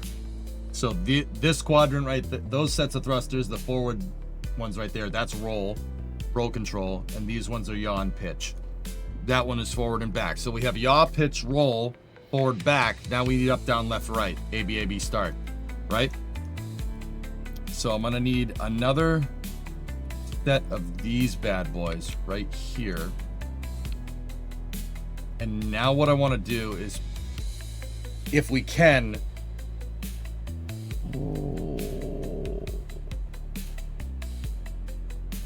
thinking, separate this. Now, honestly, all right, that's where our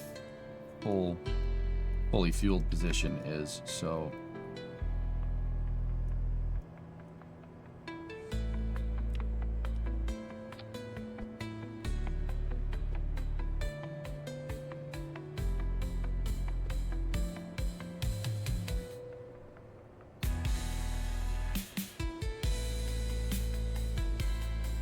I would love to have them right there. That would look amazing, but that's not going to work.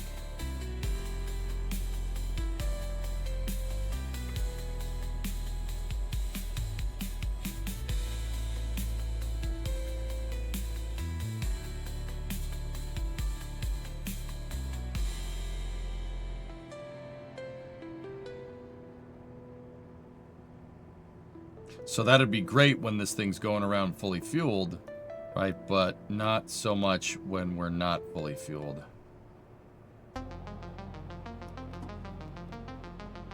See, now we got a little bit of a problem here. Because, all right, so say the lander is on the moon, right? Dropped off its payload, and it goes back up into space. We're gonna have lower fuel here, like this. So how do we do this?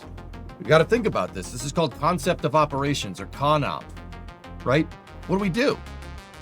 Do we fuel it first?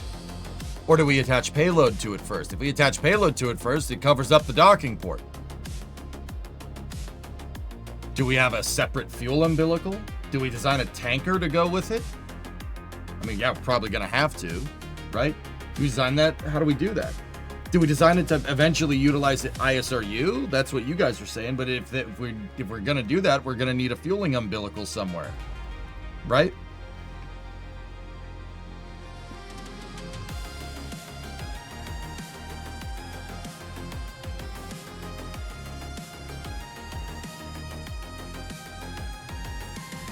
It's cool going.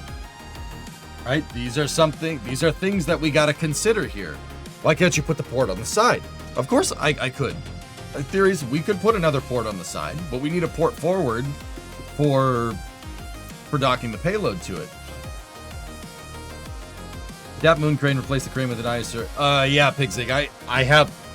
Yes, I already engineered that. I'll show you that later. It's one of the base modules that has ISRU built into it, right?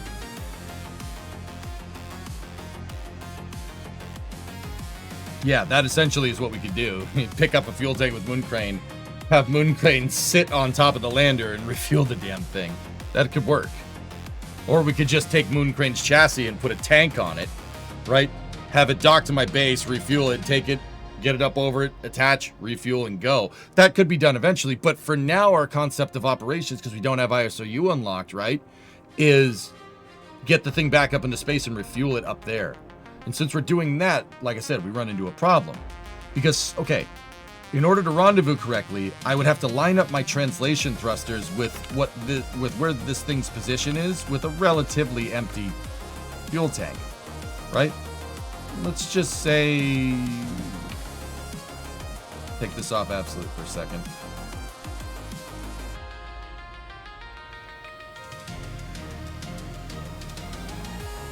Let's just say we line up our thrusters right there. All right. So now we take a fueler, we attach the fueler to it, right? We refuel the lander, and now we undock from the fueler, and now we need payload. Now we go to attach payload. Check this out. Now what do?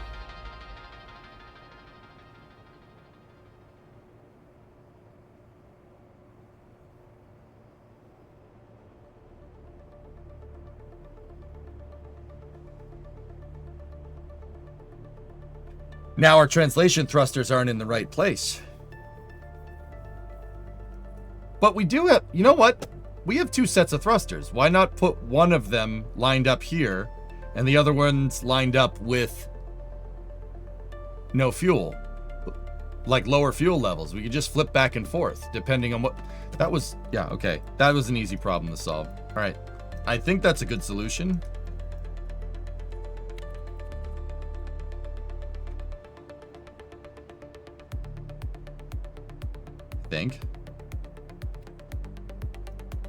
I think those are double sim on top of this though, so what I'm gonna have to do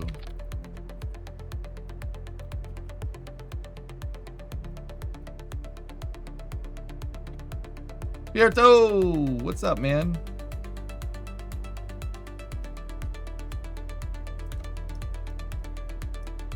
Wait a minute.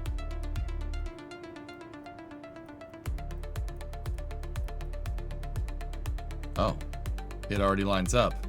That's fully fueled. And that's with minimal fuel.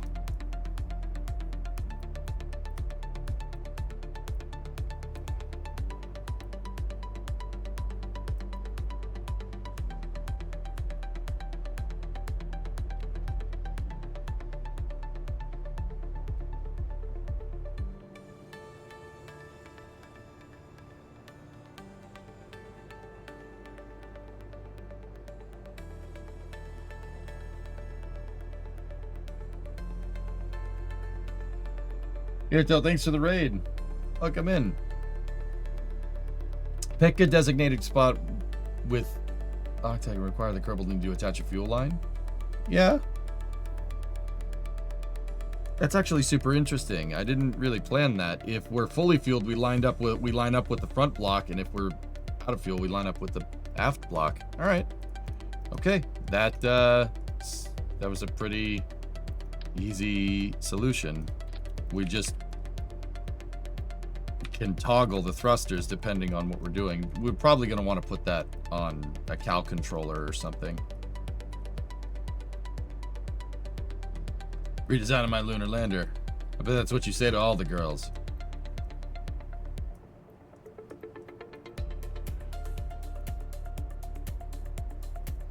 Yeah. What if it is? What if it worked? Just saying. I'm just saying, Bill.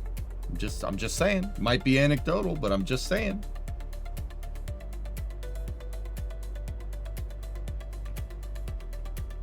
Just saying. A keeper. That's right. That's right. It goes in the ring hole.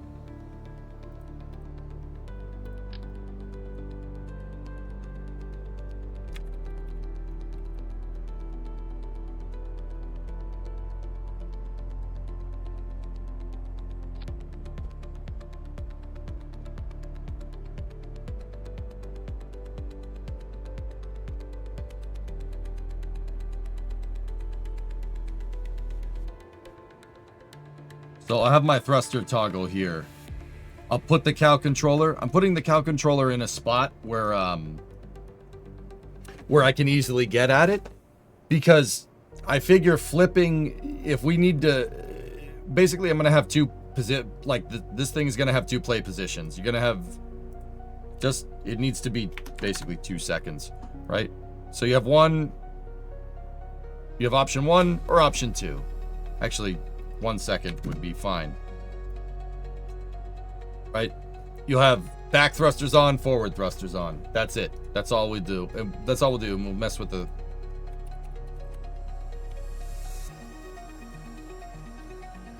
Translate toggle controller.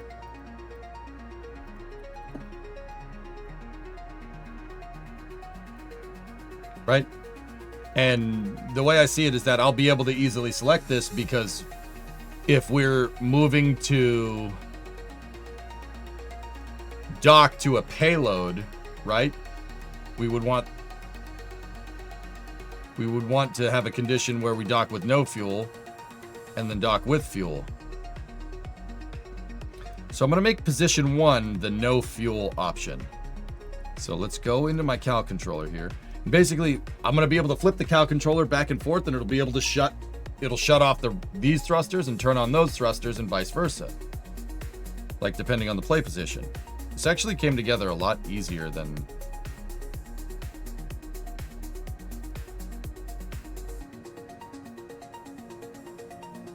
Oh, we do need to set action groups for these.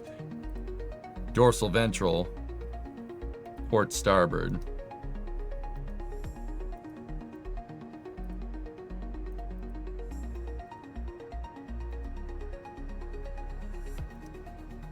Yeah, they're in symmetry, so it applied it to all of them.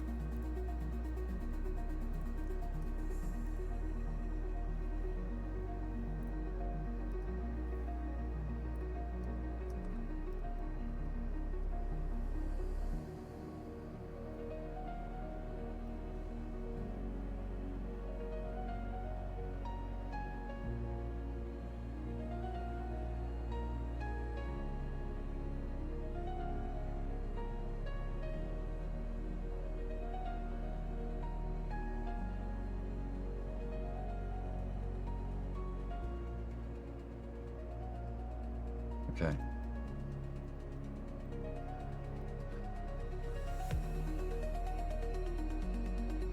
Why can't you... Alright, why can't you put the port on the side? Yeah, I already answered that. Go here. And we want condition 1 here to be...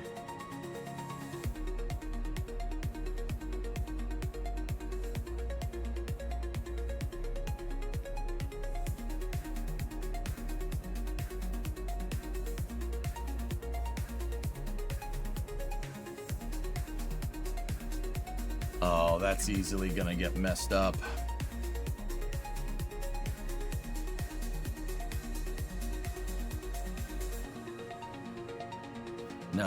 No, cow controller is not, that's not a good idea. You don't want to do that way. Because the controller can, sometimes cow controller logic doesn't work how you, like, yeah, that's not gonna work. And the best thing to do would be to manually set it.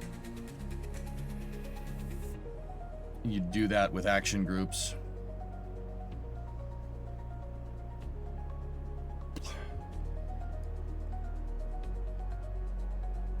No, you know what? I'll just set it manually. We'll just have these working manually. I'll have to toggle on all these damn thrusters all at once, but it's okay. How many parts did this thing end up being? 129 parts for a freaking lander. Oh dear.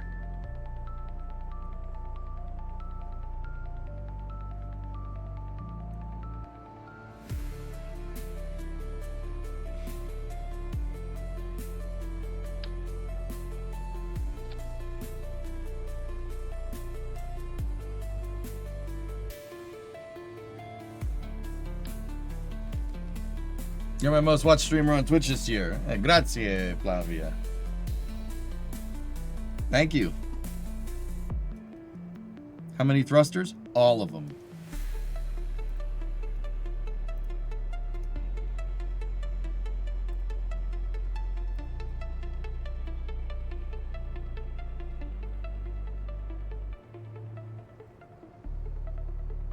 Those thrusters are only used for going forward.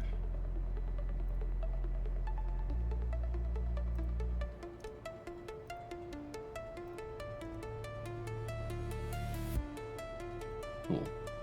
Thanks for teaching us. You're most welcome.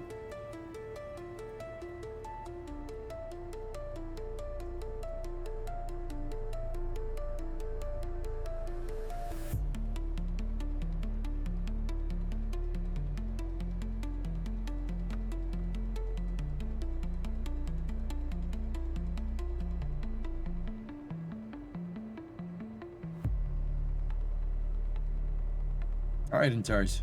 See you, buddy.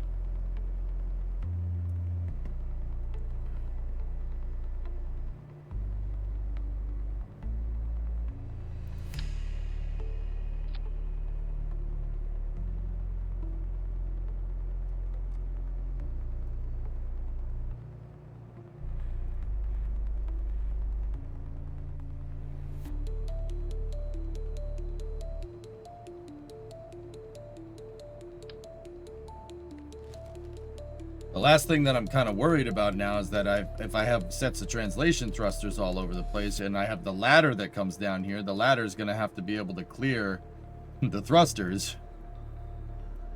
Yeah, that's not that big of a deal. How about a Blurst deployable rover carriage for your lander?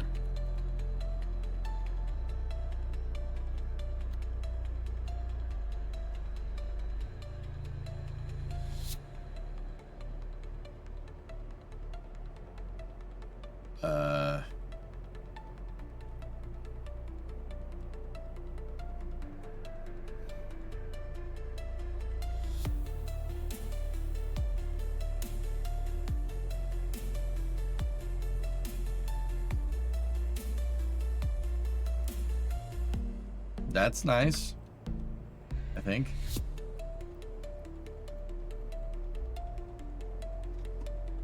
I'm asking only because I want to support you in the best way possible, but is it best for you if someone watches streams on Twitch or YouTube? The split is the same, Flavia.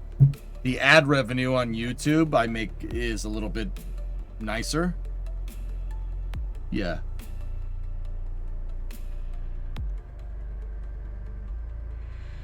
We really don't have a fuel balancing issue, Tessa. It's fine. In fact, dude, like with the probe core, if we use the probe core torque, it should be able to compensate. These thrusters should be able to compensate. It shouldn't be that big of a deal.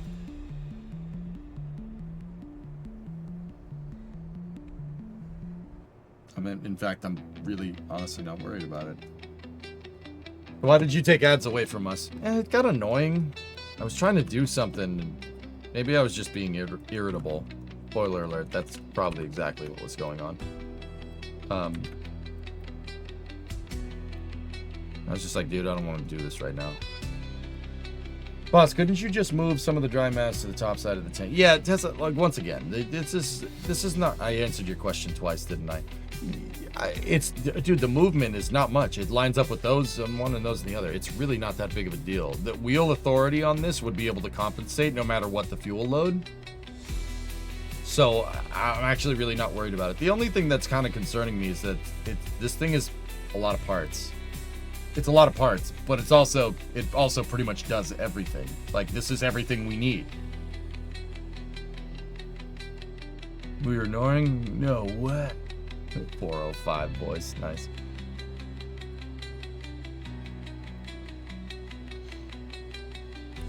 All right, cool. I'm happy with all this. We still need to design the ascent module, right? But this is actually pretty good.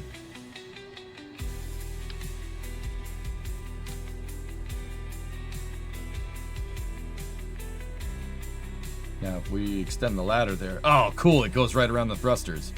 Excellent. Perfecto. Now what we need to do is...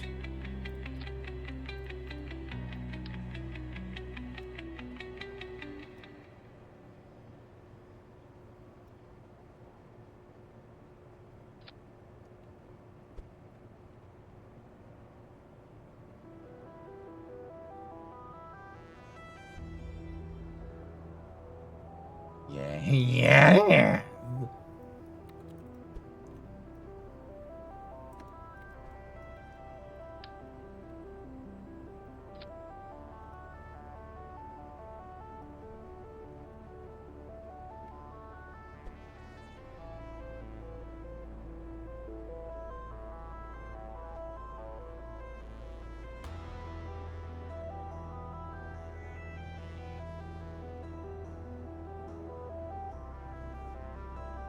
America. Hey, it's me, America. Could you fit a relay on the descent module somewhere? A relay? Yeah. No. But now that you remind me, I do need an antenna. I almost forgot.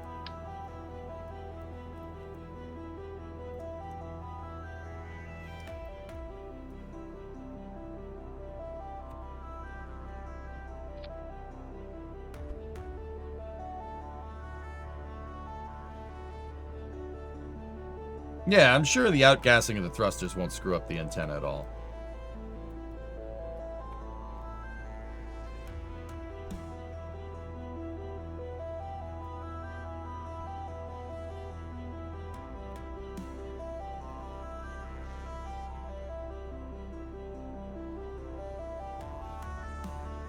I think it'd be really useful to have a ground station whenever you land. I mean, we could add that functionality in the form of a payload on the top, dude, if we really want to. I don't need that functionality from the descent module, at least initially.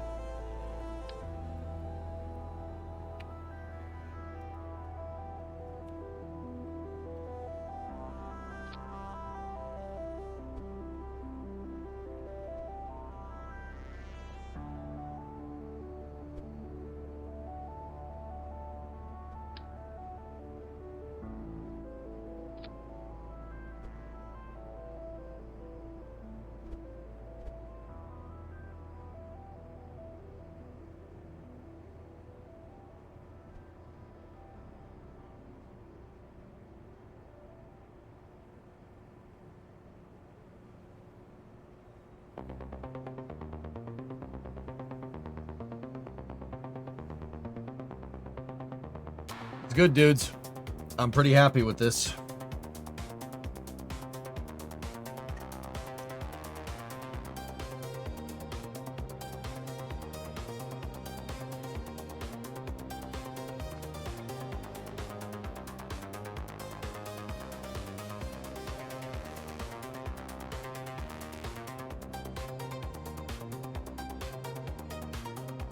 Good.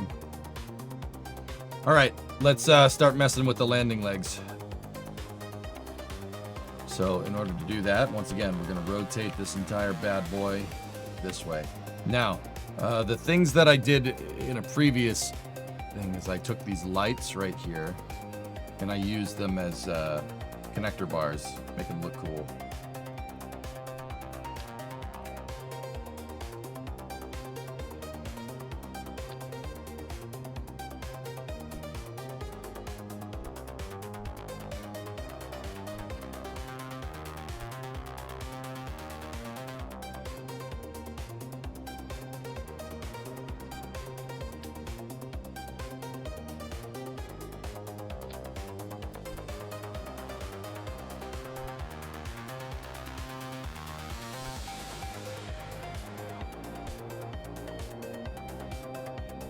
Now, I'm going to go into my action groups and I'm going to shut them off, right?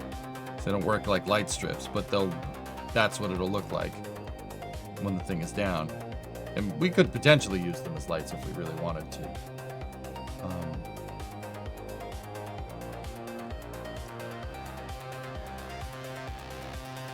Does it have a thermometer? Nah, I left it at your mom's house. I'm not sure if having the antenna there is the smartest thing.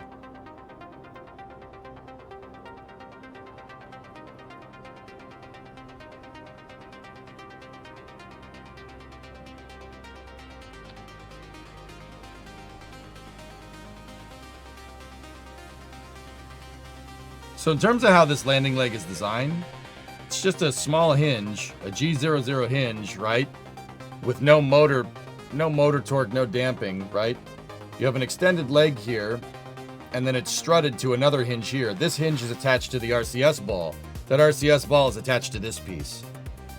This is your actuator. That's the actual leg. So when we want to deploy these, what I do is I go here, demotorize that, take the leg, demotorize that, and how this works is you just extend it. That's it. You just extend the leg. Once again, despite what you saw yesterday of me retracting and putting these out, retracting, putting them out, they're really not. I really did not design them to be undeployed. It's like a one-time use. You deploy it and that's it. No, it's a nice seafood dinner. Take your mother out to a nice seafood dinner and never call her again.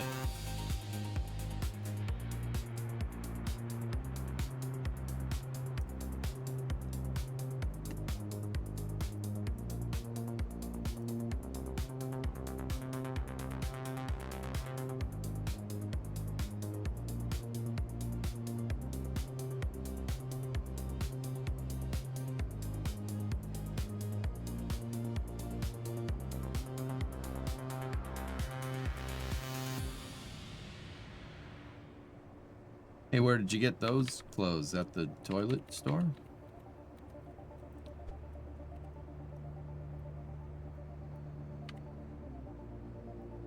The guy who can't think says something. You guys just stand there? Come on!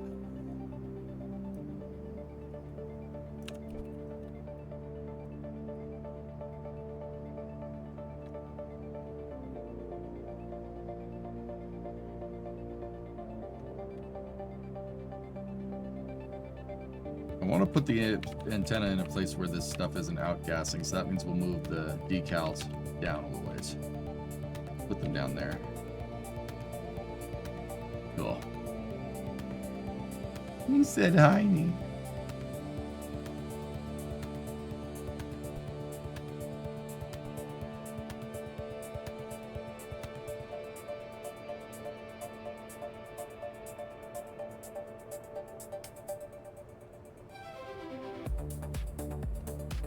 Will you loon emergency get on 4 feet thrusters?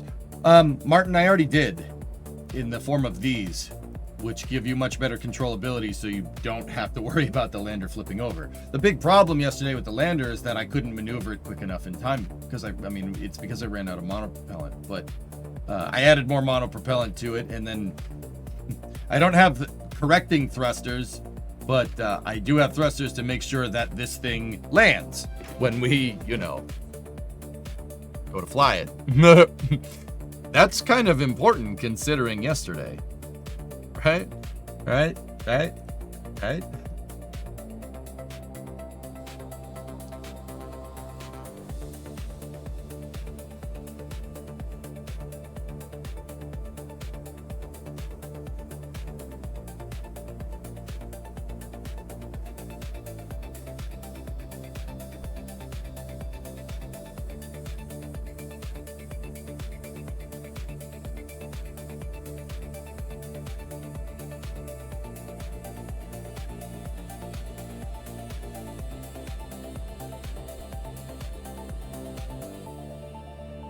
Oh, in order to...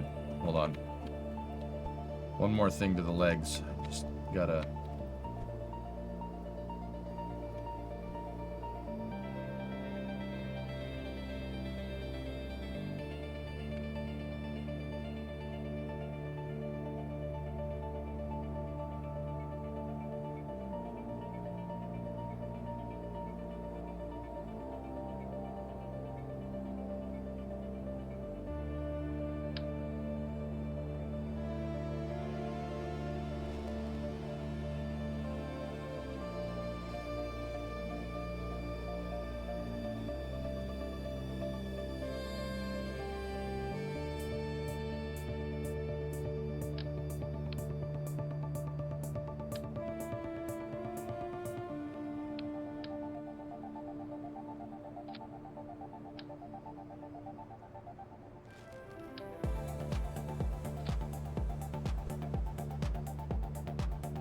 I'm trying something here.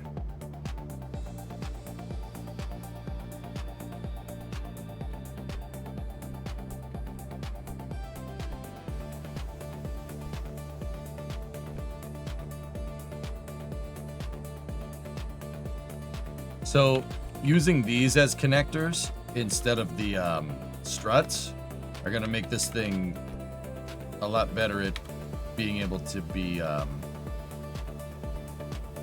sub-assembled and moved to other things. Like I can integrate it a lot better. Because having these struts here, if I tried to take this craft file and put it on Condor, for instance, these struts go all out of whack. And I'm trying to correct it. Now, having 2 of these hinges here, demotorized and locked, right? Like, just using them as a connector and nothing more is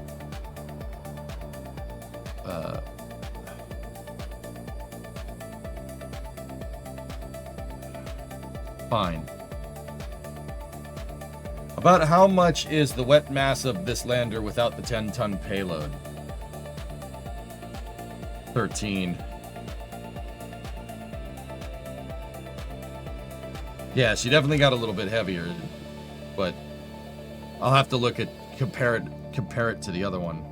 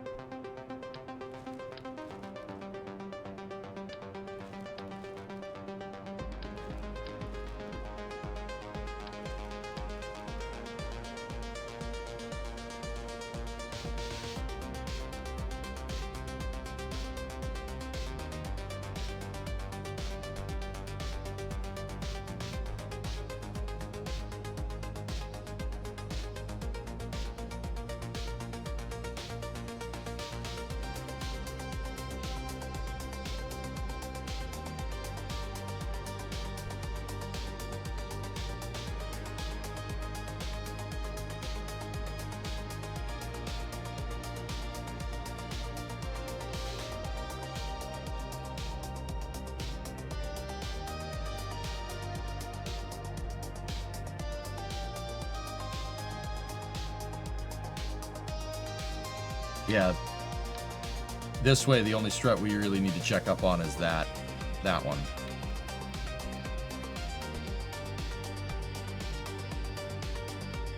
And that's fine. That strut should always run the exact same every time, even if we take this thing in and out of sub-assembly.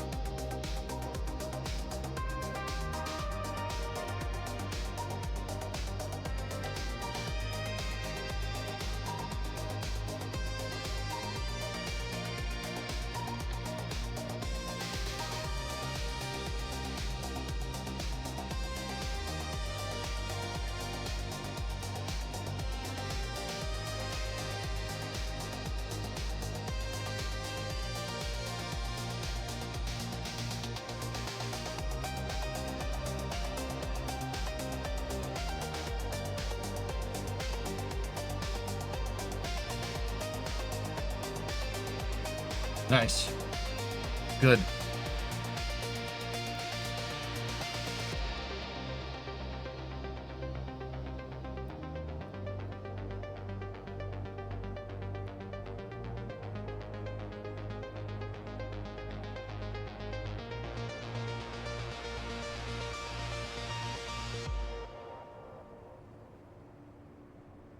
Actually, this thing's gonna need to extend a little bit further because I redesigned this a little bit.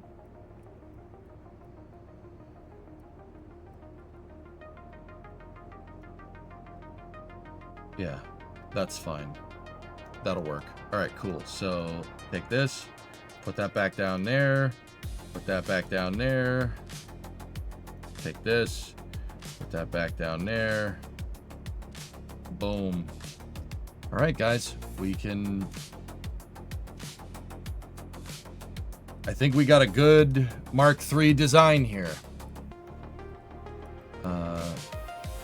Dude, that fits right. Ah, this is sick. This is good. I like it. Let's just do some quick analysis here. It has 3.3 kilometers a second delta V by itself. Pretty good. I'm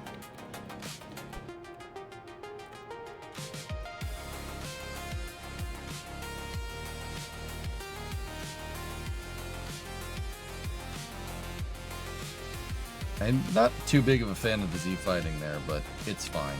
It's okay. That big of a deal. The struts did look a little bit cooler, but this looks a little bit beefier. And these things won't have any motor torque or anything. They don't need to be motorized. No.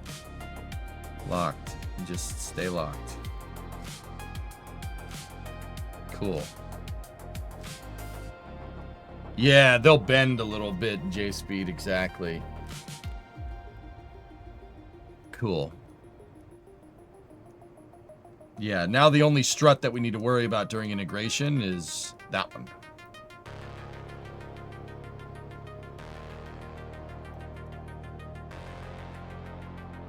Cool. Cool. Cool. Cool. Cool. Cool. Cool. Cool. Cool. Cool. Cool.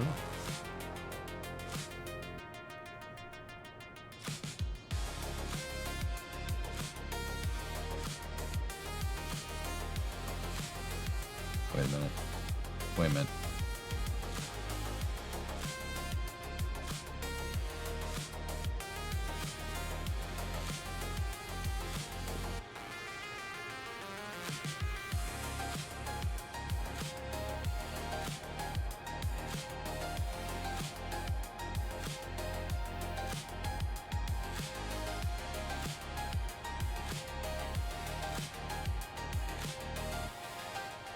Okay, that's fine.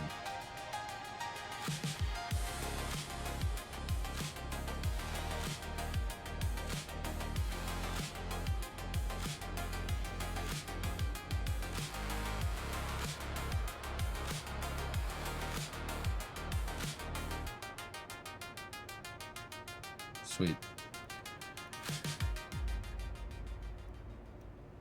All right, we don't need the fairing clearance thing. We know that's going to work.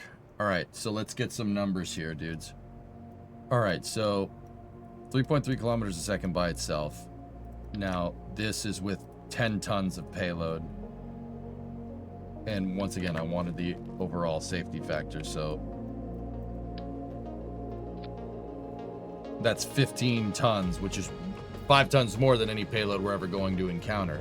It has 1.2 kilometers a second delta V. We were aiming for 1.3, which is fine. That means with 10 tons, this is going to be closer to 1.5. It's 1.54 kilometers a second. That'll easily be able to land on any other planet with no atmosphere other than Tylo and actually. It should be able to do Moho, Bop Pole, Drez. It should be able to do Gilly. It should be able to do Ike. It should be able to do the Moon, Minmus, easy. Yeah, all of that. This could get 10 tons to the surface of pretty much every celestial body, with the exception of atmospheric planets like Eve and Lathe and Tylo. Actually, Eve, Lathe, and Tylo are the only ones it wouldn't be able to land on. It could land on Ike. Oh, no, hold on. Eve, Lathe, Tylo, and Duna. It could land on Ike. You can do Gilly. You can do Moho. You can do the Moon, Minmus, Tylo, Bop Pole. Or no, Bop Pole and Vol. Moho, Drez. It could do Elu as well. Nice. Yeah, this could get 10 tons down to the surface. Now, here's the question, though. What's the highest Delta V number here?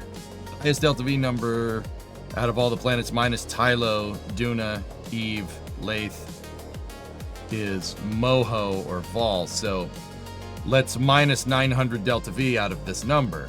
And let's see what happens. So 1549 minus 900 should give me 600 Delta V left over.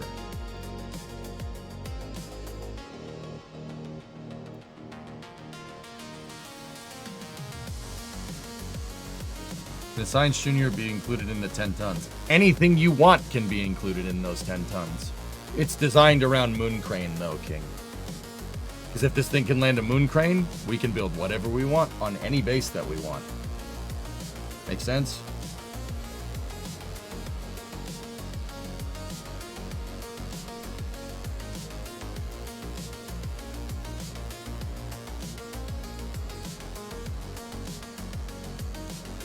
The smallest flag set as a medium panel could look good and be lighter. It's not the right shape, dude. We need like 20 of them. And that would increase the part count even more.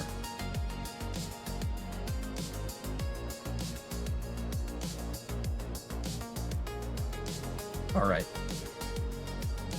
So we set this to use that all up.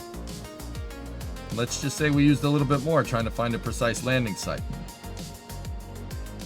Now say we unload our payload. Is that number above? Yep. It's well above. Yeah, it'll be able to get back up. No problem. 978. Good. Good lander. Cool. Descent module is even better.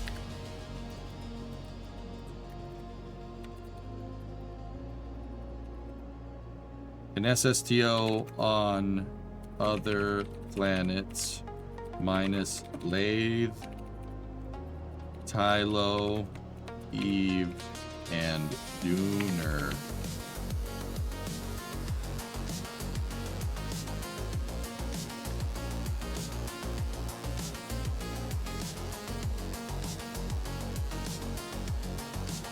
Ten-ton down mass designed for moon crane. Save.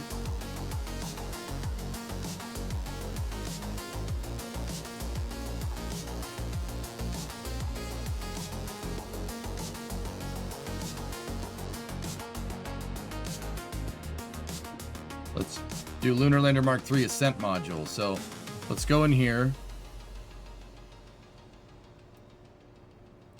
And let's find our other Lunar Lander Concept 2. Go here. And we will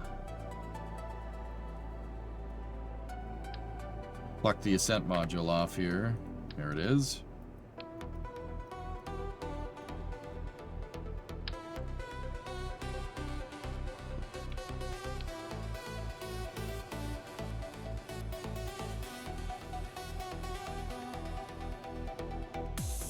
We're going to redesign a couple of things. The first thing I'm going to redesign is I'm going to get rid of that engine. Get rid of the spark engine. I'll tell you why in a second. So let's attach this. All right, we're going to need another docking port, right?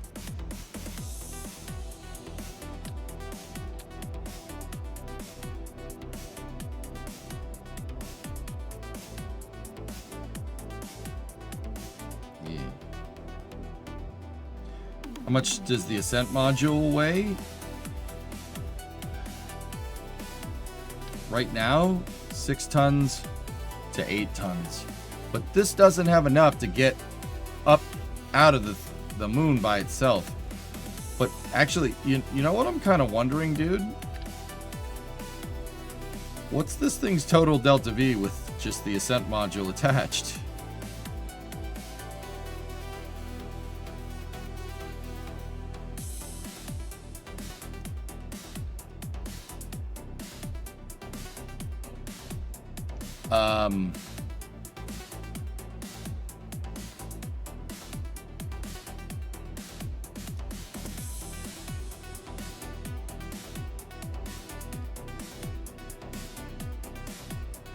Fellas, I don't think we even need the Ascent module. This is just SSTO.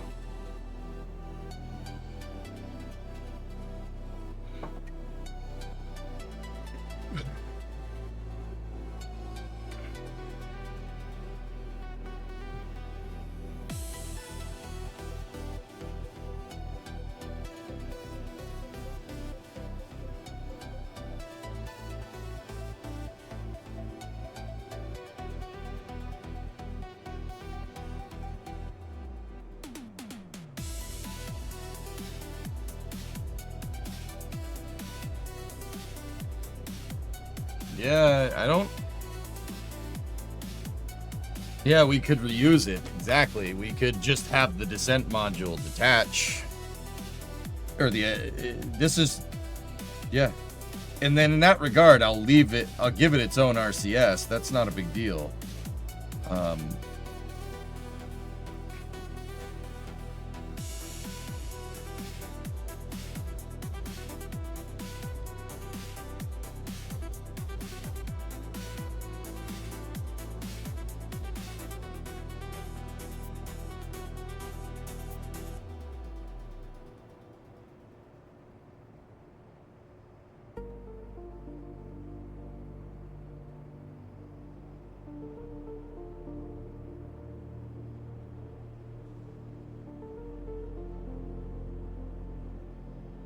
Weren't you gonna give Kraft Bernie RCS? I already did that to Condor.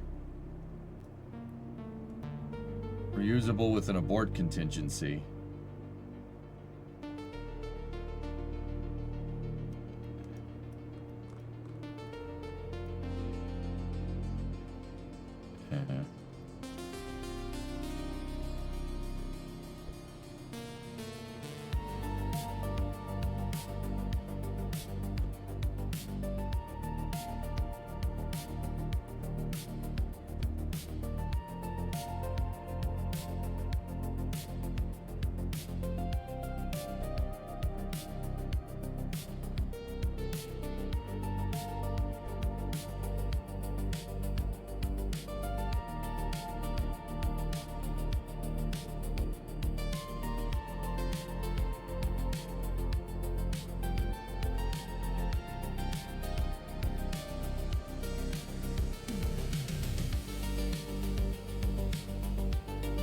Dump the ascent stage fuel as it's superfluous. Yeah, pretty much. And dude, it has 40 monopropellant on it already. We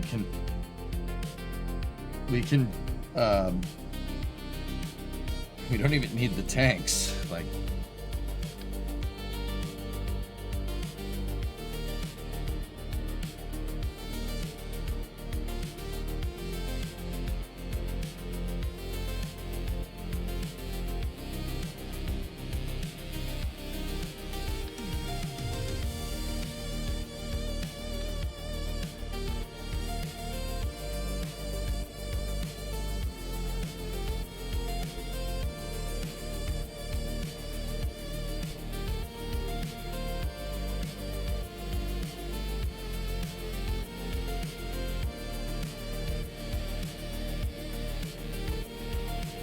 Jack is stable, his blood sugar is increasing, his temperature is rising. He was able to walk around a bit, so they don't think he's had any brain damage from the lack of breathing. He's likely to be discharged today, but I don't know when. Quick update. Oh, I'm glad your cat's doing better, man. Heck yeah. That's good. Good news.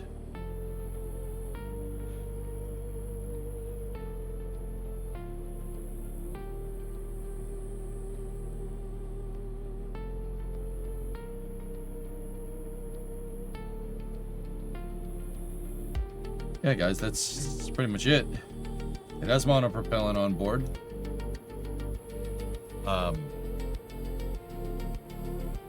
The one thing that I'm like about is this. When we're docking and undocking this thing, if we ever do that and we want to reuse the ascent component, right? What do we do? Like, how do we do this?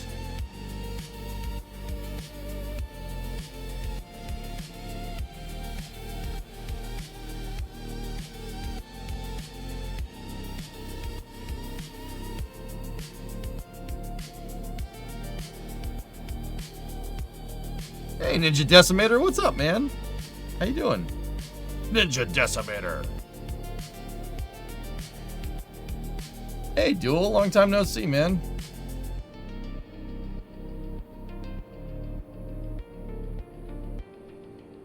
Dude, you crossed my mind the other day, Duel. I'm not even kidding. You crossed my mind the other day when I was working on the 97.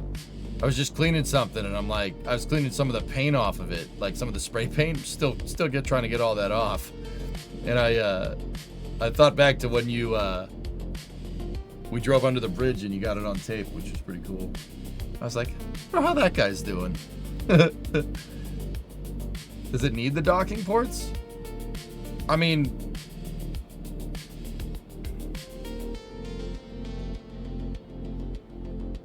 No, not really.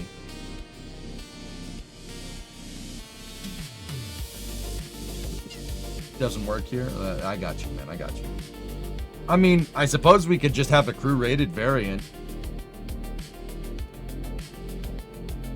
But then again, if we have a crew-rated variant, that means the abort contingency thing, this thing being able to be detachable, is pretty much useless. We don't need to do that. We might as well put it on a decoupler.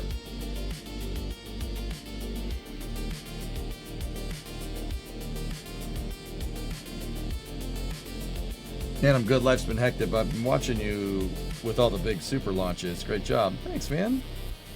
Right on.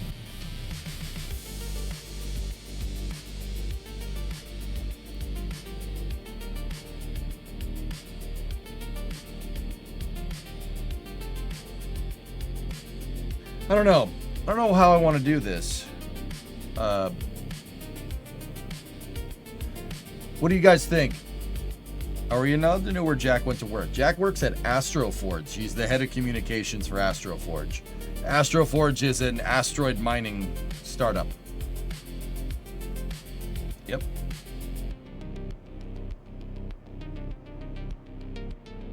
Yeah, that's where Jack went. Yeah, yep. It's public information now. I told you guys would like it. Like, every time I get near Route 66, I'm always thinking, I bet $100 hairs EJ's been here. Nice, man. If you go up through Veneta, yeah, man. Yes, I have been there. Rip the Band-Aid off, make separate crew and cargo variants. You can rip off the experiment pods on the cargo variant. Okay. Sounds good to me, dude. Let's go with that. See where that takes us. All right, so that means we basically get rid of this, and then there's a plate already there, so that means we could get rid of that, and we could do that.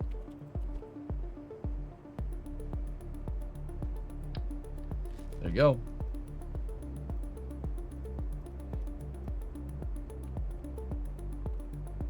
And that also means we don't need any of these.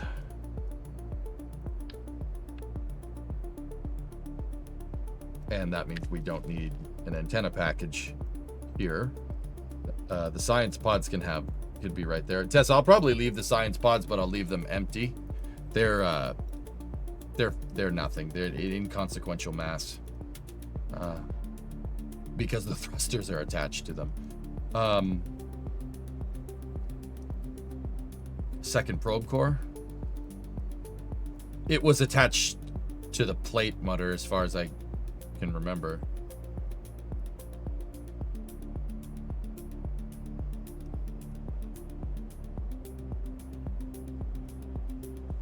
Yeah, I attached it on a plate on a Q-Box tag.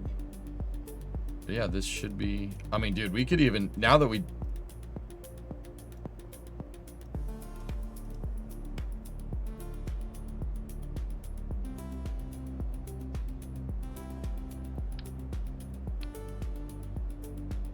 Hold on a second.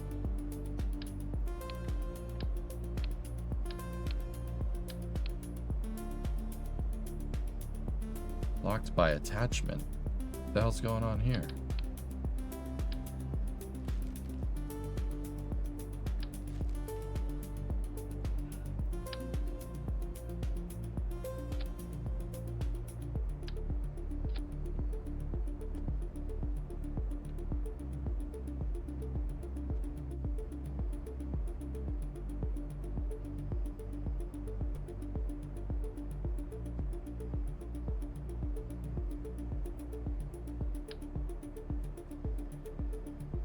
Yeah, we don't need solar panels on that either.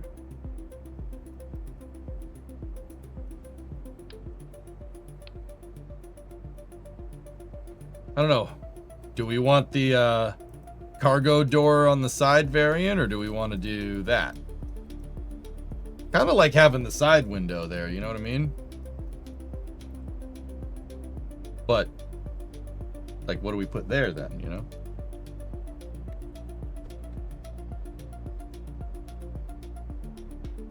You like the cargo door variant?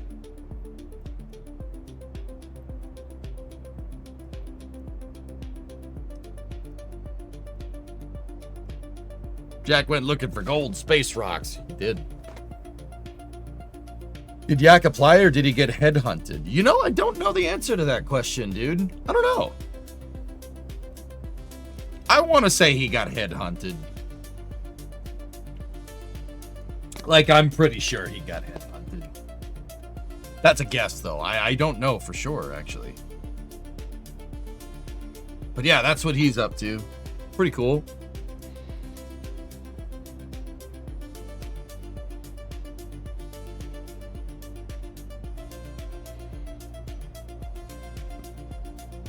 Put the simple science experiments in here. Actually, we could do...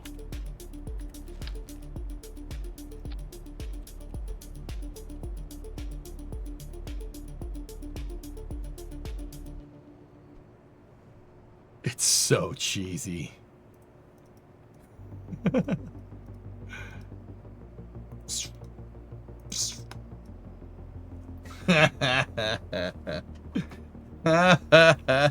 There's so... That's very much clipping into each other, though.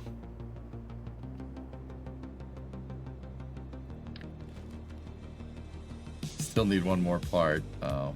Guys, I actually like this variant better. I like having the windows, so if we want to land in first person, I can look out the sides. Get better visibility this way. I know, people are gonna hate me.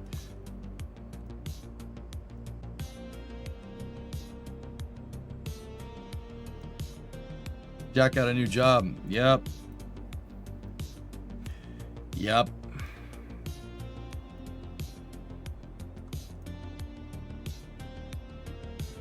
First component of the air separator has arrived at Starbase. Oh, crap. What time is it? Oh. 6 o'clock. Need something on the sides. I agree. I agree.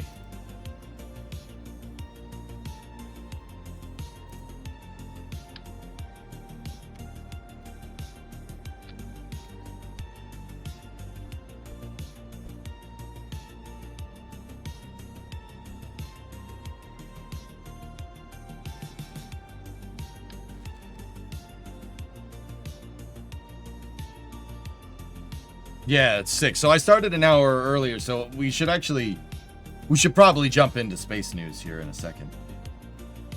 This is good though, man. I'm pretty happy with this.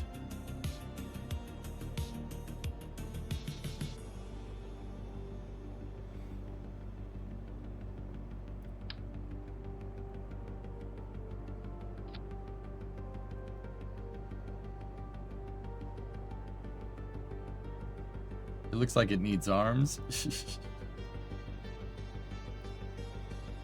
Dang, I thought with the full space news yesterday we might get a launch. We didn't do... Bro, I played Kerbal for like 7 hours yesterday.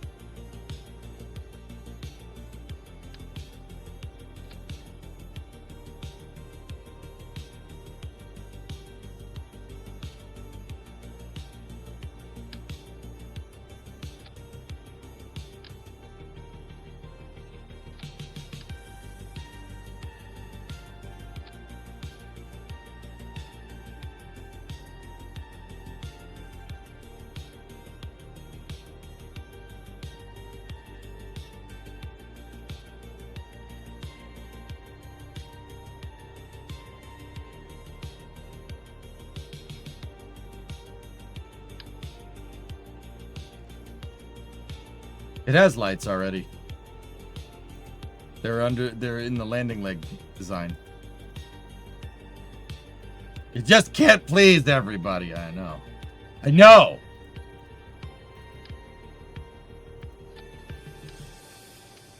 It's ridiculous.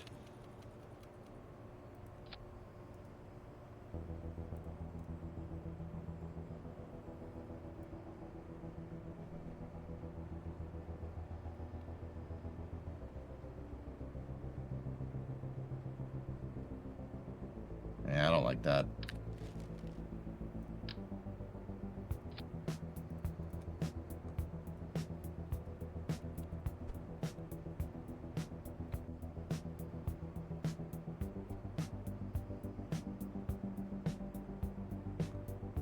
That also looks strange, and my RCS is outgassing into it, and I hate it a lot.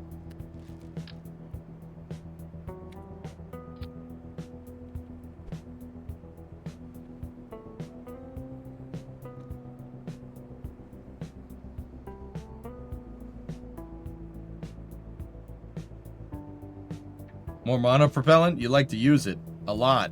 But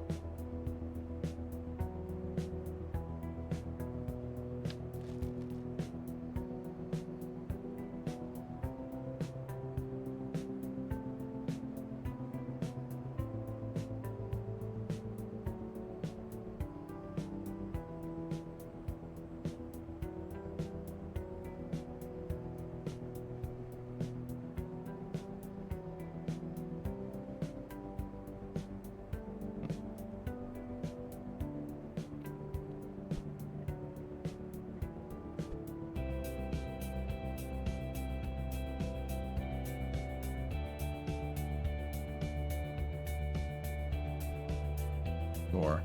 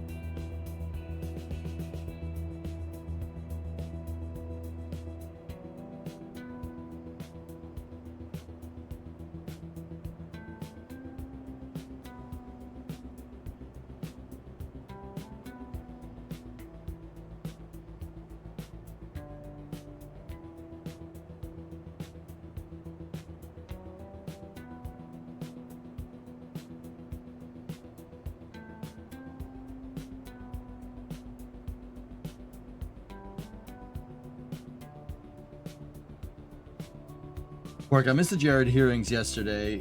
Any interesting news? Nothing new. I'm pretty sure he's gonna get it though. Hey, Orson. Could you make a Space Winnebago and Otter or Spaceballs 2 being in the works? I've definitely done that, dude. I did that. Actually, Orson, I did that. I think I made a Space Winnebago and I made it fly around in KSP while I was still at my previous employment before this. So it's been a while. It's weird saying that like that, but you get the idea.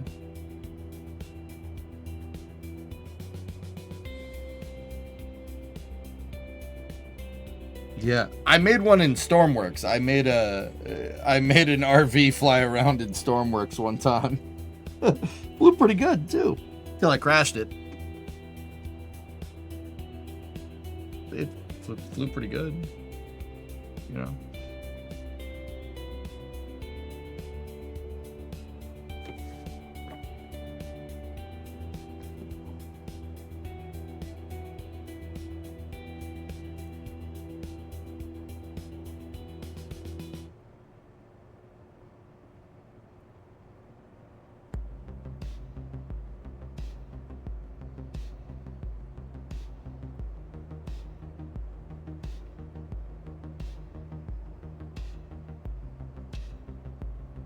Second.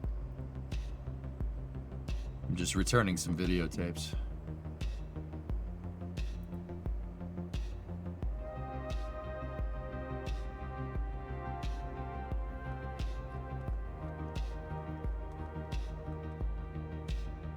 Okay, cool.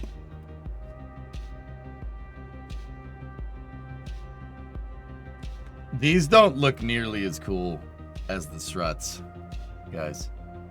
They don't. In fact, I kind of like, I want the other ones back. Is that bad? I thought that would look nicer. Yeah, it doesn't. It looks pretty bad, actually.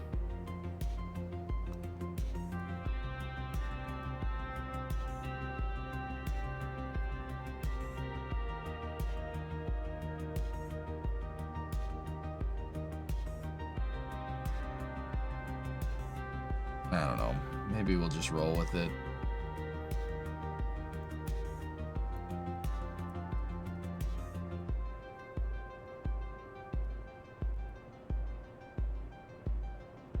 Trying to decide if I want to fight traffic horribly in City Skylines 2 or send Bob on an outward journey towards the sun. Traffic is always fun. All right. Well, either way, guys, let's this is good. I like what we got here. You know what? I really want to unlock the grip pads. The smaller grip pads would actually make a pretty good strut here, so to speak. Where are those in the science menu? Let me take a look.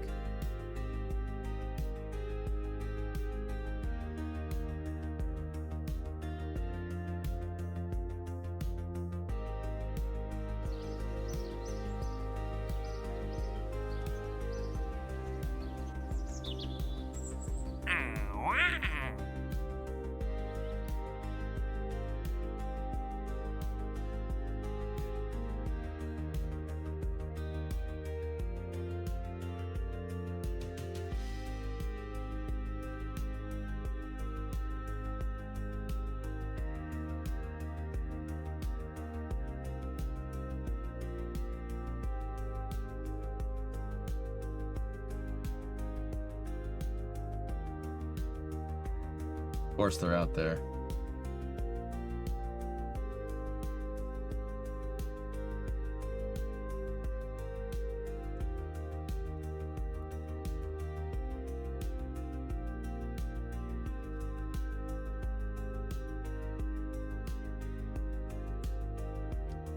Nah, that's it. All right, cool. You guys want to do space news? Let's do space news. Cool. Good lander design. That's what I wanted to do today. We got pretty far. Yeah, SSTO lander and then a reusable a cargo lander descent module based off of the same design, I think is the right move. If it's not, we'll figure it out by flying the dang thing. And that's probably what we will end up doing tomorrow. Yes, sentences.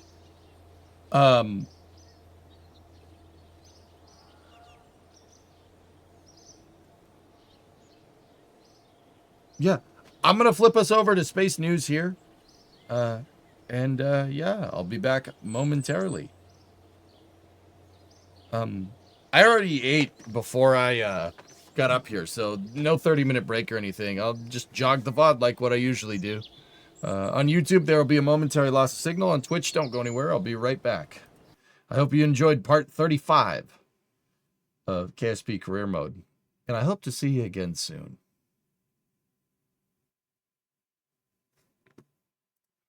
I'll be back in a second. Thank you very much for watching.